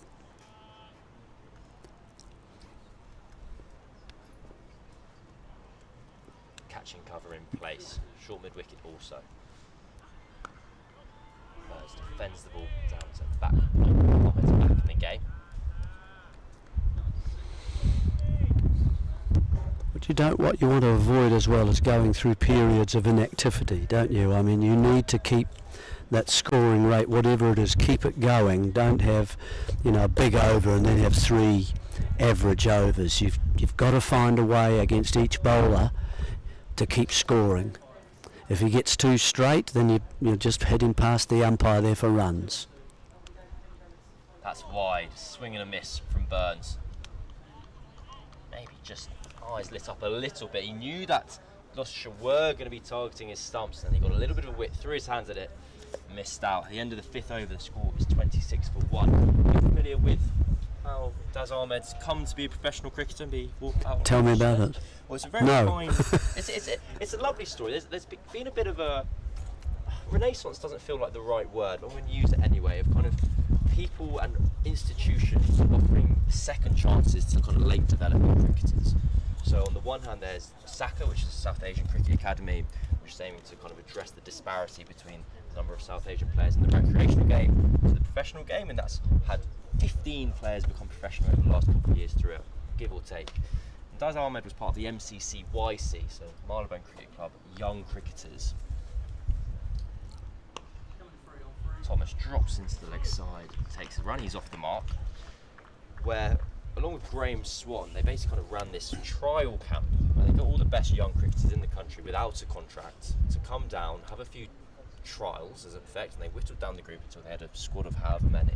And they played a series of games against other county second 11s, other kind of young academy sides, and they kind of promised that the best young player from that setup would get a contract and get some playing opportunities in the first game across the country. And he's out there now, having basically won that competition, as it were. Oh, well, good luck to him. It's good.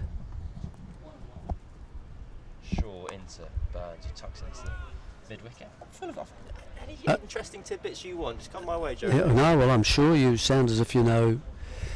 Well, I think most of the lads here would know a lot more about the players that are on show than I do, and their backgrounds and where they come from, and how hard they've worked to get where they are now.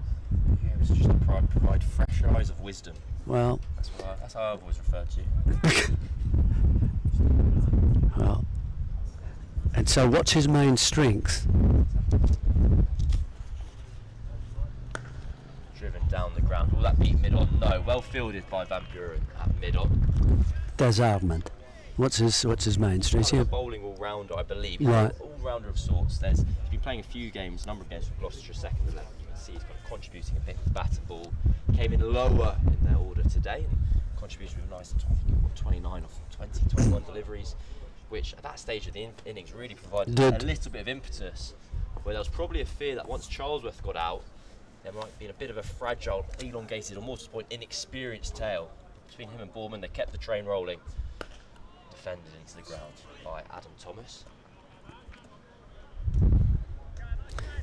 Good little period now for Gloucestershire, hasn't it? Though after claiming the wicket of Patel, they've been able to close things down a little bit. The slip has gone out at one end and made it more difficult to get runs on the leg side against left armour. And then here at the moment we've got a new batsman coming in, of course, with the fall of the wicket, and he's establishing himself.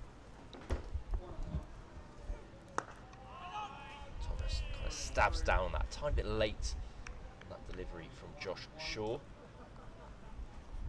It's also worth remembering the kind of phases of Gloucestershire's innings. They actually got off to not quite a fly, but they got off to a bit of a canter. The first 5 overs, they were trotting along at kind of 7. I've said trotting and cantering, that's mixed metaphors. Not good. Too many horse analogies, or whatever they're called. Whereas Surrey haven't had quite the same fast start. Suspended again by Thomas. Not sure where his release is coming from quite yet. Shaw's hammering a length, that's his over done. Well, Gloucestershire got a very good start in the first 6 overs, didn't they? They got to they were going at maybe between 7 and 8 in those first 6 overs, and then it was pulled back very nicely by the Surrey bowlers. Hardly any runs between 7 and 11. And then they re-established themselves once they'd then lost, because at that period they lost Bracey and the other opener, Bancroft. and they had to sort of restart again, and then a partnership started to develop between Price. Well, that's a delightful shot from Rory Burns. Half a hand from mid-on, but it won't stop it going all the way to the boundary. Well, and the MCC coaching manual will be delighted that's still in good use. Beautiful shot from Rory Burns. Hopefully just get I'm sure we'll get a replay at some point. We just want to let it sit, fester in the mind just so you can think about it a bit more. Here comes Taylor again. Defended into the ground. He's always had so much time for Rory Burns. I know he actually had a pretty stellar international career. I think he's sometimes unfairly lumped in. Kind of him and Sibley are kind of thought of as correlating with this period of time of England where he played a bit kind of stodgy cricket. And both of them had these kind of eccentricities that really became exaggerated when they were searching for runs.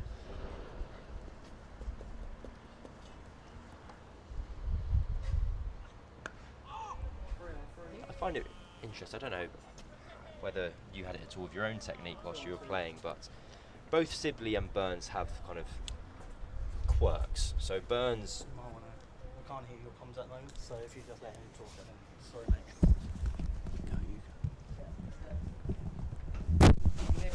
Sorry, we can hear, sorry I don't know your name. Jeremy. We can hear yours, we just can't hear yours for some reason. Okay.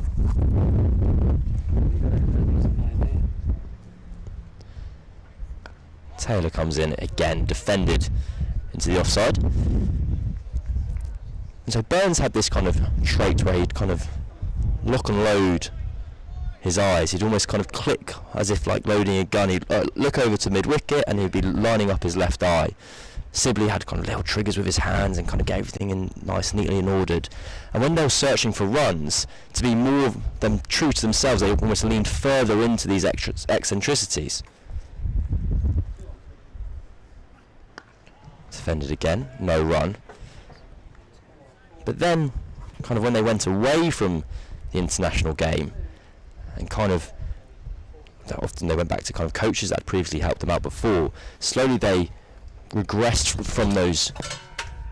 Sunglasses are hitting the floor, everyone. Okay. Mark Church has had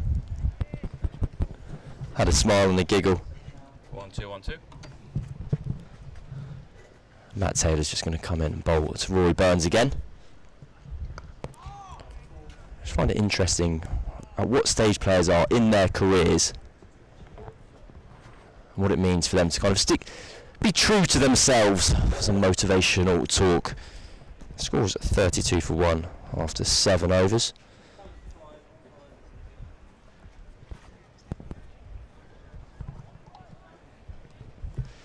So, Josh Shaw is going to continue.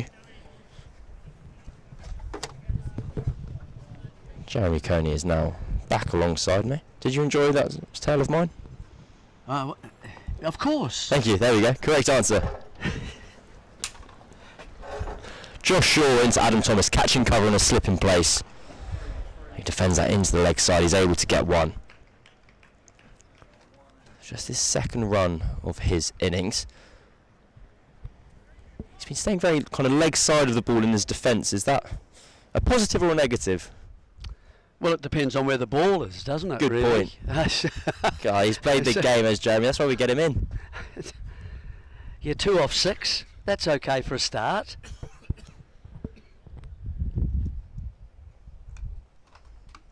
So Josh Shaw round the wicket to the left-handed Burns, catching cover in place to the left-hander as well, mid-wicket in place also. That's defended backward of point. It's been a good start from Gloucestershire. It's not been a bad one from Surrey. A run rate of 4.5 and over, which means the required rate is just above 6 and over. Wasp has it at 16%. That's how the numbers and the all fangled stuff and calculators spit it out. I was just helping you out. I wasn't sure. So at the moment they're saying that Surrey have 16% chance. Spot on. Right. Clipped round the corner. What a catch! That's fantastic. How's your luck, Rory Burns? He turns it round the corner and the fielder throws himself to his right hand side And that is a spectacular catch from Gloucestershire and gives them their second wicket. Full ball from Shaw on the leg stump of Rory Burns, and he's flicked it onto the leg side. He's got a good contact on it as well. It's flown very quickly to the right of the man at 45, and he's had to move very smartly to get close to that ball. 2 hands away to his right, and he threw his head back, Burns, because he thought, man, I've done everything I can do with that delivery and I've hit it well, and I'm dismissed now. So Surrey, once losing their first wicket of Patel, lose their second, and it's a good catch, and he's had to sort of semi-dive, semi-leap towards that catch. It's very well taken indeed. Well, it's the young player Borman who's having a hell of a game at the moment. It's his second fine piece of fielding already this innings. He contributed with the bat in hand as well. And well, that was spectacular. We've seen so many good catches by the young players today. That's the 4th of the day. And a good catch by one young player brings to the crease another fine young player. Garantler on his professional debut. I've got a story about how he came into the professional game as well. Don't you worry, Jeremy Coney. Well, we'll hear that in a moment, that's for sure. Absolutely. Certainly. So a chance for the 2 young men. We've lost the 2 experienced players at the moment. We're nearly halfway through. We are halfway through the 8th over. And let's see how Shaw attacks. Garantler then slippers in. Oh, well dug out. Well played, Garantler. You can take a deep breath there. Can't imagine the nerves of facing your first ball in professional cricket, especially after such a long wait. He's 23 years old. He's got to the professional game the hard way. Kind of churned through a lot of runs, played minor counties cricket, 2s cricket. And here he is, was signed ahead of this competition. And with Ben Folkes missing out with a minor injury, he has his chance.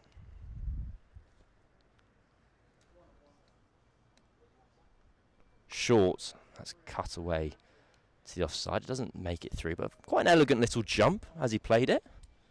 Yep, just a slight little trigger to the offside just prior to the bowler delivering. So he gets himself, I think, across to about middle and off, which is okay. And that means your right eye is over the off stump, which is where it wants to be, because anything outside your right eye, you then know you can let it go with some safety, especially if there's an outswinger operating. That's important.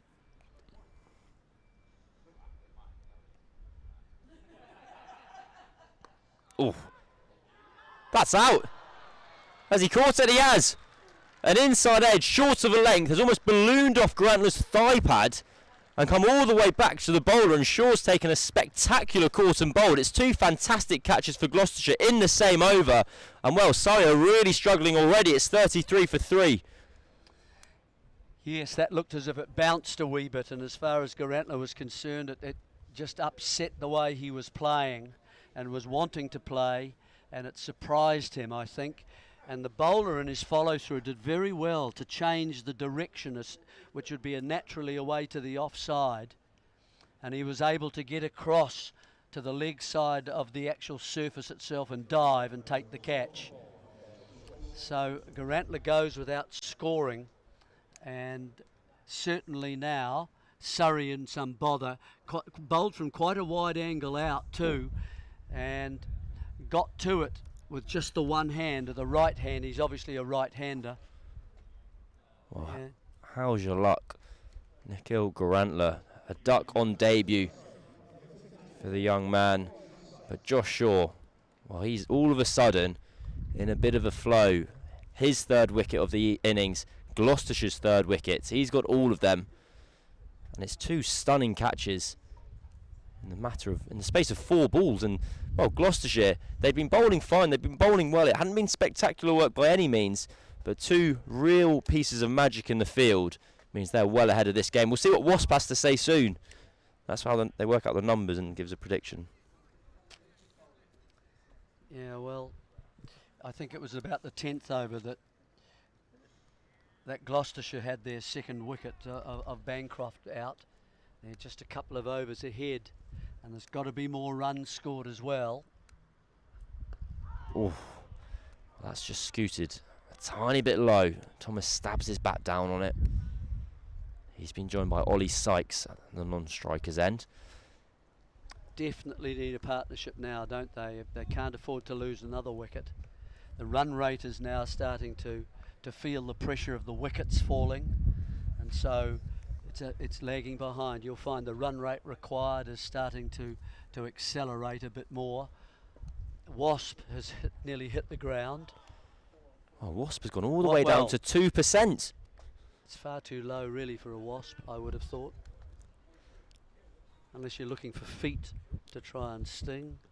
Why do they call it Wasp? Why is it I thought that was the joke you made. I'm not sure he's what is it? Wasp, I think it's... Yeah, thanks for that. It's good. Any answers? Anyone else know what Wasp means? Win and score predictor. Well, there you go. There's your answer. Wasp, eh? Win and score predictor. And score. Well, I imagine that's... I'll tell you why. Because in the first innings, Wasp would say a number. So this is the win predictor in the second innings. In the first innings, it's the score predictor. If you merge those letters together, Wasp. Cuts by Sykes and well fielded by Ahmed at point. You look bereft, Jeremy. You aghast even. Well, all these numbers. We all know that they're in a slight trouble. We don't need Wasp to tell us, actually. And that's fine. And he's saying they're 2%. I would actually, at the moment, put it a little higher than that. There's plenty of batsmen left. We're only down to number 5. We've got a 6 and a 7 who can bat. Defended by Ollie Sykes. I was staggered earlier this year. We had Andrew Sampson in the box kind of providing some statistical analysis during one of the county championship games. And I'm not going to be able to remember the exact numbers well enough to tell this anecdote in full, but I'm going to give it a go anyway. But I could not believe how dramatic, as soon as a team had a first innings lead in a first class game, the odds of their victory just went through the roof, even if it was only 20 or 30 runs. Driven down the ground for no run. And you'd think in a 4-day game, if someone comes out of one innings with a 50-run lead, the opposition's chances of victory aren't going to plummet to about kind of 10%, but they do. They really, really fall through the floor. So wickets and runs, who knew? The currency of the sport's valuable. You'll miss me when... No, I'll see you in New Zealand. That's fine. 3 sets of Jeremy Coney in 1 year. Drop down to deep third, and Sykes is off the mark.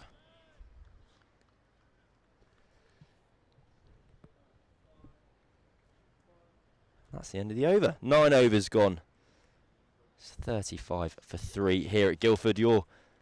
No, 9 overs. It was I said 9 46. overs. Yep, that's right. Okay. I was looking back, 46 at that stage for Gloucestershire. So, yeah, 11 runs behind the total. These two batsmen have to be given a chance to get started. Sykes 1 from 4, and Thomas 3 from 8. Sykes got a 50 the other day as well, and looked likely. Looked nice big backlift. Looked to play some shots once he felt he was in.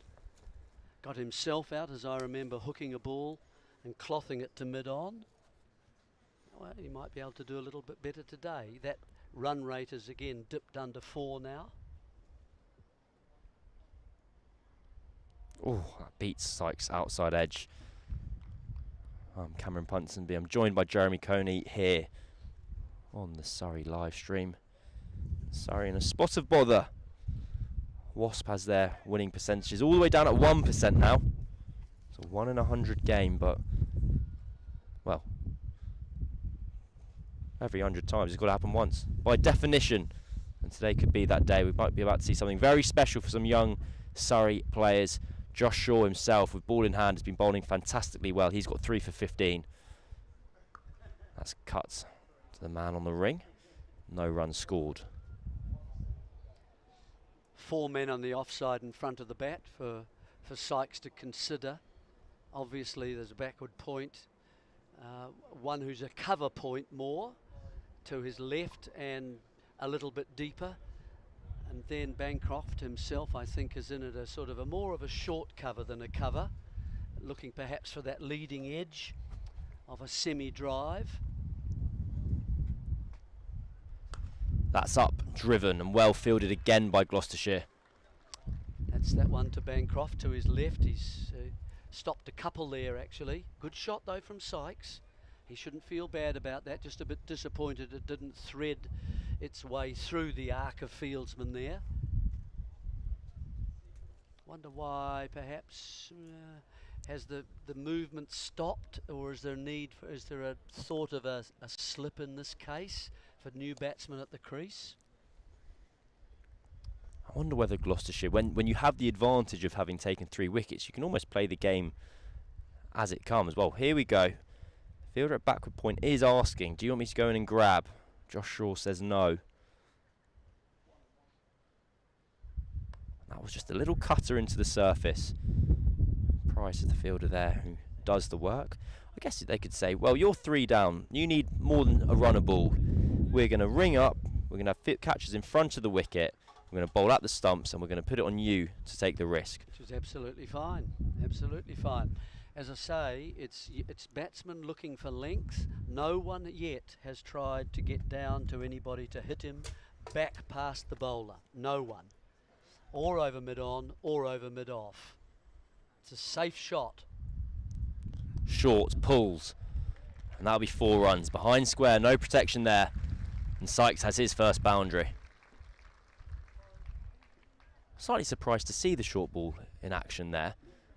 Me too. They've had so much success just kind of hammering away at a length. It's almost a bit of a release and relief for the Surrey batter. Sykes is good too. He's set up for a stroke like that because his bat, you know, is so high in his stance. It's ready to play a hook shot and a cut shot. It's the drive getting through to it can be a problem. Time chops down on the ball. And that's the end of the power play. The score is 39 for 3. And we're going to have a change in the commentary box. Going to have a couple more overs from Jeremy Coney, but I'm going to be replaced by Mark Church. Yeah, 48 for 2 at the same period for Gloucestershire. So about sort of 8 or 9 runs ahead, but they've claimed that extra wicket. So that's what the Wasps love, apparently. The Wasps coming down from their hive. Win and something. Score predictor. Yes, thank you. Yeah, that's what it stands for. Thank you so Jeremy much. Coney. Yes. At times it can have a sting in its tail. Now, interesting this. 2 young men out there early in their careers. Yes, Ollie Sykes has been playing the T20. He's had a championship game this season as well, and he played all forms of the game last season. But here's an opportunity for him. Van Buren. And Adam Thomas as well. Van Buren. Then our first look at spin, coming on from the railway end. And Thomas just pushing that one very quietly down towards backward point. Little short this one from Van Buren to get a single, just pushing this one out towards the sweeper on the cover rope is Thomas, so that'll bring the left-handed Ollie Sykes onto strike. So as I say, Surrey are in a spot of bother here, plus 2 of their most experienced players in Ryan Patel and Rory Burns, although with Burns' one he was shaping up very nicely. I was sat at the back here on the roof. I always think with RJ Burns, when he's driving straight down the ground, everything's moving in the right general direction, but that was a fantastic catch from Borman. Sykes is forward, playing this one back up the pitch. Does set up like Owen Morgan. Ollie Sykes, that big bat raised high in the air. That's short, and that's pulled by Sykes. Chases on, but that'll beat the fielder out there at deep backward square, and that rolls over the rope and into the crowd on the white plastic chairs for 4. So second boundary for Ollie Sykes. It's a good shot, isn't it? And he does put the ball away, Ollie Sykes, that from the 2 innings that I've seen him bat. If he gets one that you can, he does it. That bounces from Van Buren, just waits for it as Sykes turns it down into the leg side, will take a single. A little bit easier, I think, for him with the ball coming back in, because it opens up the leg side of it. If his length is not there, if it, as it hasn't been, it's a short ball, went for 4, and then one that just bounced a bit. That's nicely bowled. And harder for the right-hander, moving away from the outside edge. So the end of Van Buren's over. Yeah, nicely bowled by Van Buren, that last ball. Thomas just looking to lay back and run that one down towards third man. So 11 gone. That target, just a reminder from a Surrey perspective, Gloucestershire winning the toss, batting first, 293 for 9, Charlesworth with 80. Lots of the Gloucestershire players got started and then got out. And from a Surrey perspective, James Taylor 3 for 42, Cameron Steele 3 for 67. Matt Taylor with 27 off 11 deliveries at the back end of the innings. So got themselves towards that 300, which seemed a bit of a way off at one point for Gloucestershire. So we have got Zaman Akhtar into the attack. He's in good form. Picked up a 4-for against Derbyshire in the last game. Yeah, 147 in the 30th over, so they've scored quite well in the back end of the innings, haven't they? They found the runs at the end of the innings. First ball short, pulled away by Sykes for 4. So Gloucestershire have got to learn here with young Mr. Sykes that if you are going to bang it in halfway down on this pitch, he's going to more often than not put it away to the boundary. So that's his third boundary. He's on to 14. And Surrey are moving on to 49 for 3. He seems to like a short ball, doesn't he? That's 3 boundaries to him now, so run rate now creeps above 4. Into the second power play, and that's a nice looking shot. Won't get a run, just drills that up towards mid-off. Josh Shaw bowled nicely. He likes bowling against Surrey. I remember him. Yeah, 3 for didn't, hasn't he? Yeah, got all the wickets so far. I think he took a 5 for against Surrey in a championship game. You'll be excited to see. 35% now. Yes. The wind. Doesn't take long. Win and something else. Score predictor. Yes. Might just watch what happens. It's normally the best way of working it out. Akhtar is in. Good shot. That's the shot. He's gone length and he's held his shape and he's just checked that, Ollie Sykes. That's a lovely shot. That has absolutely whistled off to the boundary rope for 4. Oh yeah, that's a delicious drive, isn't it? He's just held, as you say, the most important thing there, he hasn't opened up his shoulders at all. He's stayed with the shot right through. So Akhtar after that goes round the wicket. That's okay as well from Ollie Sykes. He's looking to go a bit straighter, I think. And that rolls up towards mid-off. He's the first batsman I think I've seen for Surrey who would be able to loft it over, as I've been hoping to see. Yes. Well, as you said, actually, well, I just on think here you can. It's such a it's a high percentage shot. Leading edge, looking to work leg side. We saw it with Ryan Patel. If you're trying to work leg side, there is always the chance of that happening. And what we've seen of Ollie Sykes so far in this innings, and he's annoyed with himself, he comes down to do some gardening, is we have seen who his bat sponsor is and what manufacturer of bat he uses, because we've been seeing all of that full face of the bat. On that occasion, he was just trying to work something through the leg side, stopped on him. He was through it early, and it was the leading edge. Stands with that bat raised high in the air.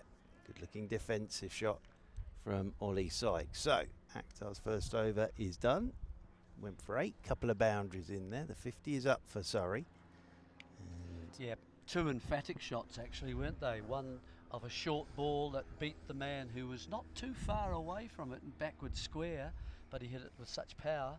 And then an even better stroke, front foot this time, waited for it, just a slightly open face but not much, and crashed it through the offside for another boundary. So, you know, the sorts of balls that burn themselves on bowlers' minds.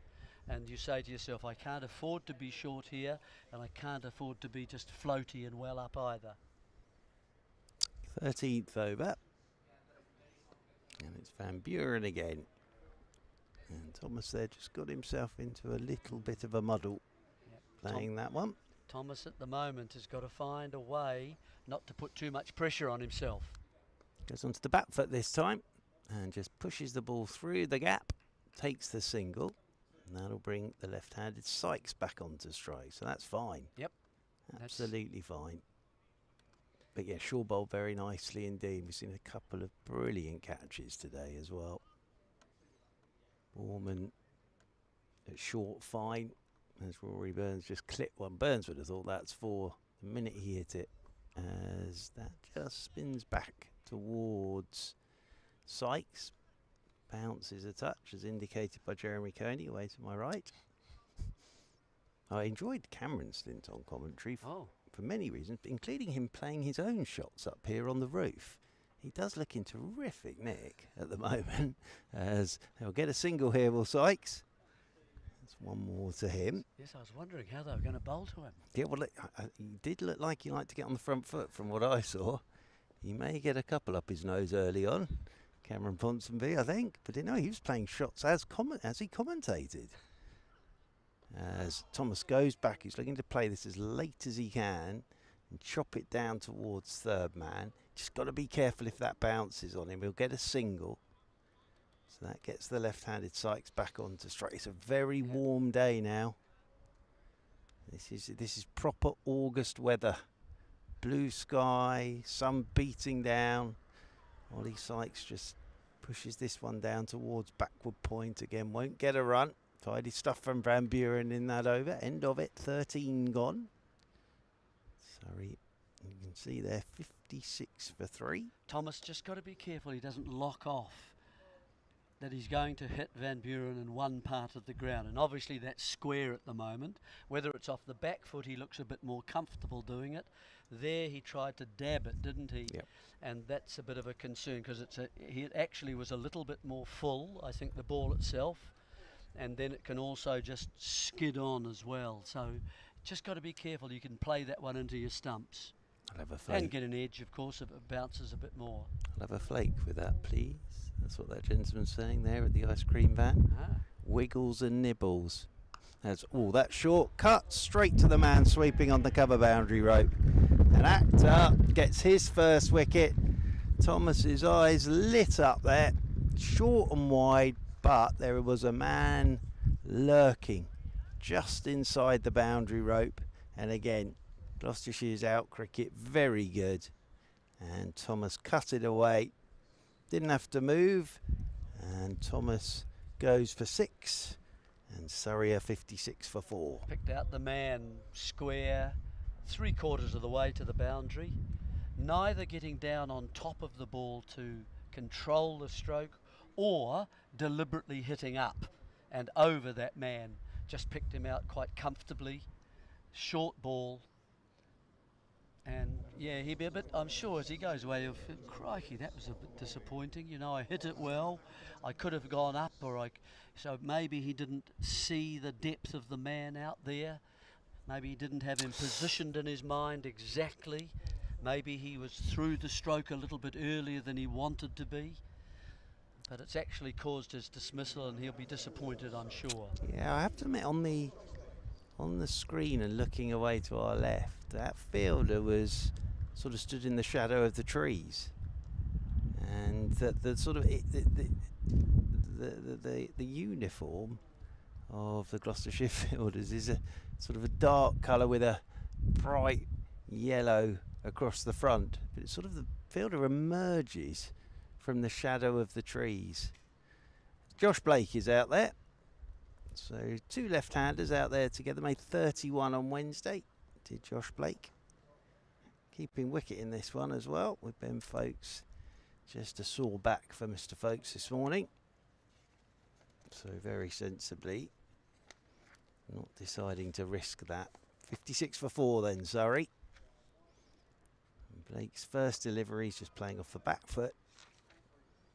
And fielding done there at backward point. So a lot of work for Surrey to do here.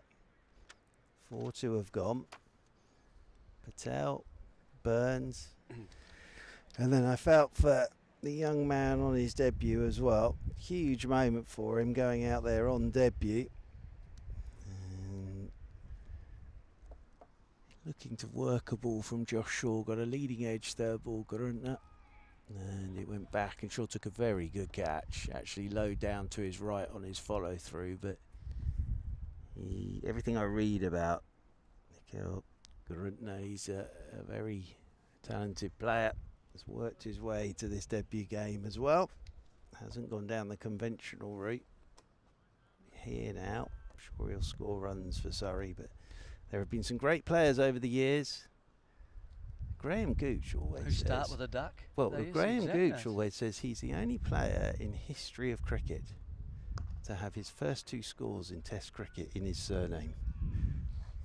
Very good. He uses that a lot in the after-dinner circuit, yes, I'm sure. when he introduces himself. Yeah, Gooch got a pair on debut, didn't he? Oh, Wasp has dropped to 1% now. It's very clever, this thing, isn't it? Very clever. At 56 for 4, and in the 14th over, needing 294, Wasp has decided 1%. I think we're probably higher than 1%, don't you, up here with safe? I would say so. As Blake's off the mark with a single, plays it late, runs it down to third man, takes a single. So Josh Blake off the mark. He's one of the more experienced players now in this Surrey side, is Josh Blake. Gloucestershire hadn't lost their 4th wicket until the 28th over. So you can see the difference there, just half of them so far. We're in the 14th, and 143 they were when they lost that wicket. Sykes on 19, 4 boundaries in this 19 so far for Ollie Sykes. Stands with that bat raised, and again, not that short, but Sykes has just pulled it away behind square on the leg side. He will get a single, he'll keep the strike. So, successful over. The wicket of Adam Thomas in that over. And Gloucestershire will be happy with where they find themselves at the moment, winning the toss, having a bat first, putting a pretty good total on the board in the conditions. And now they have 4 Surrey wickets in the first 14 overs. Jeremy Coney, thank you, sir, to you. We will be speaking with Mr. Coney again as this Surrey reply continues. Hector Vickers is making his way in, away to my right. He very sensibly went with a pizza during the break, did Hector. He went down to the pizza van. Everybody else went Spanish at lunchtime. Went Italian. Sensible young man. Van Buren continuing. 15th over from that railway end. Sykes pushes away into the offside. Hector, welcome back to you. And I was just saying there, a bit of work for Surrey to do here.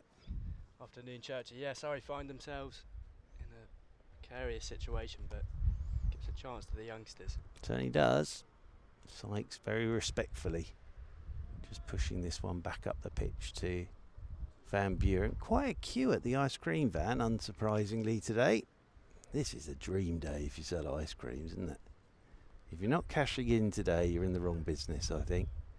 No run there for Sykes, but played it very late, waited for it, and then just played it down into the leg side. But yes, if you're not making a lot of ice cream sales today, you're never going to, I don't think. Single here for Sykes, just pushes away out into the offside. One more to the total, and that brings Josh Blake back onto strike. Can you still get the ones? You're a young man, you'll know this. You used to be able to get them in a cone, and then it had a bit of bubble gum at the bottom. Can you still get those? Do you know? Or? I don't think so. I snuck over to the. Did you? You've already been, have you? Well done. As Blake will wait for this and then work it away down the ground for a single. Blake moves on to 2. What did you choose? I went for the single with Flake. Single with Flake. Very very sensible. Does a job. Very sensible. I'm partial to a bit of the old toffee syrup on top, I must say, and a nut or two if they're available. There's no run here. Tidy over again from Van Buren. Started nicely from that railway end as Van Buren, but Surrey's still got plenty of overs here. 35 overs left. You can see there the rate required 6.69, and they're going along at 4 and over. But the problem is they've lost 4 wickets in the process as well. Gentleman there, he looks an experienced cricket watcher to me, sat checking his phone at the moment. There's our scoreboard giving us all the numbers here at Guildford. The encouraging thing for Surrey here is that this wicket has improved considerably from Wednesday, and it's a good one to bat on. Certainly is at the moment. As forward goes Blake to act it.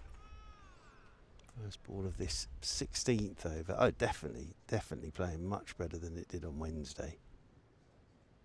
And I think you sort of got to give yourselves a chance when you're batting. You may have to heat up some deliveries just to get to grips with the surface, but we've seen from Gloucestershire, we saw Charlesworth in particular, there are runs out there if you can get yourself in.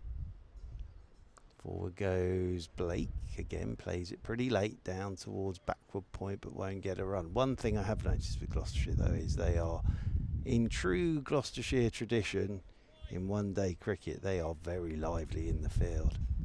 They really are. Yeah, they're buzzing around out there at the moment. The only issue for Surrey, all 4 dismissals so far come from catches out in the outfield, have come from catches. Just, it'll be interesting to see Ollie Sykes here. He's an explosive middle-order batter, but it'll be interesting to see him dig in here. It'd be great to see him bat for 40 overs. Single here from Blake, out towards deep backward square, just rolled the wrists on that one, did Blake. Of course it was Gloucestershire that invented this in one-day cricket. The tight press. Sledging? Well, no, but you used to have Jack Russell stood up, Jack chungering away behind the stumps, and then wherever the ball went, it was whistled back into Jack's gloves. And then you had the likes of Matt Windows and Jeremy Snape and Mark Lane, of course. As forward goes Sykes, he will get a single here. Out into the offside. Bancroft goes back to do the fielding. Sykes will move on to 22. But yeah, they used to. So Jack would, if it was the quicker bowlers, stand back, but he'd come up to the stumps every time and the ball would just come whistling back in. Remember Mark Ramprakash once, I think it was in a final, ball whistled, he just caught it in front of Jack. Yeah, didn't look happy. Bold. And then Jack was chuntering away behind the stumps. But it was all very claustrophobic, I would have thought, if you were batting. This is just tucked away, off his hip by Blake, out towards deep backward square. He'll get a single.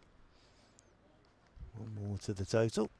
Gloucestershire field it, as you say, very lively out there, but the field itself is quite widely dispersed. They've got 2 men out behind square on both sides of the wicket, so 4 men out on the boundaries and the rest sort of hugging the ring here, but you can certainly hear them out there. Jack said that he used to not brush his teeth. Now whether so his breath wasn't great either. Every tactic has a plan behind it. Quick singles taken to the right of backward points. Good running from Blake. He just looked at Ollie Sykes, knew he was coming, but tidy over again from Actor, coming off the back of that 4 against Derbyshire. Has the wicket of Adam Thomas today. 16 gone then.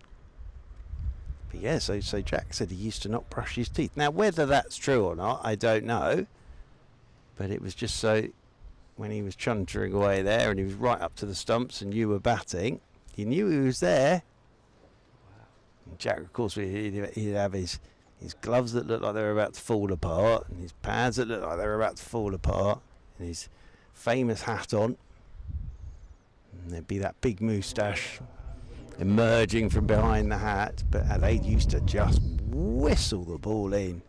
Now got a change in bowling, and Oliver Price is now coming into the attack, so spin for spin. Down there at the railway end, got the left-handers to bowl at, of course, as Price, tall lad, so he'll get some bounce. And predominantly here he'll be taking the ball away from the left-handers, so he'll be quite happy, I'd have thought, to have 2 lefties out there. First ball from around the wicket. It's short and it's chopped away by Sykes. Half stop there at cover. They'll still get a single. And that will bring Blake back on to strike. If you're sat along by Dapdune Wharf at the moment, you're now in shade because you've got the sun going round behind you and the trees. But if you're sat down there at the railway end, you don't get any break from the sun at all. But I suppose you are near the catering facilities and the portaloos and the ice cream van. Josh Blake very respectfully gets forward here to Price. Just pops it out into the offside. But it's a beautiful day today now. Really is. There's hardly a cloud in the sky. Not sure this was forecast. I'm all for it, as this is cut away by Blake behind square on the offside. There's a little misfield out there. Oh, they're going to come back for two. It's good running. Really good running from Josh Blake. Just saw the little bobble from the fielder out there. That's Actor out there. And came scampering back for the second. Blake on to 6 now.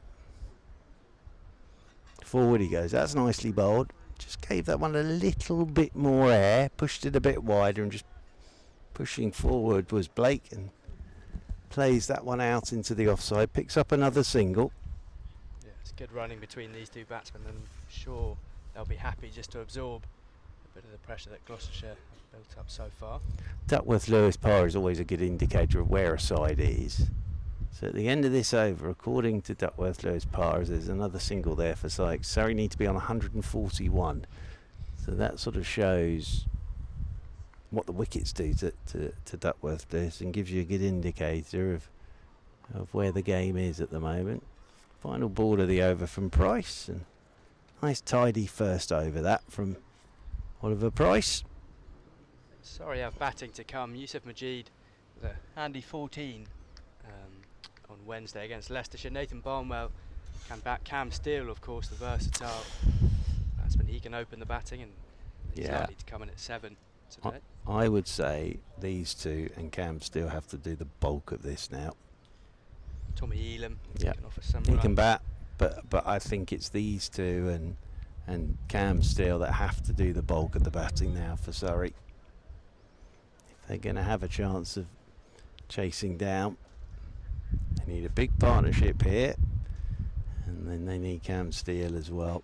Next in Cam Steele, of course.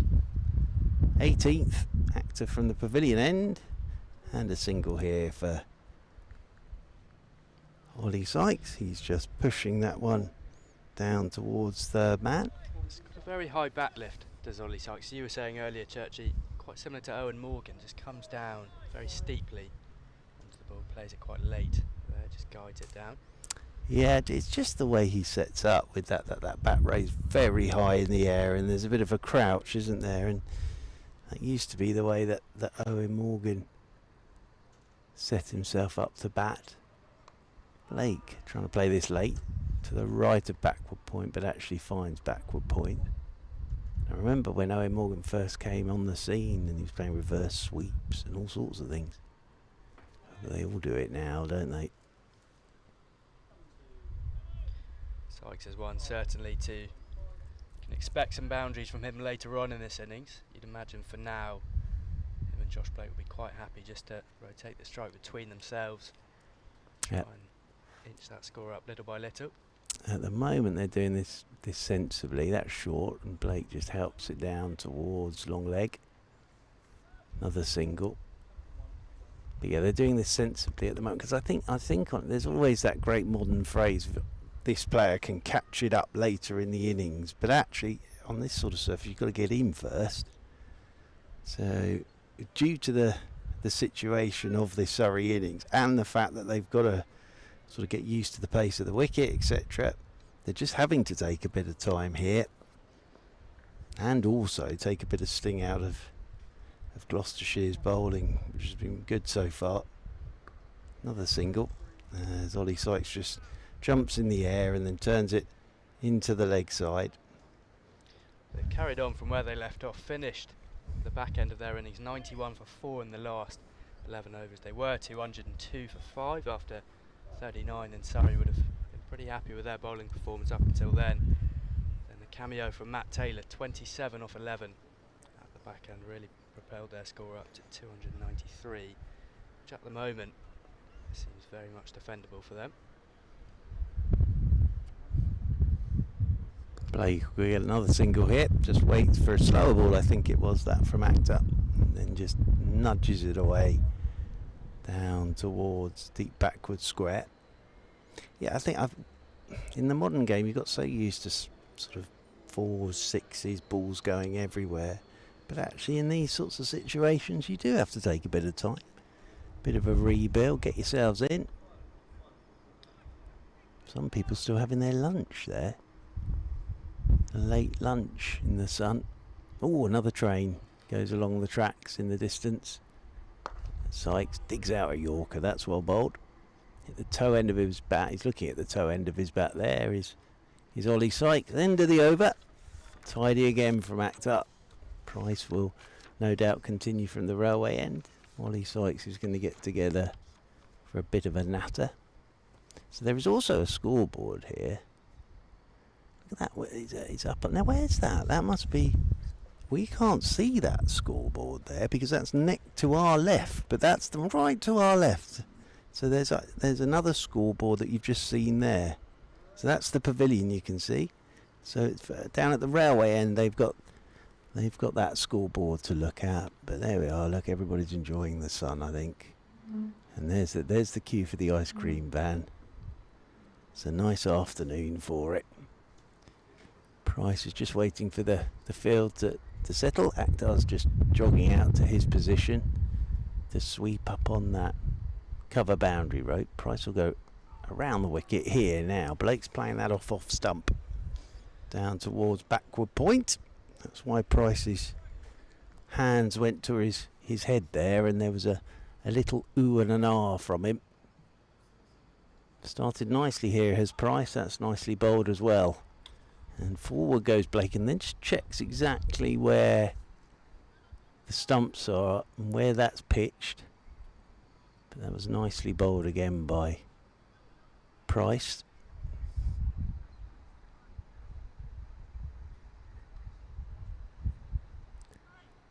Again, just waits for this on the back foot. That one just bounces on him a touch. Well, mid-on is in close here. Mid-off's been sent out to the boundary, so is deep cover, man out there for the sweep. It suggests that Price might go wide of the stump and have one or two angling back in. Of course, he's going against the turn as well. If he goes leg side, Blake. Again, fielding's very good there for Gloucestershire because Blake has pushed that down towards backward point. I think he probably would have thought to himself, oh, here we go. And then Daz Ahmed suddenly flung himself to his right to do the fielding. Forward again goes Blake. So will we have a maiden here in the 19th over from Ollie Price? Mid-on just been pushed out to a wide-ish long on. Tempted into a single to end the over. Too short, and that will be a single. Cut away by Blake out towards Actor. He will get the ball in one bounce over the top of the stumps to Bracey. So just the single off the over from Ollie Price. So 19 gone, 31 remaining, and runs required 220. So 7.1 and over, which here is very easy to do at Guildford. That is a very nice way to spend your afternoon though, isn't it? Sat in the white chairs. Lovely. Short's definitely the way forward today, I think. Everybody very sensibly in hats. There. Now, we're getting a change in bowling. So, he just did a nice bit of fielding there at backward point, and now Daz Ahmed is into the attack to bowl our 20th over of this Surrey run chase. Bowling to Josh Blake. He's on a length straight away, right arm over the wicket.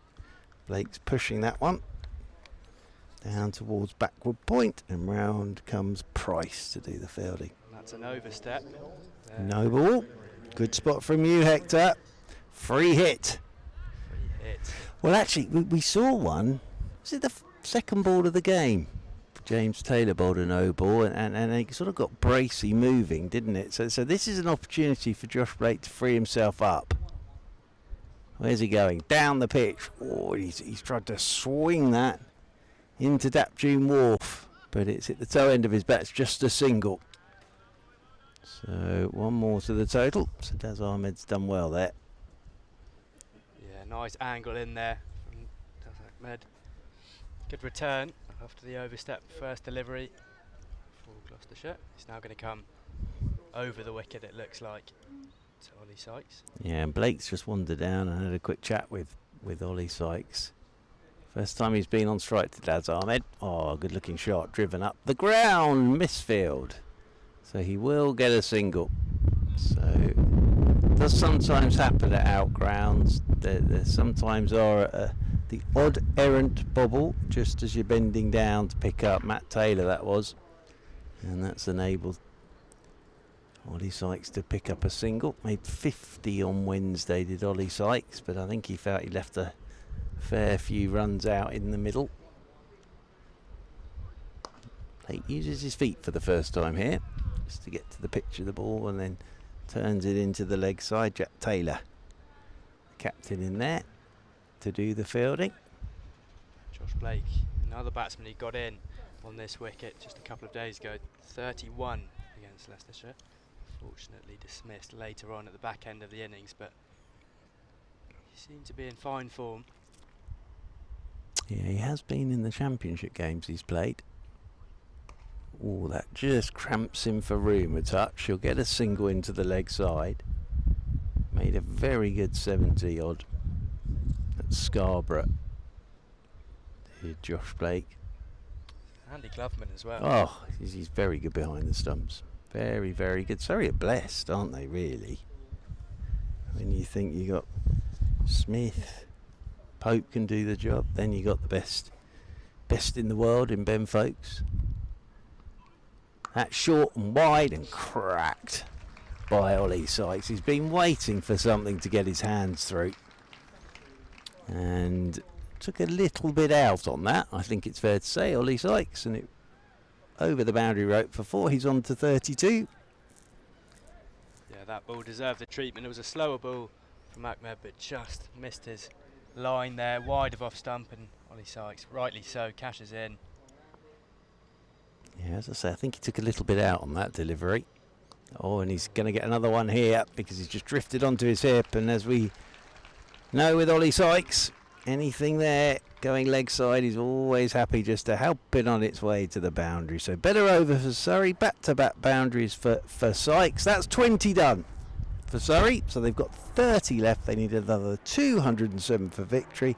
Hector, a few more thoughts from you, and then you're going to be joined by Nathan Johns. Yeah, brilliant from Ollie Sykes, just cashing in at the back end of Ahmed's first over. He's been timing it nicely since he walked out to the crease. Josh Blake at the other end, 12 from 26, playing a much more assured innings, just taking his time, and rightly so, because Surrey find themselves in the spot of bother. 87 for 4 after 20. These two are going to have to do the bulk of the scoring. Afternoon, Nathan. Afternoon, Hector. Ooh, big appeal, let's hit him in the back. Not out, missed sweep. It's one of those, isn't it? Everyone always just gets a little bit more nervous when a sweep shot is missed and there's a big LBW. Nervous if you're a batter, excited if you're a bowler. Oh, I tell you what, that's close. That is close. Maybe the height, I'm not sure. Not sure if it just bounced a little bit too much. Did it spin too much? It has been turning and bouncing all afternoon, which would suggest that as this pitch gets older, we'll see more and more deviation off the surface, but Blake survives for now.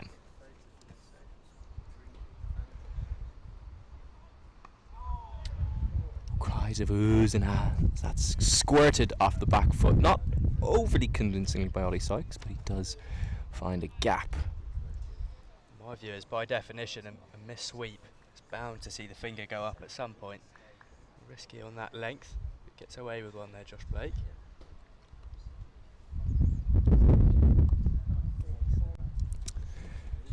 Yeah, it's almost one of those where you might get away with one, but it's just human nature or umpire's nature that once they see you play that shot twice, If you got away with the first one, you just think subconsciously you're just 10% more likely to be given out.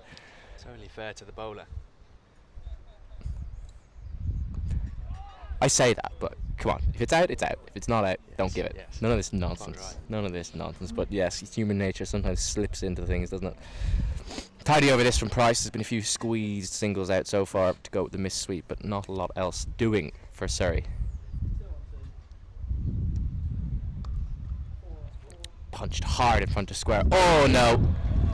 He's been done by the spin. There's a lot of shadows out there near the scoreboard, so I can't quite see who that is, but he's come tearing in to try and... I don't even know what he's trying to do, because he's not going to cut off one, he's not cutting off two. I think it might be Zaman Akhtar out there. But the spin off... it always spins when you play a back foot shot off the spinner, and it's like, it's a good penalty. It's sent the keeper the wrong way. It's 4 runs for Surrey. Yeah, as a spectator watching on, they'll be using ahs and groans out there, but there's really not much he can do. So hard to pick it up, especially as you say, with that shadow out to that side. A welcome shadow, but not for Zaman Akhtar out in the field. I'm very envious of those patrons sat over to our left-hand side as we look at it on the Dap Dune side of the ground. They have some beautiful shade to sit under. It is hot here. Well, that's hit to the one area on that leg side to the left-handers that's not shaded. My leg is baking in the sunshine. It must be, what, 25, 26 degrees, if not more? We shouldn't complain. We have a beautiful commentary position here on the top floor of the clubhouse here at Guildford Cricket Club, but we are exposed to the elements, and it can be a long day in the sunshine. Not that I think some of us prefer the sun more than others. I think Churchy's a big fan of getting his suntan on. Oh, pulled. This will be 6. New ball, please. A drag down, and Sykes is quickly onto it. He didn't actually get anywhere near the middle of the bat, it sounded. I think he was quite high on the blade, but it's a short boundary over towards the Dap Dune wharf. Ollie Sykes, fill your boots. That just comes from such a high bat lift coming down, and as you say, not timed perfectly, but sent out the ground, and we'll need a new ball here. Yeah, the umpire makes us the slow trudge off. I always find it quite amusing when umpires have to replace the equipment, and that's interesting. It's one of the Gloucestershire sub-fielders who's bringing the balls on. I would have thought it would have been an official of some description rather than a player. But anyway, Ollie Sykes moves on to 47. He is going to play a big role in this Surrey run chase. It's not out of hand, needing just under 7s on a small ground where you do get value for your shots. It's not the easiest pitch to score off, but if you do find a gap, or even if you plink a pull shot, you might get a boundary, as we saw there from Ollie Sykes. But it's tricky to get going on this pitch. I think once you're in, and once you've got accustomed to the pace, the way the ball is gripping, stopping, the odd one bouncing, it's your responsibility to go on, kick on, and get a big one. So one would suspect Surrey's hopes rest with Ollie Sykes' fortunes here. He's played a good innings, 47 off 42. Is a good hand, given wickets have been falling at the other end. It's a stodgy pitch. He's obviously seeing it well, because it's hard to pull the ball, and he's, again, not off the middle, but he's launched that one into the trees over in the wharf on the left-hand side. So you just feel like something is the pendulum is swinging ever so slightly as Sykes continues to go through the gears. Well, the longer he's in, the more damage this will do for Gloucestershire. From ball 1, he's been timing it nicely, just struggled to pick the gaps early on, but he's getting his reward now. Ahmed is going round the wicket now. 3 men back on the leg side. Yeah, no one saving 1 inside the circle on the leg side, so that's a straightforward run for Mr. Sykes. So he moves to 48. They always say that's good cricket, isn't it? Boundary followed by a single. I always find that slightly frustrating. I think, well, what's better cricket is a boundary followed by another boundary. But anyway, that's the old-fashioned way of doing it, isn't it? Hit a boundary and then get down the other end. Just happy to give Josh Blake a look at this, Ahmed. 0 for 21 from his 9 deliveries so far. He's under the pump. Why not give your partner a go at him? Well, it's a new man, isn't it? This is his debut. He batted beautifully. I thought he had a nice little cameo towards the back end of the Gloucester innings. But yeah, he's under the pump with the ball. And a precious dot for the young man there. What do you do here? As a captain, the offside packed in nice and tight. looking for a sort of lofted drive, pick out cover, but then on the leg side, as you say, men out there quite happy to either just allow the single or potentially take a catch. We've seen a few of those so far in the Surrey innings. Slower ball, but he's picked it, waits on it nicely, gets down the other end. Yeah, nice comeback this. Right, Med. Top ball and just a single after. A monster hit from Ollie Sykes. Opted for the new ball. I don't know, will this new ball make much of a difference in the white ball game as it does in the red? You never know. Might just nibble a little bit more. Who knows? Wow, we see a monster. Let's call it a Guildford monster. Probably Yeah. out at the Oval, but a monster at Guildford. Yeah, it's easy pickings now. Bowling round the wicket into that arc. Easy just to pick him off and go to the leg side. Ollie Sykes moves to 49 rather, and he keeps the strike. So that run rate required still just hovering about 6.8, just beneath 7 and over. As long as Surrey can keep it there for the next 10-15 overs, I think they'll be happy. And if they have wickets in hand, then they can try and up the scoring rate, go for that onslaught, take it deep. Everyone always likes to say take it deep, don't they? I don't think they're going to be panicking just yet. Josh Blake, I think, could do with maybe accelerating ever so slightly, 16 off 32. I think he needs to just find ways of hitting gaps a little bit more regularly, but as long as Ollie Sykes is scoring it quicker than a run of ball, Surrey will be maybe not happy. They prefer not to be 4 down, but they'll be content with their position in this game. Well, as long as these two stick around, it sounds blindingly obvious, I know, but the longer these two stay in here, they can take it deep and accelerate to the back end of the innings. Sorry, you're in with a chance. Sykes on 49, facing Ollie Price. And he calls him through. That will be back-to-back half-centuries for Ollie Sykes, past 50 in Surrey's first game of this Metrobank One Day Cup campaign on Wednesday, so 48 hours ago. He's in good nick, is the young man. 50 off 45 deliveries. He's leading the charge as Surrey try and get back into this game. Well, he loves white ball cricket, averages more than 50 in List A, and hopefully he can kick on here. He's fine innings, more than a run of ball. And he's slowly dragging Surrey out of spot of bother here. Right, lots of moving the field now. They've got a plan here for Blake. They're bringing in a catching extra cover, so they obviously think there's a chance he might just be a little bit early on a drive as the ball holds in the pitch. But he uses his feet nicely. Good bit of cricket that.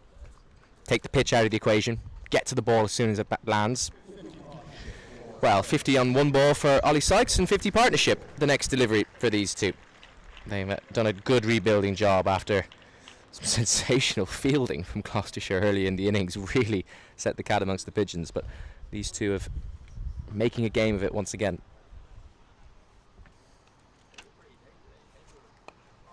He was winding up for a big drive there, Sykes. For a second I thought he might try to go over extra cover, but I think he just pulls out of the shot, didn't quite fancy it.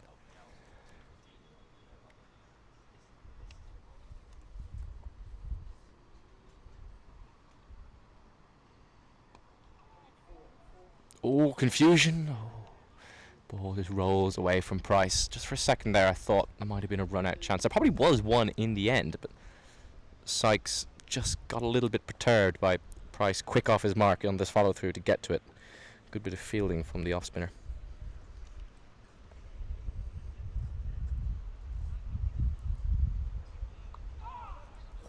Oh, well, we just praised Gloucestershire's fielding. I think that's the debutant Ahmed at backward point. It is. He just dove over one. Again, it spun away from him. Not the first time we've seen that spin off the back foot do for a Gloucestershire fielder, but it was a bit of a poor attempt. He went with one hand when I think he could have got two to it. Yeah, not even a full-length dive. Just a sloppy, tired bit of fielding. 4 runs for Surrey.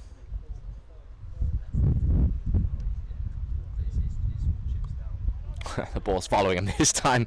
Ahmed watches it go in, both hands safely. That ball ends the 23rd over.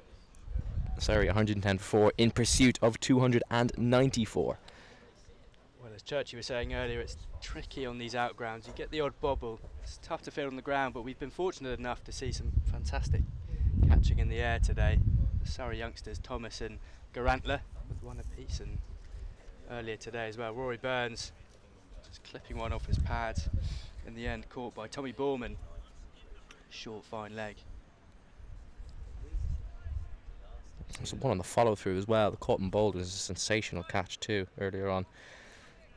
Almost bend his wrist to get his fingers underneath, and looks as if he's returning. Yeah, speak of the devil, Josh Shaw's back into the attack. He's had a good day, has Mr. Shaw. 3 for 19 off his 5 overs. Gloucestershire bringing back their strike man, trying to break this partnership and see if they can put the game to bed.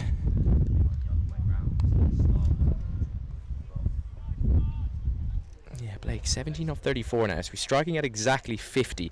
Given the situation Surrey were in, not the worst idea just to be a little bit coy and maybe not defensive, but not be overly attacking. But at this stage of the game, he's in, he's built a partnership, he's put on 50 with Sykes.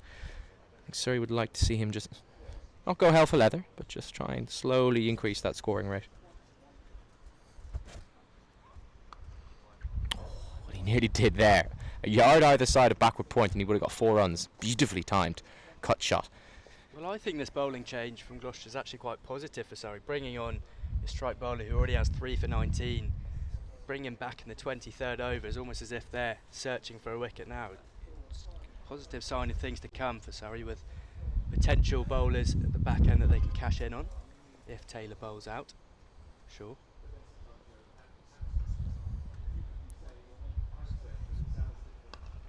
Ooh, pulled, probably didn't get up. He's done well there, Blake, to get on top of the bounce, and he didn't actually go through with the shot completely. It was just a short arm jab in the end. I suspect if he had gone through with it, it was the type of delivery that didn't bounce and could easily have been spooned up in the air, but he watched it well. It's a sign that, akin to Ollie Sykes, he's just beginning to pick up the nature of this pitch, become slightly more comfortable. Blake's played this.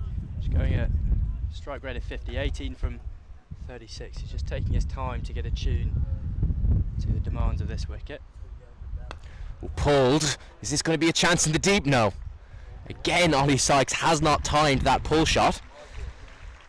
And it's got it far enough in front of square that it's bounced once, bounced twice, and into the patrons and the Dap Dune side of the ground. Not the first time he's pulled over to that side and reached the fence. Yeah, no one there. Out to deep mid-wicket. Now it looks as if they are moving a man back out there. Now 2 sweepers on the boundary rope for Ollie Sykes.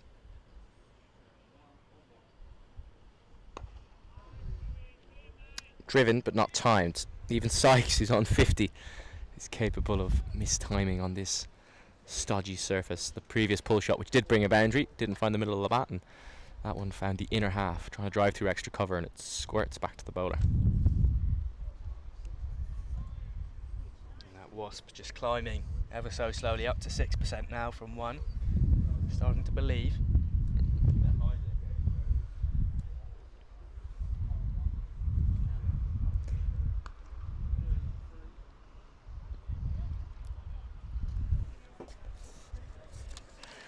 Cautious bit of fielding by Ben Charlesworth out there in the deep.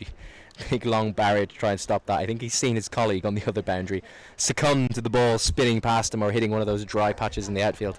But he gets behind it. Sykes keeps the strike, 116 for 4. You've just got to set yourself out there in the deep, almost revert to the trusty long barrier. Just make sure that that ball isn't going to do anything dodgy off the surface. Well fielded in the end. Yeah, Price to continue. He's bowled, what, 4 overs, none for 19. He'd take those figures. I think with 2 left-handers in, he probably would like to be a bit more threatening. See if he can challenge that outside edge. It has been spinning all day.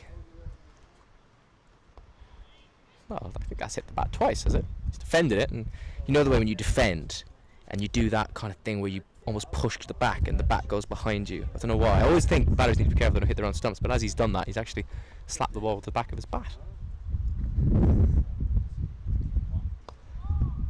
Oh, not for the first time. A Gloucestershire misfield cost them. Sykes will come back for a second.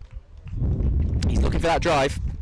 He keeps almost pulling out of the shot. You can see him with his big backlift. He's going for that shot, and it keeps looking like he's going to go aerial, but he's keeping himself in check for now. Well, it's Cam Bancroft out there sort of catching cover, and he's there for a reason, and it's for the early drive of Sykes. work to do for deep point. This is spinning away from him, and it's a good bit of work. Zaman Akhtar out in the deep. He had that mistake earlier where he dove past one that spun, but this time he reads it well. And he even whatever about the boundary, he keeps into a single.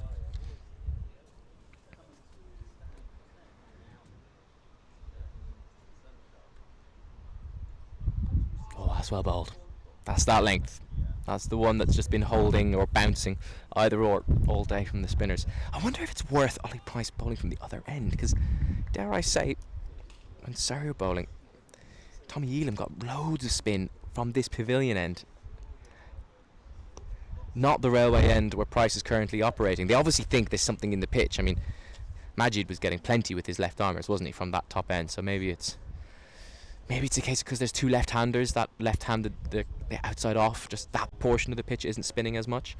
Who knows? But they're keeping Price going from the railway end. With long on pushed out wide, long on sort of nullifies any chance of a stroke back down. Once again, Sykes thinks about the drive through extra cover, but he does not fall for the trap. 120 for 4, halfway through the Surrey innings. They need another 174 runs. They have 6 wickets left in the sheds.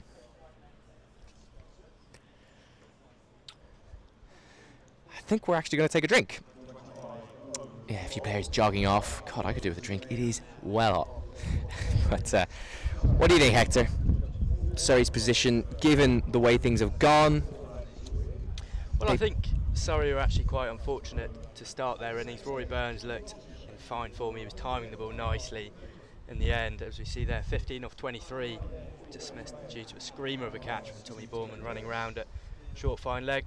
Josh Shaw with 3 wickets. He's bowled nicely, just plugged away at a length and took a fine caught and bowled off Garantler, duck on debut. Unfortunate for him, but I think Surrey at the moment won't mind this. Ollie Sykes 62 from 56, Josh Blake 19 off 38. They're almost complementing each other in the fact that Blake's happy just to sit back and almost wind the Gloucestershire bowlers up a bit. Sykes can go a little bit more aggressive. If these two stick around for another 10 more overs or so, I think they're in with a good chance. Do you think that's what he's doing? Do you think it's a bit of a deliberate wind-up?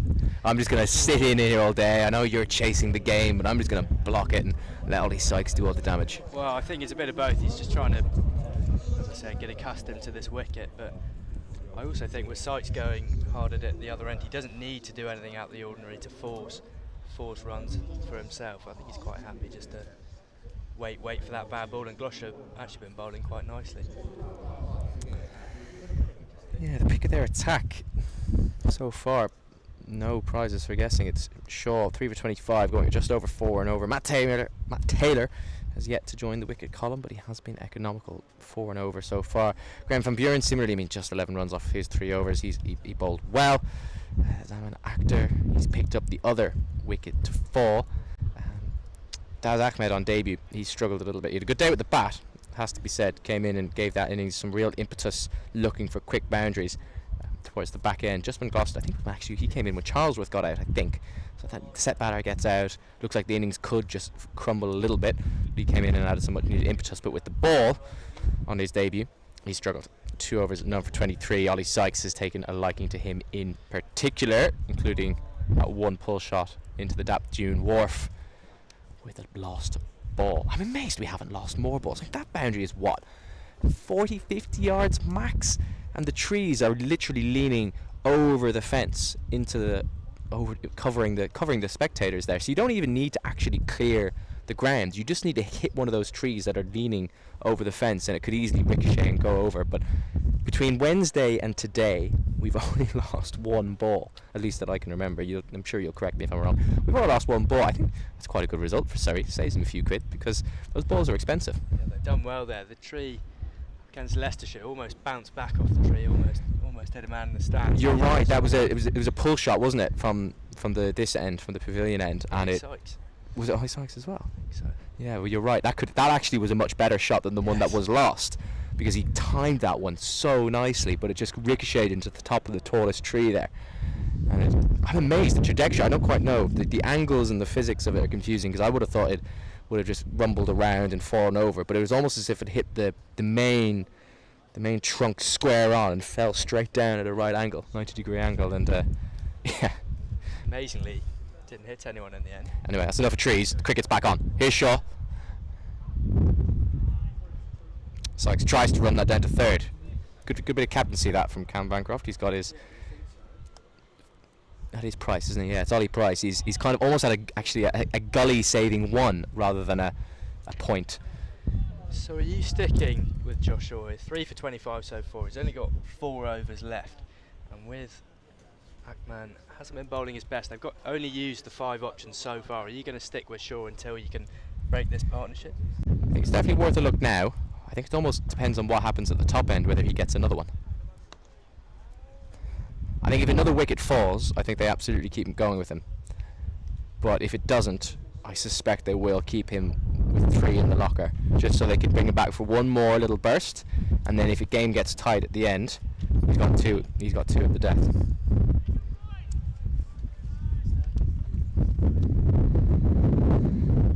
Field changes with Sykes back on strike. He's been playing that pull shot, not overly convincingly, but it has brought him 2 boundaries, so there's 2 men back on the short ball, on the short leg side boundary. Well, it's short outside off rather than leg, and he will push hard for 2.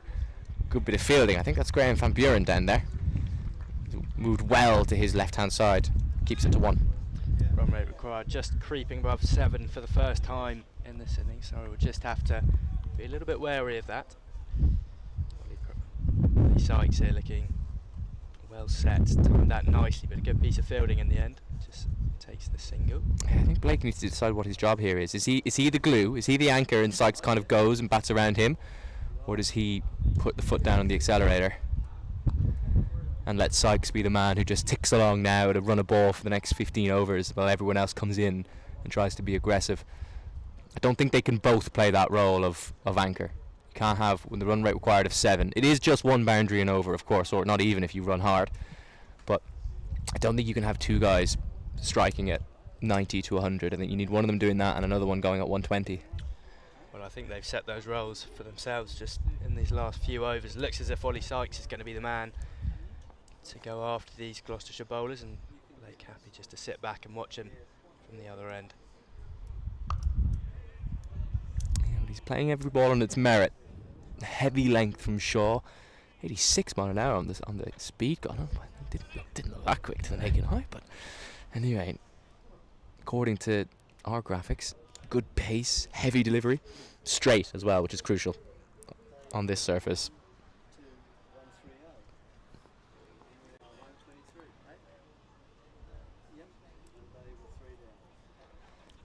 Right, final delivery of the 26th.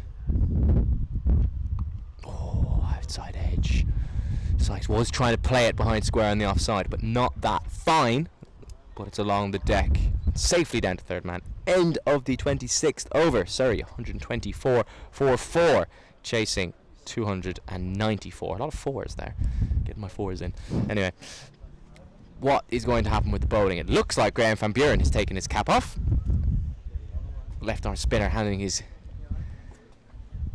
accoutrements to the umpire, and he's going to come back on. He batted quite well as well in the first dig, did Van Buren. 33, just kind of got a nice partnership with Charlesworth. Yeah, handy innings from him. Such an experienced campaigner at 34 years of age. 96th List A game. He's just changing his field. He wants his sweeper on the offside to be quite square. So he obviously thinks that Sykes is going to try and cut him rather than drive. Well, he's going to come down the track, dancing beautifully, launches the ball over the side screen. I think our cameraman down there, who's using an umbrella to shade himself at one point, was a bit concerned. That was dead straight.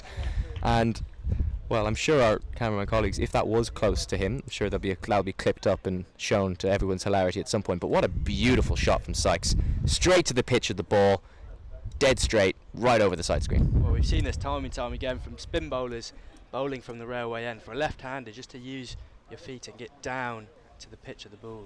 It seems pretty easy pickings for them just to hit either back over your head or through that sort of cow corner region. Sykes cashes in. Change of angle. Oh, it beats everything. Van Buren came around the wicket. I think that just went on with the arm. I don't think it spun. Sykes played for spin and ended up missing the inside edge, missing his off stump. And James Bracey couldn't gather. They scamper through for a bye. Just going to have a change and have a look at Josh Blake from over the wicket. Well, he's missed a reverse sweep, but judging by the lack of appeal, that hit him well outside the line of off stump. Van Buren didn't even bother wasting the energy of an appeal there.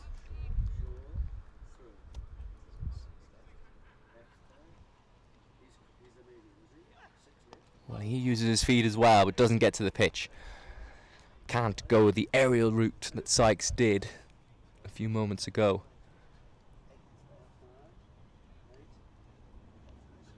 There's that reverse sweep. He's timed it beautifully, but Van Buren, that's why he moved that man behind square. Good bit of field positioning. Zaman Akhtar, the ball's hit straight to him.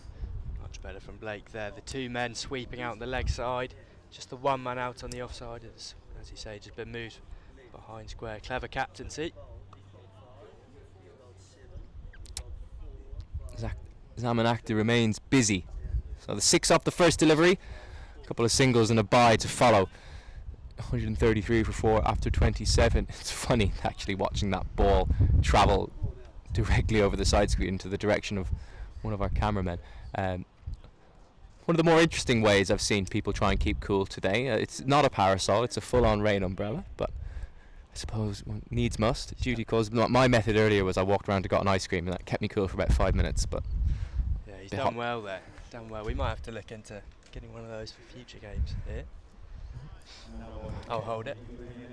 It's a long stint holding it for you. Matt Taylor back into the attack. Yeah, we could get one of those. They have those big like back garden umbrellas, don't they? They have the base, but you need to fill the base full of water. Yeah. Wonder is it worth investing in one of those for us? Well, marquee. Maybe not. I mean, this is the last game at Guildford, isn't it? We're back at the Oval next week, but back indoors. Here's Taylor. Cuts pleasantly, but straight to the fielder. Churchy and Jeremy are singing behind us. I'm not quite sure what they're singing, but I'm sure if we're lucky and they get a quiet point in the game, they might sing on air for us as well. That's what we came for, isn't it? We all came to hear Jeremy Coney sing live on air. The sun does strange things to people.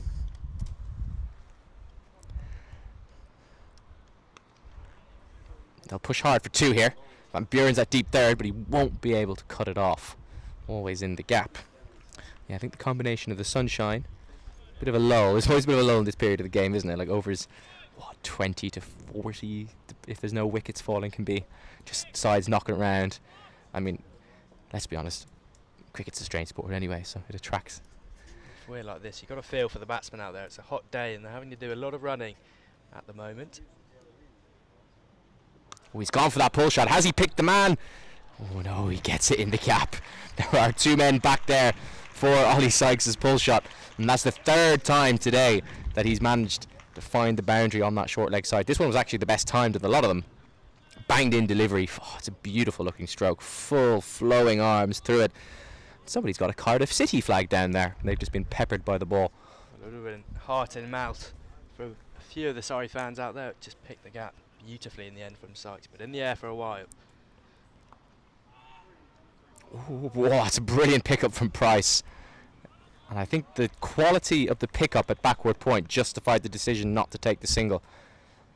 Because if they had run, that would have been trouble. Who's bringing a Cardiff City flag to a Surrey Gloucestershire game? They must be from Gloucestershire, and just maybe they're a Cardiff expat who's moved over the Severn into Bristol direction. That's the only explanation I can think of why there's a Cardiff football flag here in Guildford. Pitched up. Oh, I took a vicious bobble just before it landed in Shaw's hands. He's done well. Glamorgan coming up next week. Could be a scout sent down to have a look. Not very subtle scout, is it? Not just very subtle. Declaring your Welsh allegiances. Or just a super fan. They've started, haven't they? Yeah, I think League One has started, hasn't it? Cardiff, they played their first game last weekend. They got a new manager this season. Got an Irish man managing them this year. Wow, that's a beautiful strike from Ollie Sykes. Overpitched from Matt Taylor. Sykes dismisses it straight back towards the side screen. This is an excellent innings that we're being treated to here at Guildford. Ollie Sykes just timed the pants off that one. The umpire ducks down and will take 4 more. It's been brilliant so far. Creeps into the 80s, 81 now for Sykes, just the 68 deliveries. And Gloucestershire have a bit of thinking to do now. He plays with a flourish, doesn't he, does Sykes? As that ball, as the bat goes through the line of the ball, the wrists break and it flashes above his head. It's very stylish. I mean, all left-handers look stylish, don't they? But yeah, he's very, very, very easy to watch as Sykes.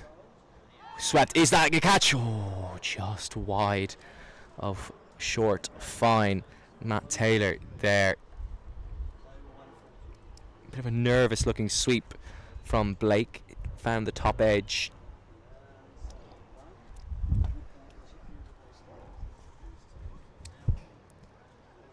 And Buren gives that no air whatsoever. He's happy firing that into the pitch.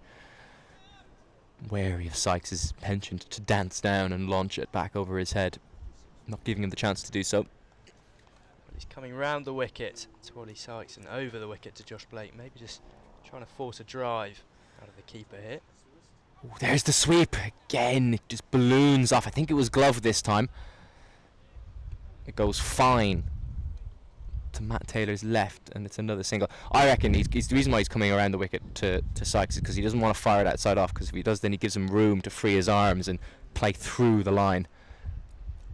Oh, I think that's intentional. I think he's tried to guide that fine, but not a lot of pace on the delivery. Yeah, that's a shot of a confident man there, just guiding it down off the spinner.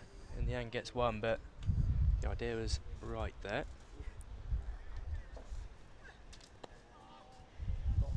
It's a risky shot, that, trying to use the pace on this pitch, given it is so unpredictable, the bounce. You can't really trust it. I guess when you're on 83, you're just playing on pure instinct, aren't you? Oh, another sweep. Gets well outside the line. It may well have just hit a bit of glove on the way through as well there. So Blake is trying to sweep his way out of a bit of a rut. He's 24 off 48. Ollie Sykes down the other end is playing beautifully. 147 for 4 after 29 overs.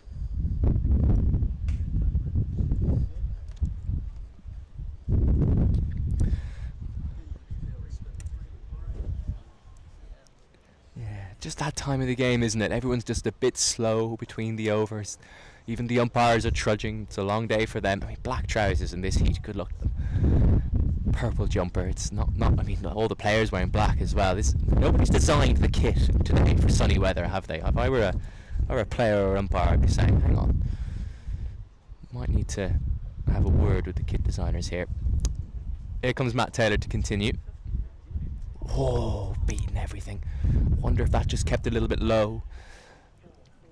I think Sykes probably thought that was going to be outside off, but it's jagged in a little bit. Just beating the inside edge there. Magic ball in it. It's going to need a magic ball to dismiss the man at the crease at the moment.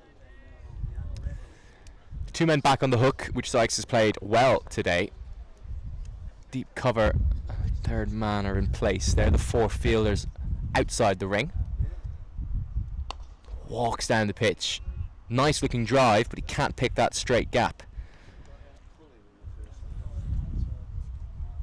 Just starting to settle down now a bit, it feels. The sun's heading in, bit of a breeze. Crowd definitely settling down. Where is it heading? It's still hot. Not as hot, I feel less burnt now. I'm feeling a lot better. You've just been standing out here too long. It's alright, you'll get your break and your drink of water soon. You've had a good stint here. Right, long goes back. And 3rd comes up. So Taylor can't really offer any width here. Yeah, well bowled.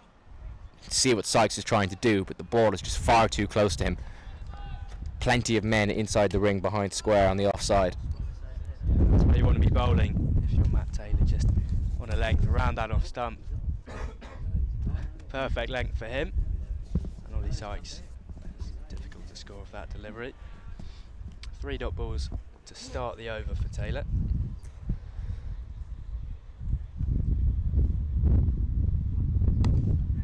Hey, good line.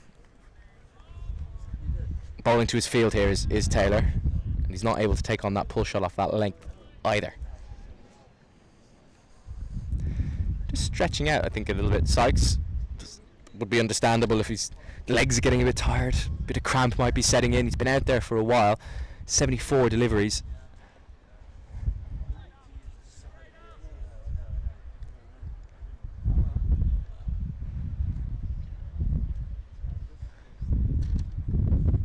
Little cutter from Taylor, but it's played well. Third had gone back this time with Blake on strike. It just takes the pace off a little bit there.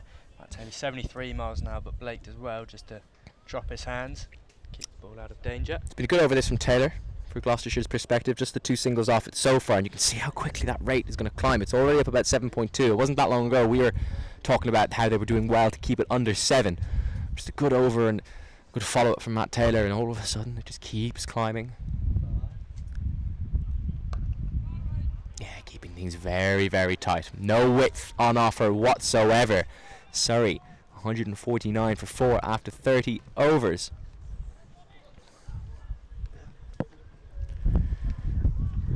Yeah, it looks like Graham Van Buren is going to continue. But one man who's not continuing, Hector Vickers, is going to go off and get out of the sunshine. He's going to get into the shade, and placing him. Good afternoon once again, Jeremy Coney. Afternoon. How are we? All right, you're worried about the sun. So what's it going to do up there? It's staying there. I can assure you. It'll remain up there. It's not going anywhere. That's it. And nor are these two at the moment. This is a good partnership. Very good partnership. Was needed. Reverse sweep.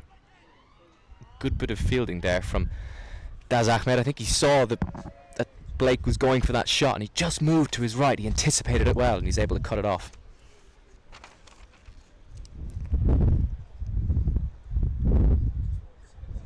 Now he uses his feet. Buren saw him coming and fires it in, but he is able to work it into the leg side. 150 up for Surrey. A welcome little milestone. They've, according to our graphics, their winning percentage has gone up. It was around 5% around 10 minutes ago, so this partnership is keeping them in the game. Well, Ollie Sykes is doing his best to keep them in the game. Not for the first time. He dances down to Graham Van Buren. He doesn't get to the pitch of it this time. When he played that shot previously, he went towards the side screen. This time he slices it away, but he gets enough of it to trickle into the boundary rope for 4.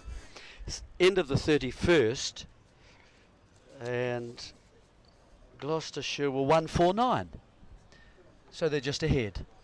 Just slightly ahead. They've just got to keep going. Keep going.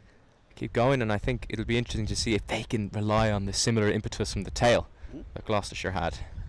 Sykes dances down again. This time he keeps it along the ground. Hits the ball hard to long on. Yeah, there's no doubt that Ollie Sykes has driven the partnership along, but Blake's has accompanied him, and he's now starting to just open his own game up a little bit. You see with that? Will this carry? And it's out, is it? Yes, it does. It is. Goes for a sweep. Looking to perhaps play a slog sweep more, didn't you think? But it's actually ended up just behind square at the man at 45. What a shame for Surrey. A really good partnership has just concluded here. That's the 5th wicket to fall, 155 at this stage. The run rate is now over 5. Yeah, he's been trying to sweep for a few overs now, has Blake. He hasn't really been able to get it away. You're right, I think he was trying to go over mid-wicket, but probably a bit of extra bounce. There's been plenty of that in this surface. It's ballooned off the top edge, and it's Phillips who's on as a sub-fielder. He comes sprinting in from short fine and takes a good low catch. Just for a second we thought that might not have carried, but he's made up the ground well as the sub-fielder. Cam Steele's the new man. Took 3 wickets earlier in the piece with his leg spin.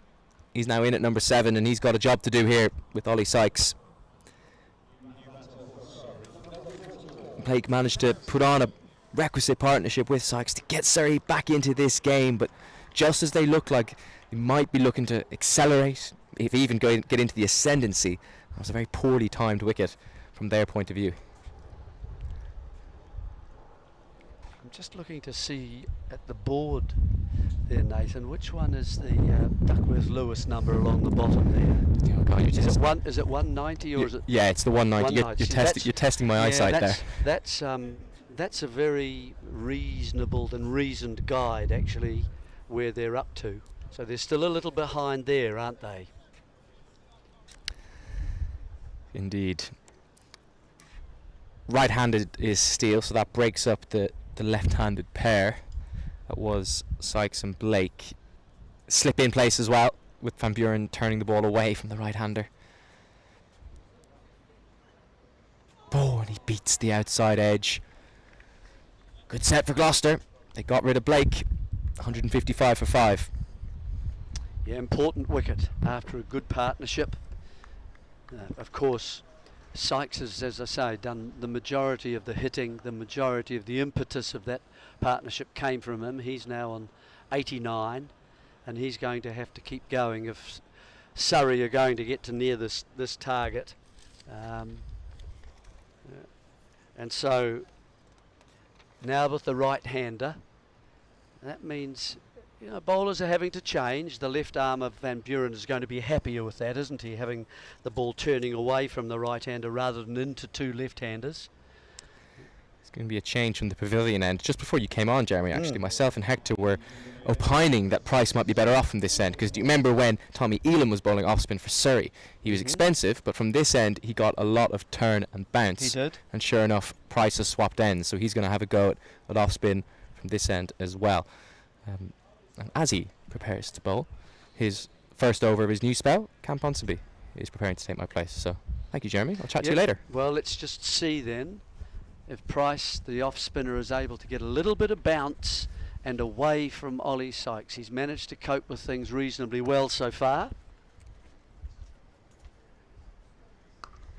That's cut away, and that might find the boundary. It's going to be a good piece of work of it. Well, it's effective. I don't know if I'd describe it as good. It wasn't clean. It wasn't. He was lucky he had the legs swinging around and flailing wildly, able to just get a leg to it to stop the ball going over the boundary. So 2 runs result. Oh, that's a full toss. Sykes misses out there and he punches his bat, frustrated. But he hasn't made the most of that. Sorry, feel behind this game, but with Sykes at the crease, a lot is possible. Just defended into the offside. Sykes, 9 runs away from his first professional 100. He's already on his highest ever score here, beating his previous best of 87 not out. Average of 51 in list A cricket. He's really started well to his Surrey career. This is well bowled by Mr. Price.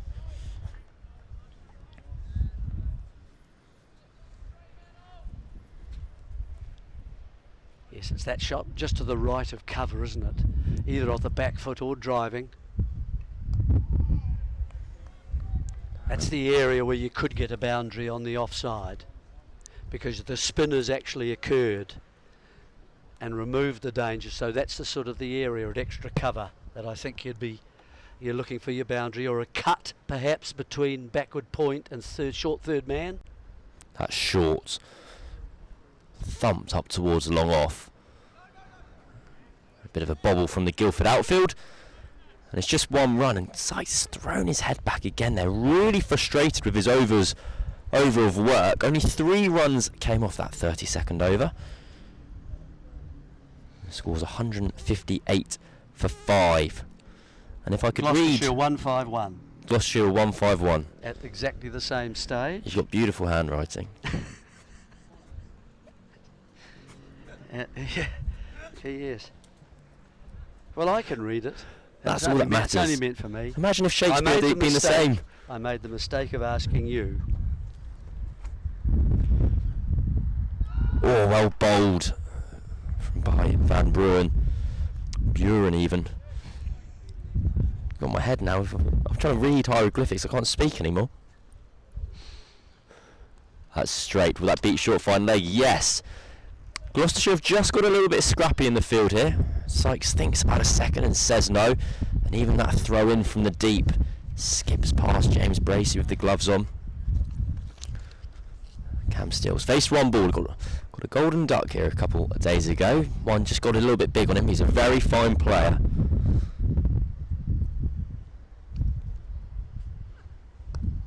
clipped up towards mid-on. They want a quick single, and he gets home. He's off the mark. Yep, ran with the shot, easily got home. Actually, the fielder at mid-on just stayed there instead of attacking the ball if he was going to effect a run out. No chance there. 3 fielders out on the leg side boundary. Van Buren to Sykes. He comes down the track. It's well fielded at mid-wicket. Cameron Bancroft's Done a good job in there, hasn't he, today? Stopped about 3 or 4 of those strokes from Ollie Sykes. Well, what's happened here? Sorry, scamper through for a run. We'll wait for the umpire's signal. Gloves, do you think? Yep, runs given. Sykes moves on to 94. Hit away from 3 figures.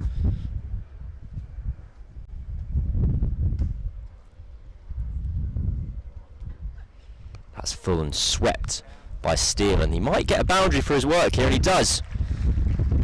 Good proactive batting from Surrey. Got a long way to go, but with these 2 at the crease, there is absolutely hope for the home team. We'll see on the replay here, he's just got really full. I don't know if that was premeditated or not from Cameron Steele, but no matter. 4 runs scored. At the end of the 33rd over, the score's 165 for 5.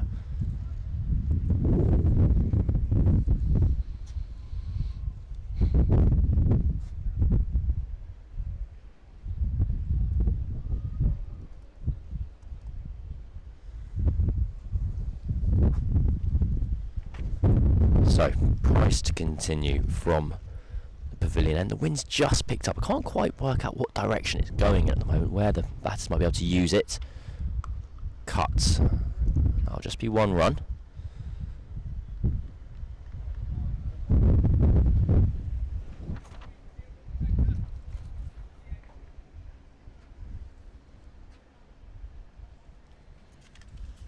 So, change of angle. Well, Price is going to come around the wicket to the right-handed Steele as well as the left-handed Sykes.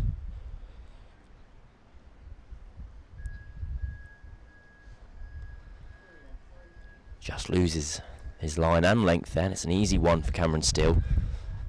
Yep, 2 straight. So Majib next.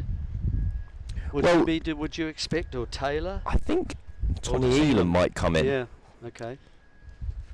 But they can kind of mix this up as they see fit. You mean right, left hand, or do you mean hitting, non-hitting, good defence? That's what mix? I don't want to put words in anyone's mouths here. Only in your own, really. But that's all I'm asking. I'm going to be honest, Jeremy. I don't know what order they're going to send them out in. No? Like, if they wanted to, yes, they could go for if say Sykes was dismissed and they wanted the left-handed Majid, they could go in that direction. Barnwell scored runs on his debut for Surrey a few years ago against Middlesex. All of them have a kind of... I think if you had any of them at 9, you'd be happy. Okay.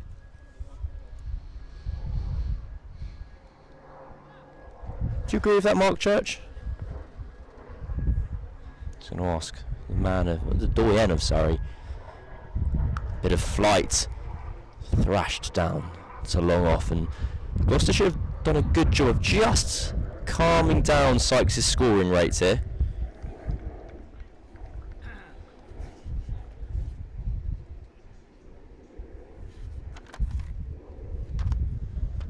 Right, end of the over. 168 for 5. So 2 days ago, James Taylor came out at 8. Nathan Barnwell came out at 9. It was Majid at 10. We've thrown Tommy Elam in there. And well, let's have a little look where Tommy Elam batted. I'm assuming he's a right-hander since he's the off-spinner, but that's not always the way. He is indeed. Well, when Tommy Elam played his 2 games in this competition 2 years ago, he batted at 8 and then 9. So, look, take your pick, Jeremy. Okay. Down the ground. Beautiful wrists from Sykes. Kind of cutting and top spinning the ball away to long on. He now moves on to 97.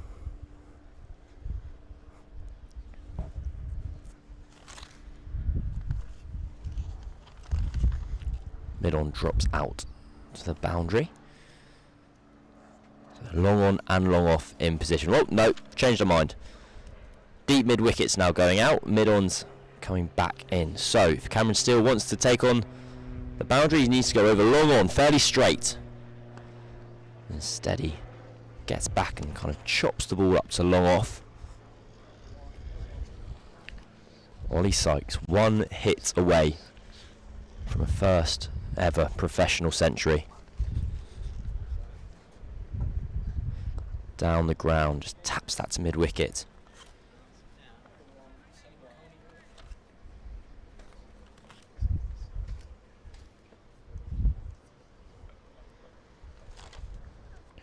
Down again. Oh, he's gone. It's spun. It's spun from the leg side even further down. And James Bracey took it one-handed. The umpire signalled the wide. Weather Van Buren saw him coming and decided to chuck it wider of Ollie Sykes and force him to miss the ball. Well, we'll never know. But a very fine innings from Ollie Sykes comes to an end. 3 runs short of that maiden century. And well, you can see the frustration on his face. He just had his runs drying up in the last 5 to 10 minutes. Well, it may well be that Surrey's hopes have gone with him.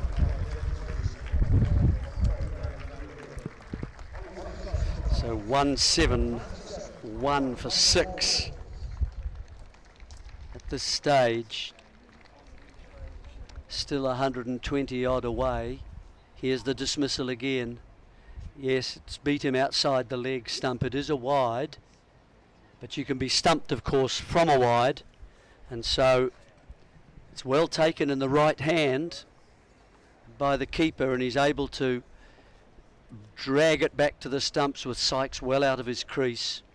So a nice piece of keeping, and perhaps fired down there, as you say. Once Sykes came down the pitch, he was well on the offside of the ball once Van Buren decided to go down leg side and get it to turn even further away.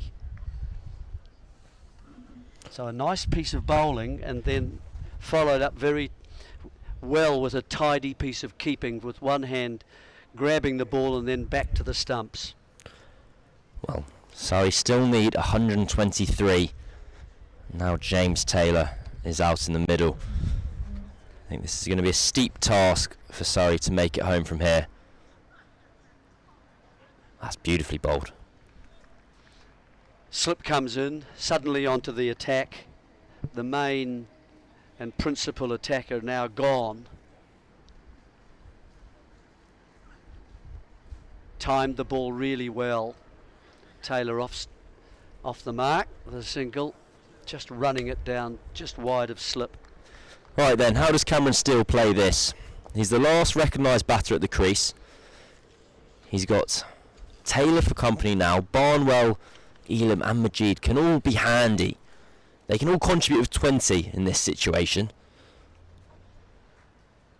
But Steele's going to need to do the bulk of it. He's in behind this one. Defended back down the ground. 15 overs to go here at Guildford. Surrey are 172 for 6. They need 122 more. And crucially in that over, Ollie Sykes was gone. The big wicket, he fell for 97. You're listening to the Surrey live stream and watching. You're joined by me, Cameron Puntsman and Jeremy Coney. Well, the problem is that they've just lost both batsmen after a long partnership, haven't they? So 2 new players to the crease. Right-handers, which brings Van Buren into the game a lot more, turning the ball away. There is turn there for him. So it will take just a little time to get going, but there are 15 overs remaining in this game, so that's quite a substantial amount of time enough to get yourself in for a start if you're good enough, and then secondly to start to play more aggressively. This of course was the time when the Gloucestershire side were just starting to accelerate their task, their innings, and moving along a little more quickly. So change of bowling and just a chip up the ground. Jack Taylor with his spin entering from the pavilion end. I'm just going to pull up his stats. He's slightly more than part-time, Jack Taylor. 20, average of 20, or between 15 and 20? I mean, if he averaged 15 with the ball, he'd be an all-timer. I was thinking with the bat. No. Seeing that's what he's doing at the moment. Well, this is the real confusion, because Jack Taylor is bowling, pulls into the offside, leg side even. We're all getting confused, and that's 4 runs. So, Jeremy, they've done this to deceive you. The bowler is named Jack Taylor. Yes. And the batter at the non-striker's end is called James Taylor. Yeah, well, he's doing the concert after the show. Yep, correct. Yes. That's full and driven down the ground. And so when they bowl to and bat to one another Taylor on the Taylor. scorecard, it'll be J Taylor to J Taylor. Yes. So James Taylor, I haven't looked up his batting average at the moment, but I have got Jack Taylor's bowling average. Right. That's good stuff here on the Surrey live stream. Well bowled by Jack Taylor. Jack Taylor from 86 List A matches. He's had a bowling 44 of them, so roughly half. And he averages 46 with the ball. No, 33. Well, shy at the non-striker's end. That's the end of the over. After 36, the score is 179 for 6. And a good over for Surrey there. Boundary and a bit of loose change to go with it.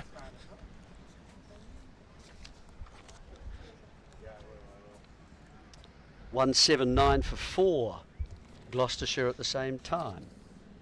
So just same total, 2 wickets further claimed. And Van Buren has what? I would think about... He's got 2 left. 2. That'll become a little easier than you might think in the terms of spinning the ball.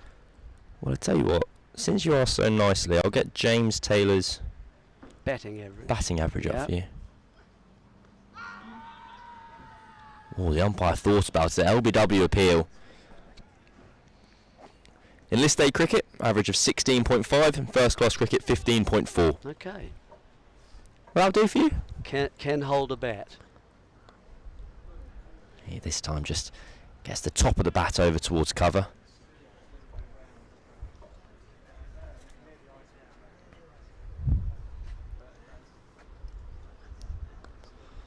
A few dots being strung together here by Van Buren. He's had a good day with ball in hand. He got the really crucial wicket of Ollie Sykes just 2 overs ago. Taylor rocks back and cuts that out for 1 run.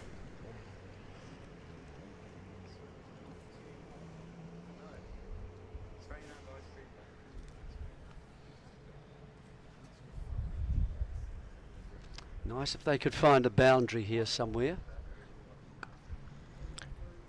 I think there, in 2 deliveries, you see the difference between a kind of top order recognised batter and a kind of lower order batter. Steele was able to get back quickly, pick up that length, cut the ball for 1, whereas for Taylor it took him, 4 deliveries. That's beaten on the outside edge on this occasion. Well, another over it goes, and that run rate required is now another thing to look at. It's not just the quantity of runs that Surrey need, it's the rate of them. It's how few wickets they have in hand, which is a pretty toxic combination. But after 37 overs, it's 181 for 6.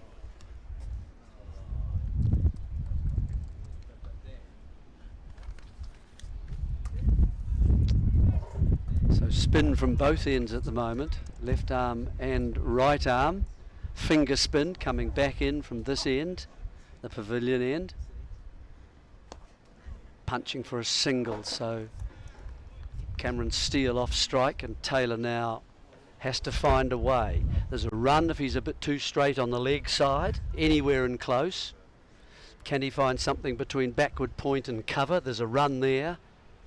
Just got, and or between the bowler and cover. Has to hit that a little better. Well, that's a beautiful shot from Taylor. Now this is a bit of an opportunity now. This is kind of a bit of chicken being played by Gloucestershire. Will Cameron Steele take on the part-time leg spin of Jack Taylor? Well, that's not part-time at all. That's beautiful. Well, depending on the line, there is a sweep on. If he can get down on top of the ball.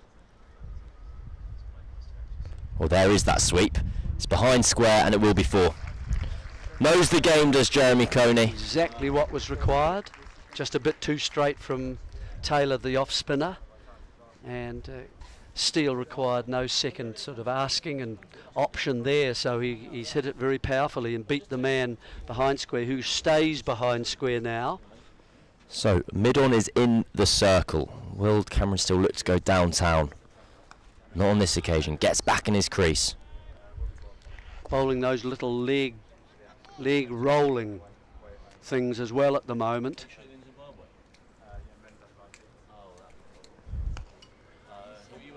Can't quite beat cover. 6 off though. Well, another over finishes. 12 to go now here at Guildford.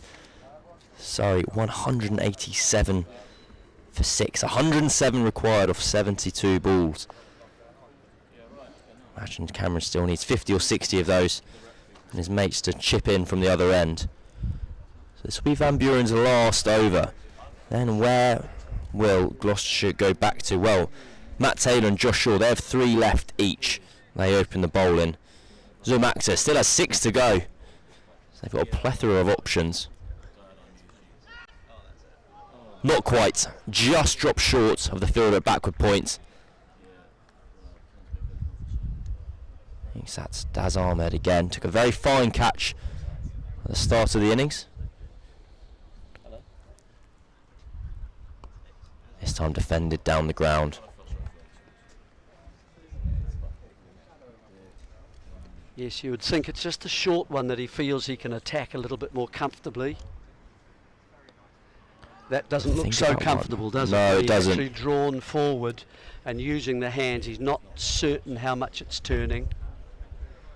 Well, we're about to tip into the area of 10 runs and over required. Oh, that's not pretty, but it gets a run. An attempted pull shot from Taylor.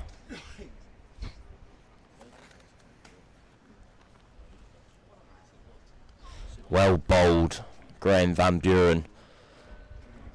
And that should, well, no, he's got one more.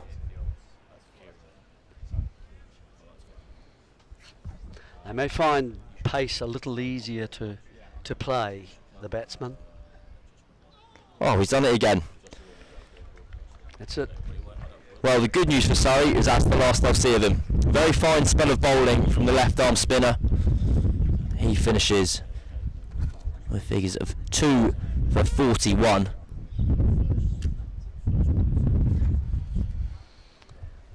Yeah, so the runs differential at this stage is about 9, and Gloucestershire are leading that, so they're about 197, something like that at this phase of the game. They also were just a little ahead. Charlesworth had just about to go out.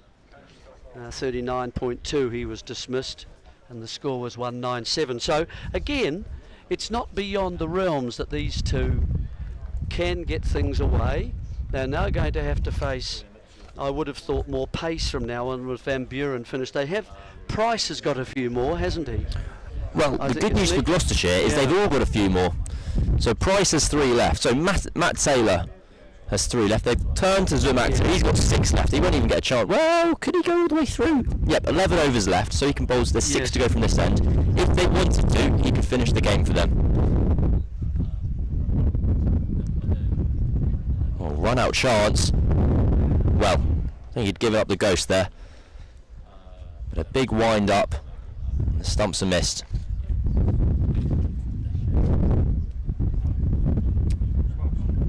So Taylor's he's just got to keep it nice and straight, doesn't he? I mean, just outside the off stump, not too not full tosses, not too full to bring drives into play. Try and use the pitch and get it to hold on the surface a little bit and put pressure on defence, but also when these batsmen are trying to attack. Well, that's a wide ball.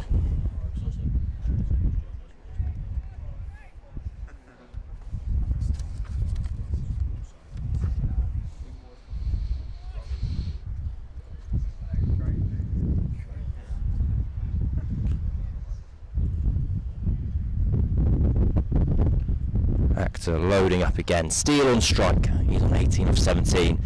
But he's going to have to go through the gears here. As good as 10 runs and over needed from Surrey from this point in.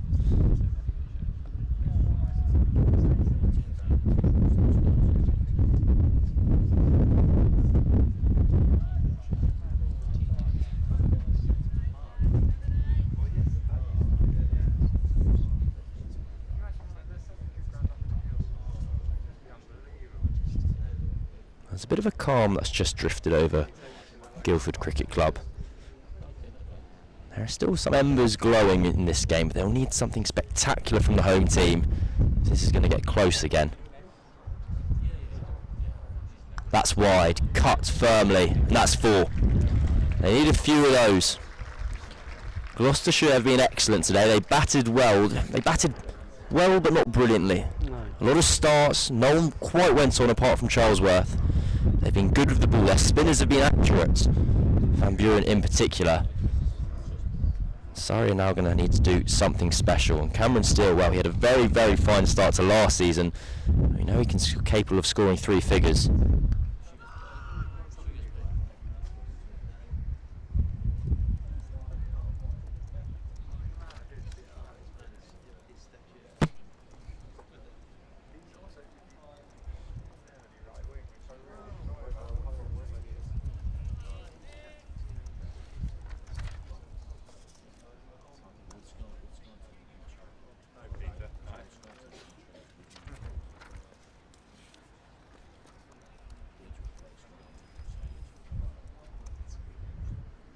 Very full from Actor. That's a dot ball. So, how many runs have been scored off this over? Just the 4, I believe. Well, 6 in total. There was a single at the start of the oval, then a wide. And the difficulty for Surrey at the end of this over is in Gloucester allowed another man out on that boundary rope. So another potential boundary option is cut off.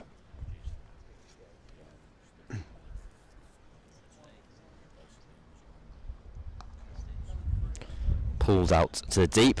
That means Steele will keep strike. It's just 7 runs off the over. Gloucestershire will be happy with that. After 40 overs, the score is 195 for 6. So I need 99 off the final 10 overs. I believe Jeremy Coney is going to continue, and he'll be joined by Mark Church.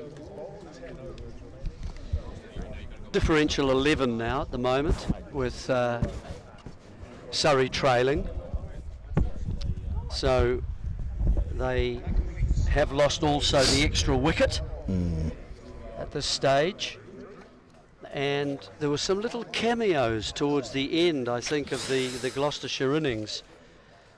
Yeah, runs came quite quickly in about 2 or 3 overs. I think those 2 or 3 overs, we could look back at this and say those were crucial. Yeah. And the Matt Taylor 27 not out as well could prove to be very, very important. Here is Cameron Steele, though, getting a full toss, launching it. Oh, this is magnificent work from Gloucestershire. Will you behave yourselves out there on the boundary? Catch taken, going over the rope. Knew I'm going over the rope and I could run into the scoreboard here. Flicked it high in the air. And that gave the opportunity for the catch to be taken. By a supporting fielder, by Daz Ahmed, yes. He was out there as well. So that is fantastic work from Gloucestershire. And the captain, the bowler. And it was a full toss. Cameron Steele was looking to pop that into Dapdune Wharf. But the work there from the Gloucestershire field is absolutely brilliant. It will go down in the book as caught Ahmed bowled Taylor, but it really was the most fantastic bit of relay work. It's not the best ball that Jack Taylor's ever going to bowl, and it No. all happened in the shadows of the trees, but when you see it again, It looks so comfortable. That's Yeah. what makes it look so slick and very easy. Taking the catch, realising that the supporting fielder had moved himself closer to him, that he could just toss it underhand.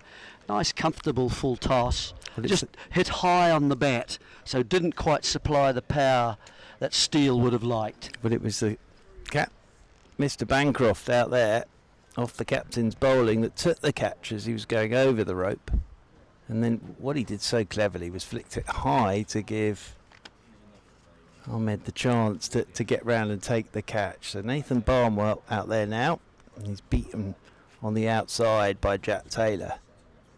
Jack Taylor is a remarkable story with his bowling, in the fact that he used to bowl off breaks, but then his action got done, then he got banned, then he turned himself into a leg spinner, and it's pretty tidy stuff really. As I say that, another bowls another waist high full toss that is pulled away from Barnwell to get off the mark. Surrey, when they were going with Sykes and Blake, they had played so well with that 99 run partnership, and then Blake went, and then Ollie Sykes for 97, all bowled, looking for the slog sweep. Here's James Taylor, and that's just clipped the stumps, and Jack Taylor bowls his namesake James, looking for the slog sweep, 2 in the over, and Surrey is suddenly 196 for 8, and very good from the captain this. Yeah, this one wasn't a full toss, and Jay Taylor bowled Jay Taylor. That looked great in the scorebook. Yes, everyone will be very confused when they see that. How can you get? He must be really slow. Yes. To go, yeah, or bowling with his pads on. But yeah, he's just missed that. Deceived by a leg spinner, quite full, missed the contact, and it's bowled him comprehensively. So he goes, and this looks as if it was the death knell, really. Yeah, I think towards the end of the Surrey innings, they fought hard, as you say, with the Sykes-Blake partnership. Yeah, I really enjoyed watching that. It was played very sensibly by both of them, and Josh Blake 26, but just kept Ollie Sykes company, and he was a good guy, I think. For Josh Blake is a very level-headed bloke, very calm. I think he was a good guy for Ollie Sykes to have at the other end. And then Ollie Sykes on 97, good bit of bowling from Van Buren, saw him coming and spun it down the leg side, and the work from Bracey was very good as well, because Bracey had quite a long way to come back to the stumps on the stumping. Yusuf Majid is out there. Oh, now Jack Taylor has just dropped an absolute sitter off Yusuf Majid. He has just gone onto the back foot, chipped it straight back down the ground to him, and he's put the chance down. So he could have been on a hat-trick next over, but he's just, he won't want to see that again, the captain. He could have had 3 in the over there, but as it is, he only has 2, and there are 9 remaining, and Surrey need 98 to win. And the problem is, they've only got a couple of wickets left. And really, you know, we always say caught and bowls are so difficult to take. That was on the correct side as he went into his follow through. He was falling away and made it a little bit easier. 2 hands around just above waist high. Well, Down she went. I must admit, the way it went back to him, I thought it might have been a bump ball at first. Willow, here goes Nathan Barnwell, and that is 6, straight into the fence. Actors bang one in, halfway down, and Nathan Barnwell has swung it away straight into the fence for 6. That's a great shot. Yeah, good clean stroke. And dragged down and straightish, and he certainly picked that up really well. Now he can expect one that's slightly fuller, I would think, on this surface. Well, that's the 200 up for Surrey. There is the fuller ball, driven by Barnwell into the offside. We'll get a single as the throw comes in. Backing up from Cameron Bancroft is very good. And they get a single, and he's broken his bat. Nathan Barnwell now, so he's just signalled for another bat from the dressing room. Looks as if he's broken the toe end of his bat there, has Barnwell, so he's just asked, is it alright if I go and get another bat to Actor? He said, well, if you want to, yeah, by all means. I'm not sure it's him he should be asking, really, but he's wandering off to get another bat now. The umpire's just sort of stood there. Umpire Bainton's having a look from square leg, but yeah, he's going to get another bat. So there we are. He's got another bat in his hands now, brought out by B folks down below us. So Actor will go around the wicket to the left-handed Yusuf Majid. Dropped off his first ball. Second ball, he's off the mark. Nicely played. Just runs that down towards the man. That'll be one more to the total. But Ollie Sykes did play well. He looks at the moment to be in very good touch, doesn't he? A big high backlift. He can pull the ball strongly. I mean, most of his shots are strong, aren't they? Quite aggressive, but well played. So he's still got control of them. And the cuts are good and the drives are pleasant. He looks a good player. He is a good player. That's down the leg side. This will be wide signalled. The other thing is, when you look back at his innings, if you look in the scorebook and all that good stuff, the singles as well. That was the other thing about the innings. And yeah, he knew how to get off strike, didn't he? Absolutely, and he had Blake up the other end. So it was a very good innings. It deserved 100, definitely. But as it is, he was 3 short of that first one. That's nicely bowled. Slower ball. I think Barnwell was shaping up for a repeat into the fence there, and then realised it was the slower ball and adjusted and popped it into the offside for a single. Mr. Alex Davidson was up here a moment ago, one of the great photographers. Oh, he's still here, is he? What are you pointing at? Oh, he's gone, has he? Sorry, no, he's gone. He's gone to take some more photos from around the ground. Waiting again is Yusuf Majid, and drives over the top of this one. It's well bowled by Ahmed. You only ever see young Mr. Davison these days on the telly, international cricket, so I think he's enjoyed Was it the gentleman we met today as we were kind of starting to climb the stairs? No, that was another photographer. That's another photographer. Yes. No, Alex is always at the internet. You'll always see him when someone's out, or if they've just had a huddle backpedaling, taking photos. Full toss, which Yusuf Majid doesn't reach across and get anything on. Taken by Bracey, end of another over. So the equation here from a Surrey perspective, they need to go 11 and over. They need 88 off the final 8 overs. 206 for 8. 2 boundaries each over. We haven't seen anything yet to suggest that they'll be able to challenge that. Not consistently anyway. They might get it through 1 over, but certainly I'm not seeing anything 8 overs in a row. I think the most important thing you can do from here, if you're these two and Tom Elam to come, is at least still be there. Start of over 48, because you never know, but it's going to take something pretty spectacular from here. Gloucestershire have been good today. Jack Taylor continues. He's coming into Nathan Barnwell, who's looking to cut this through very early, and actually in the end hits it straight back down the pitch, and Taylor did the fielding off his own bowl. He's going to give this some air. Ooh, he's looking for the slog sweep a la James Taylor. Gets a bottom edge which saves him there, Barnwell. And he's through for the single.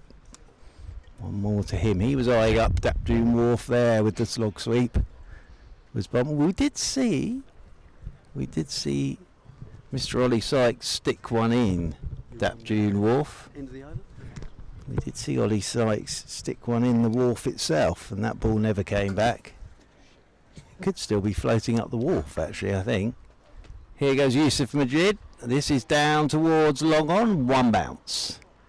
And he'll get a single as the throw comes in. I think he did the right thing there, because I think that was one of those that if you dive forward to try and take it, it could have been a trip to the dentist or bouncing straight over your head, and you'll lay there flat on your front.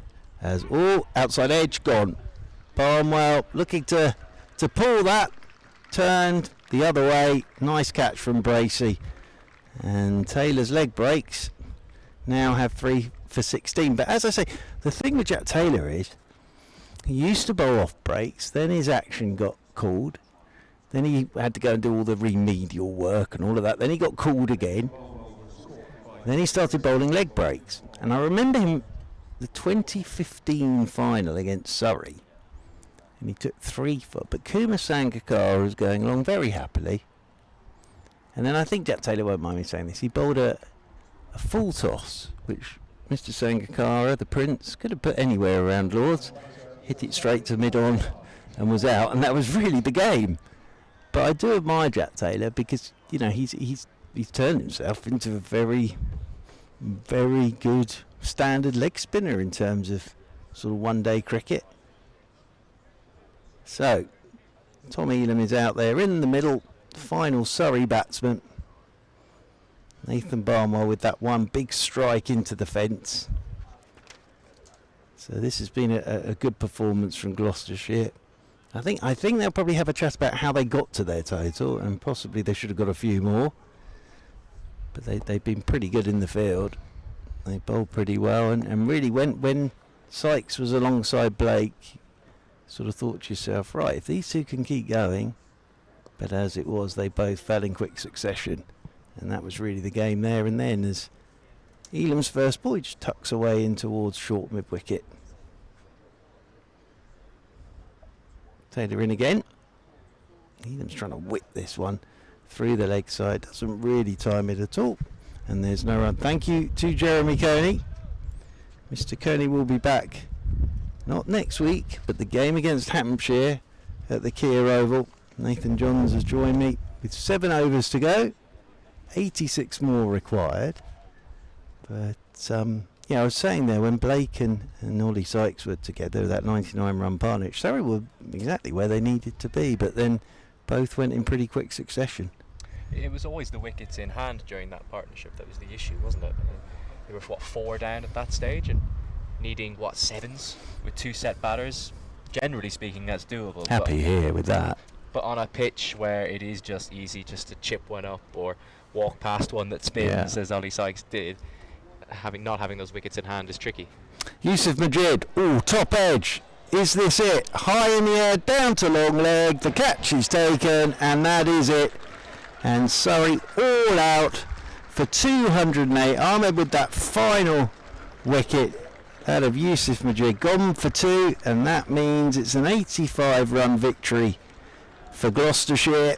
They've been pretty good value for this, actually, I have to say. I think they will sit down and possibly have a chat about how they got to their 293, but they got there. That was the most important thing. And then with the ball, they've been good, and in the field, they've been excellent.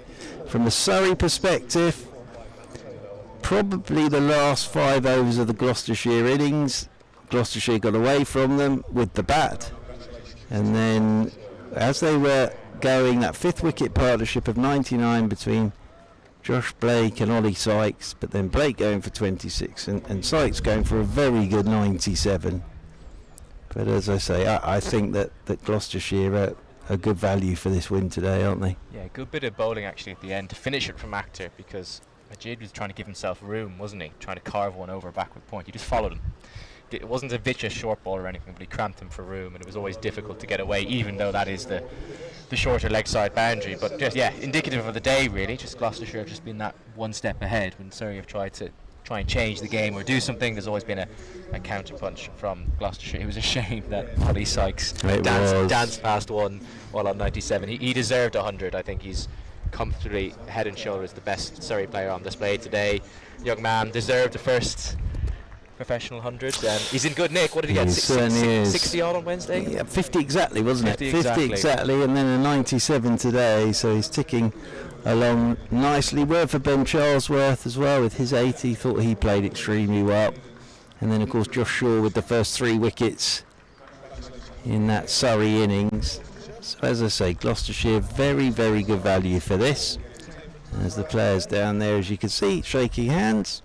And for Gloucestershire, that's played 2-1-2 now. For Surrey, it's played 2-2. Yeah, Ollie Sykes, you can see he's still so disappointed down below us. That's right. Something tells me he'll pass 3 figures sooner Yeah. rather than later for the first time. And who knows, maybe just waiting to come and do it back at the Oval next week, perhaps. Absolutely, absolutely. Well, thank you everybody for your company today, and it's been a lovely couple of days, of course, here at Guildford. We were here on Wednesday for the opening game, and we've been here today, and then we're back to the Kia Oval on Tuesday for the visit of Glamorgan. So the visit of Glamorgan on Tuesday. There's the card, as you can see. Burns going for 15, Ryan Patel for 16, Thomas for 6, and then Grantler on his debut. Felt a bit there for him, just got one that bounced on him, got a leading edge. But then that partnership between Ollie Sykes with his 97 off 94 balls and Josh Blake, who went for 26. Cameron Steele looked good on 23, but brilliant work out on the boundary from Gloucestershire. So you see the end of him. And the Gloucestershire bowling figures there, 3 for 29, the first 3 for Josh Shaw, and then Jack Taylor, 3 for 16 at the end. Cleaning up the tail. Absolutely. A valuable skill. And Van Buren 2 for 43, and Actor 2 for 35. So as I say, thank you very much indeed for your company. Nathan, thank you to you, sir. It's been absolutely lovely as always. Thank you. Thank you to Cameron Ponsonby as well, who is already on his laptop. And The man never stops. he never stops working. And thank you as well to Hector Vickers, and of course to Mr. Jeremy Coney, who will be back for the game on the 18th against Hampshire at the Kia Oval. But thank you for your company this afternoon. We will all leave you this evening with the news that Gloucestershire have beaten Surrey here at Guildford by 85 runs.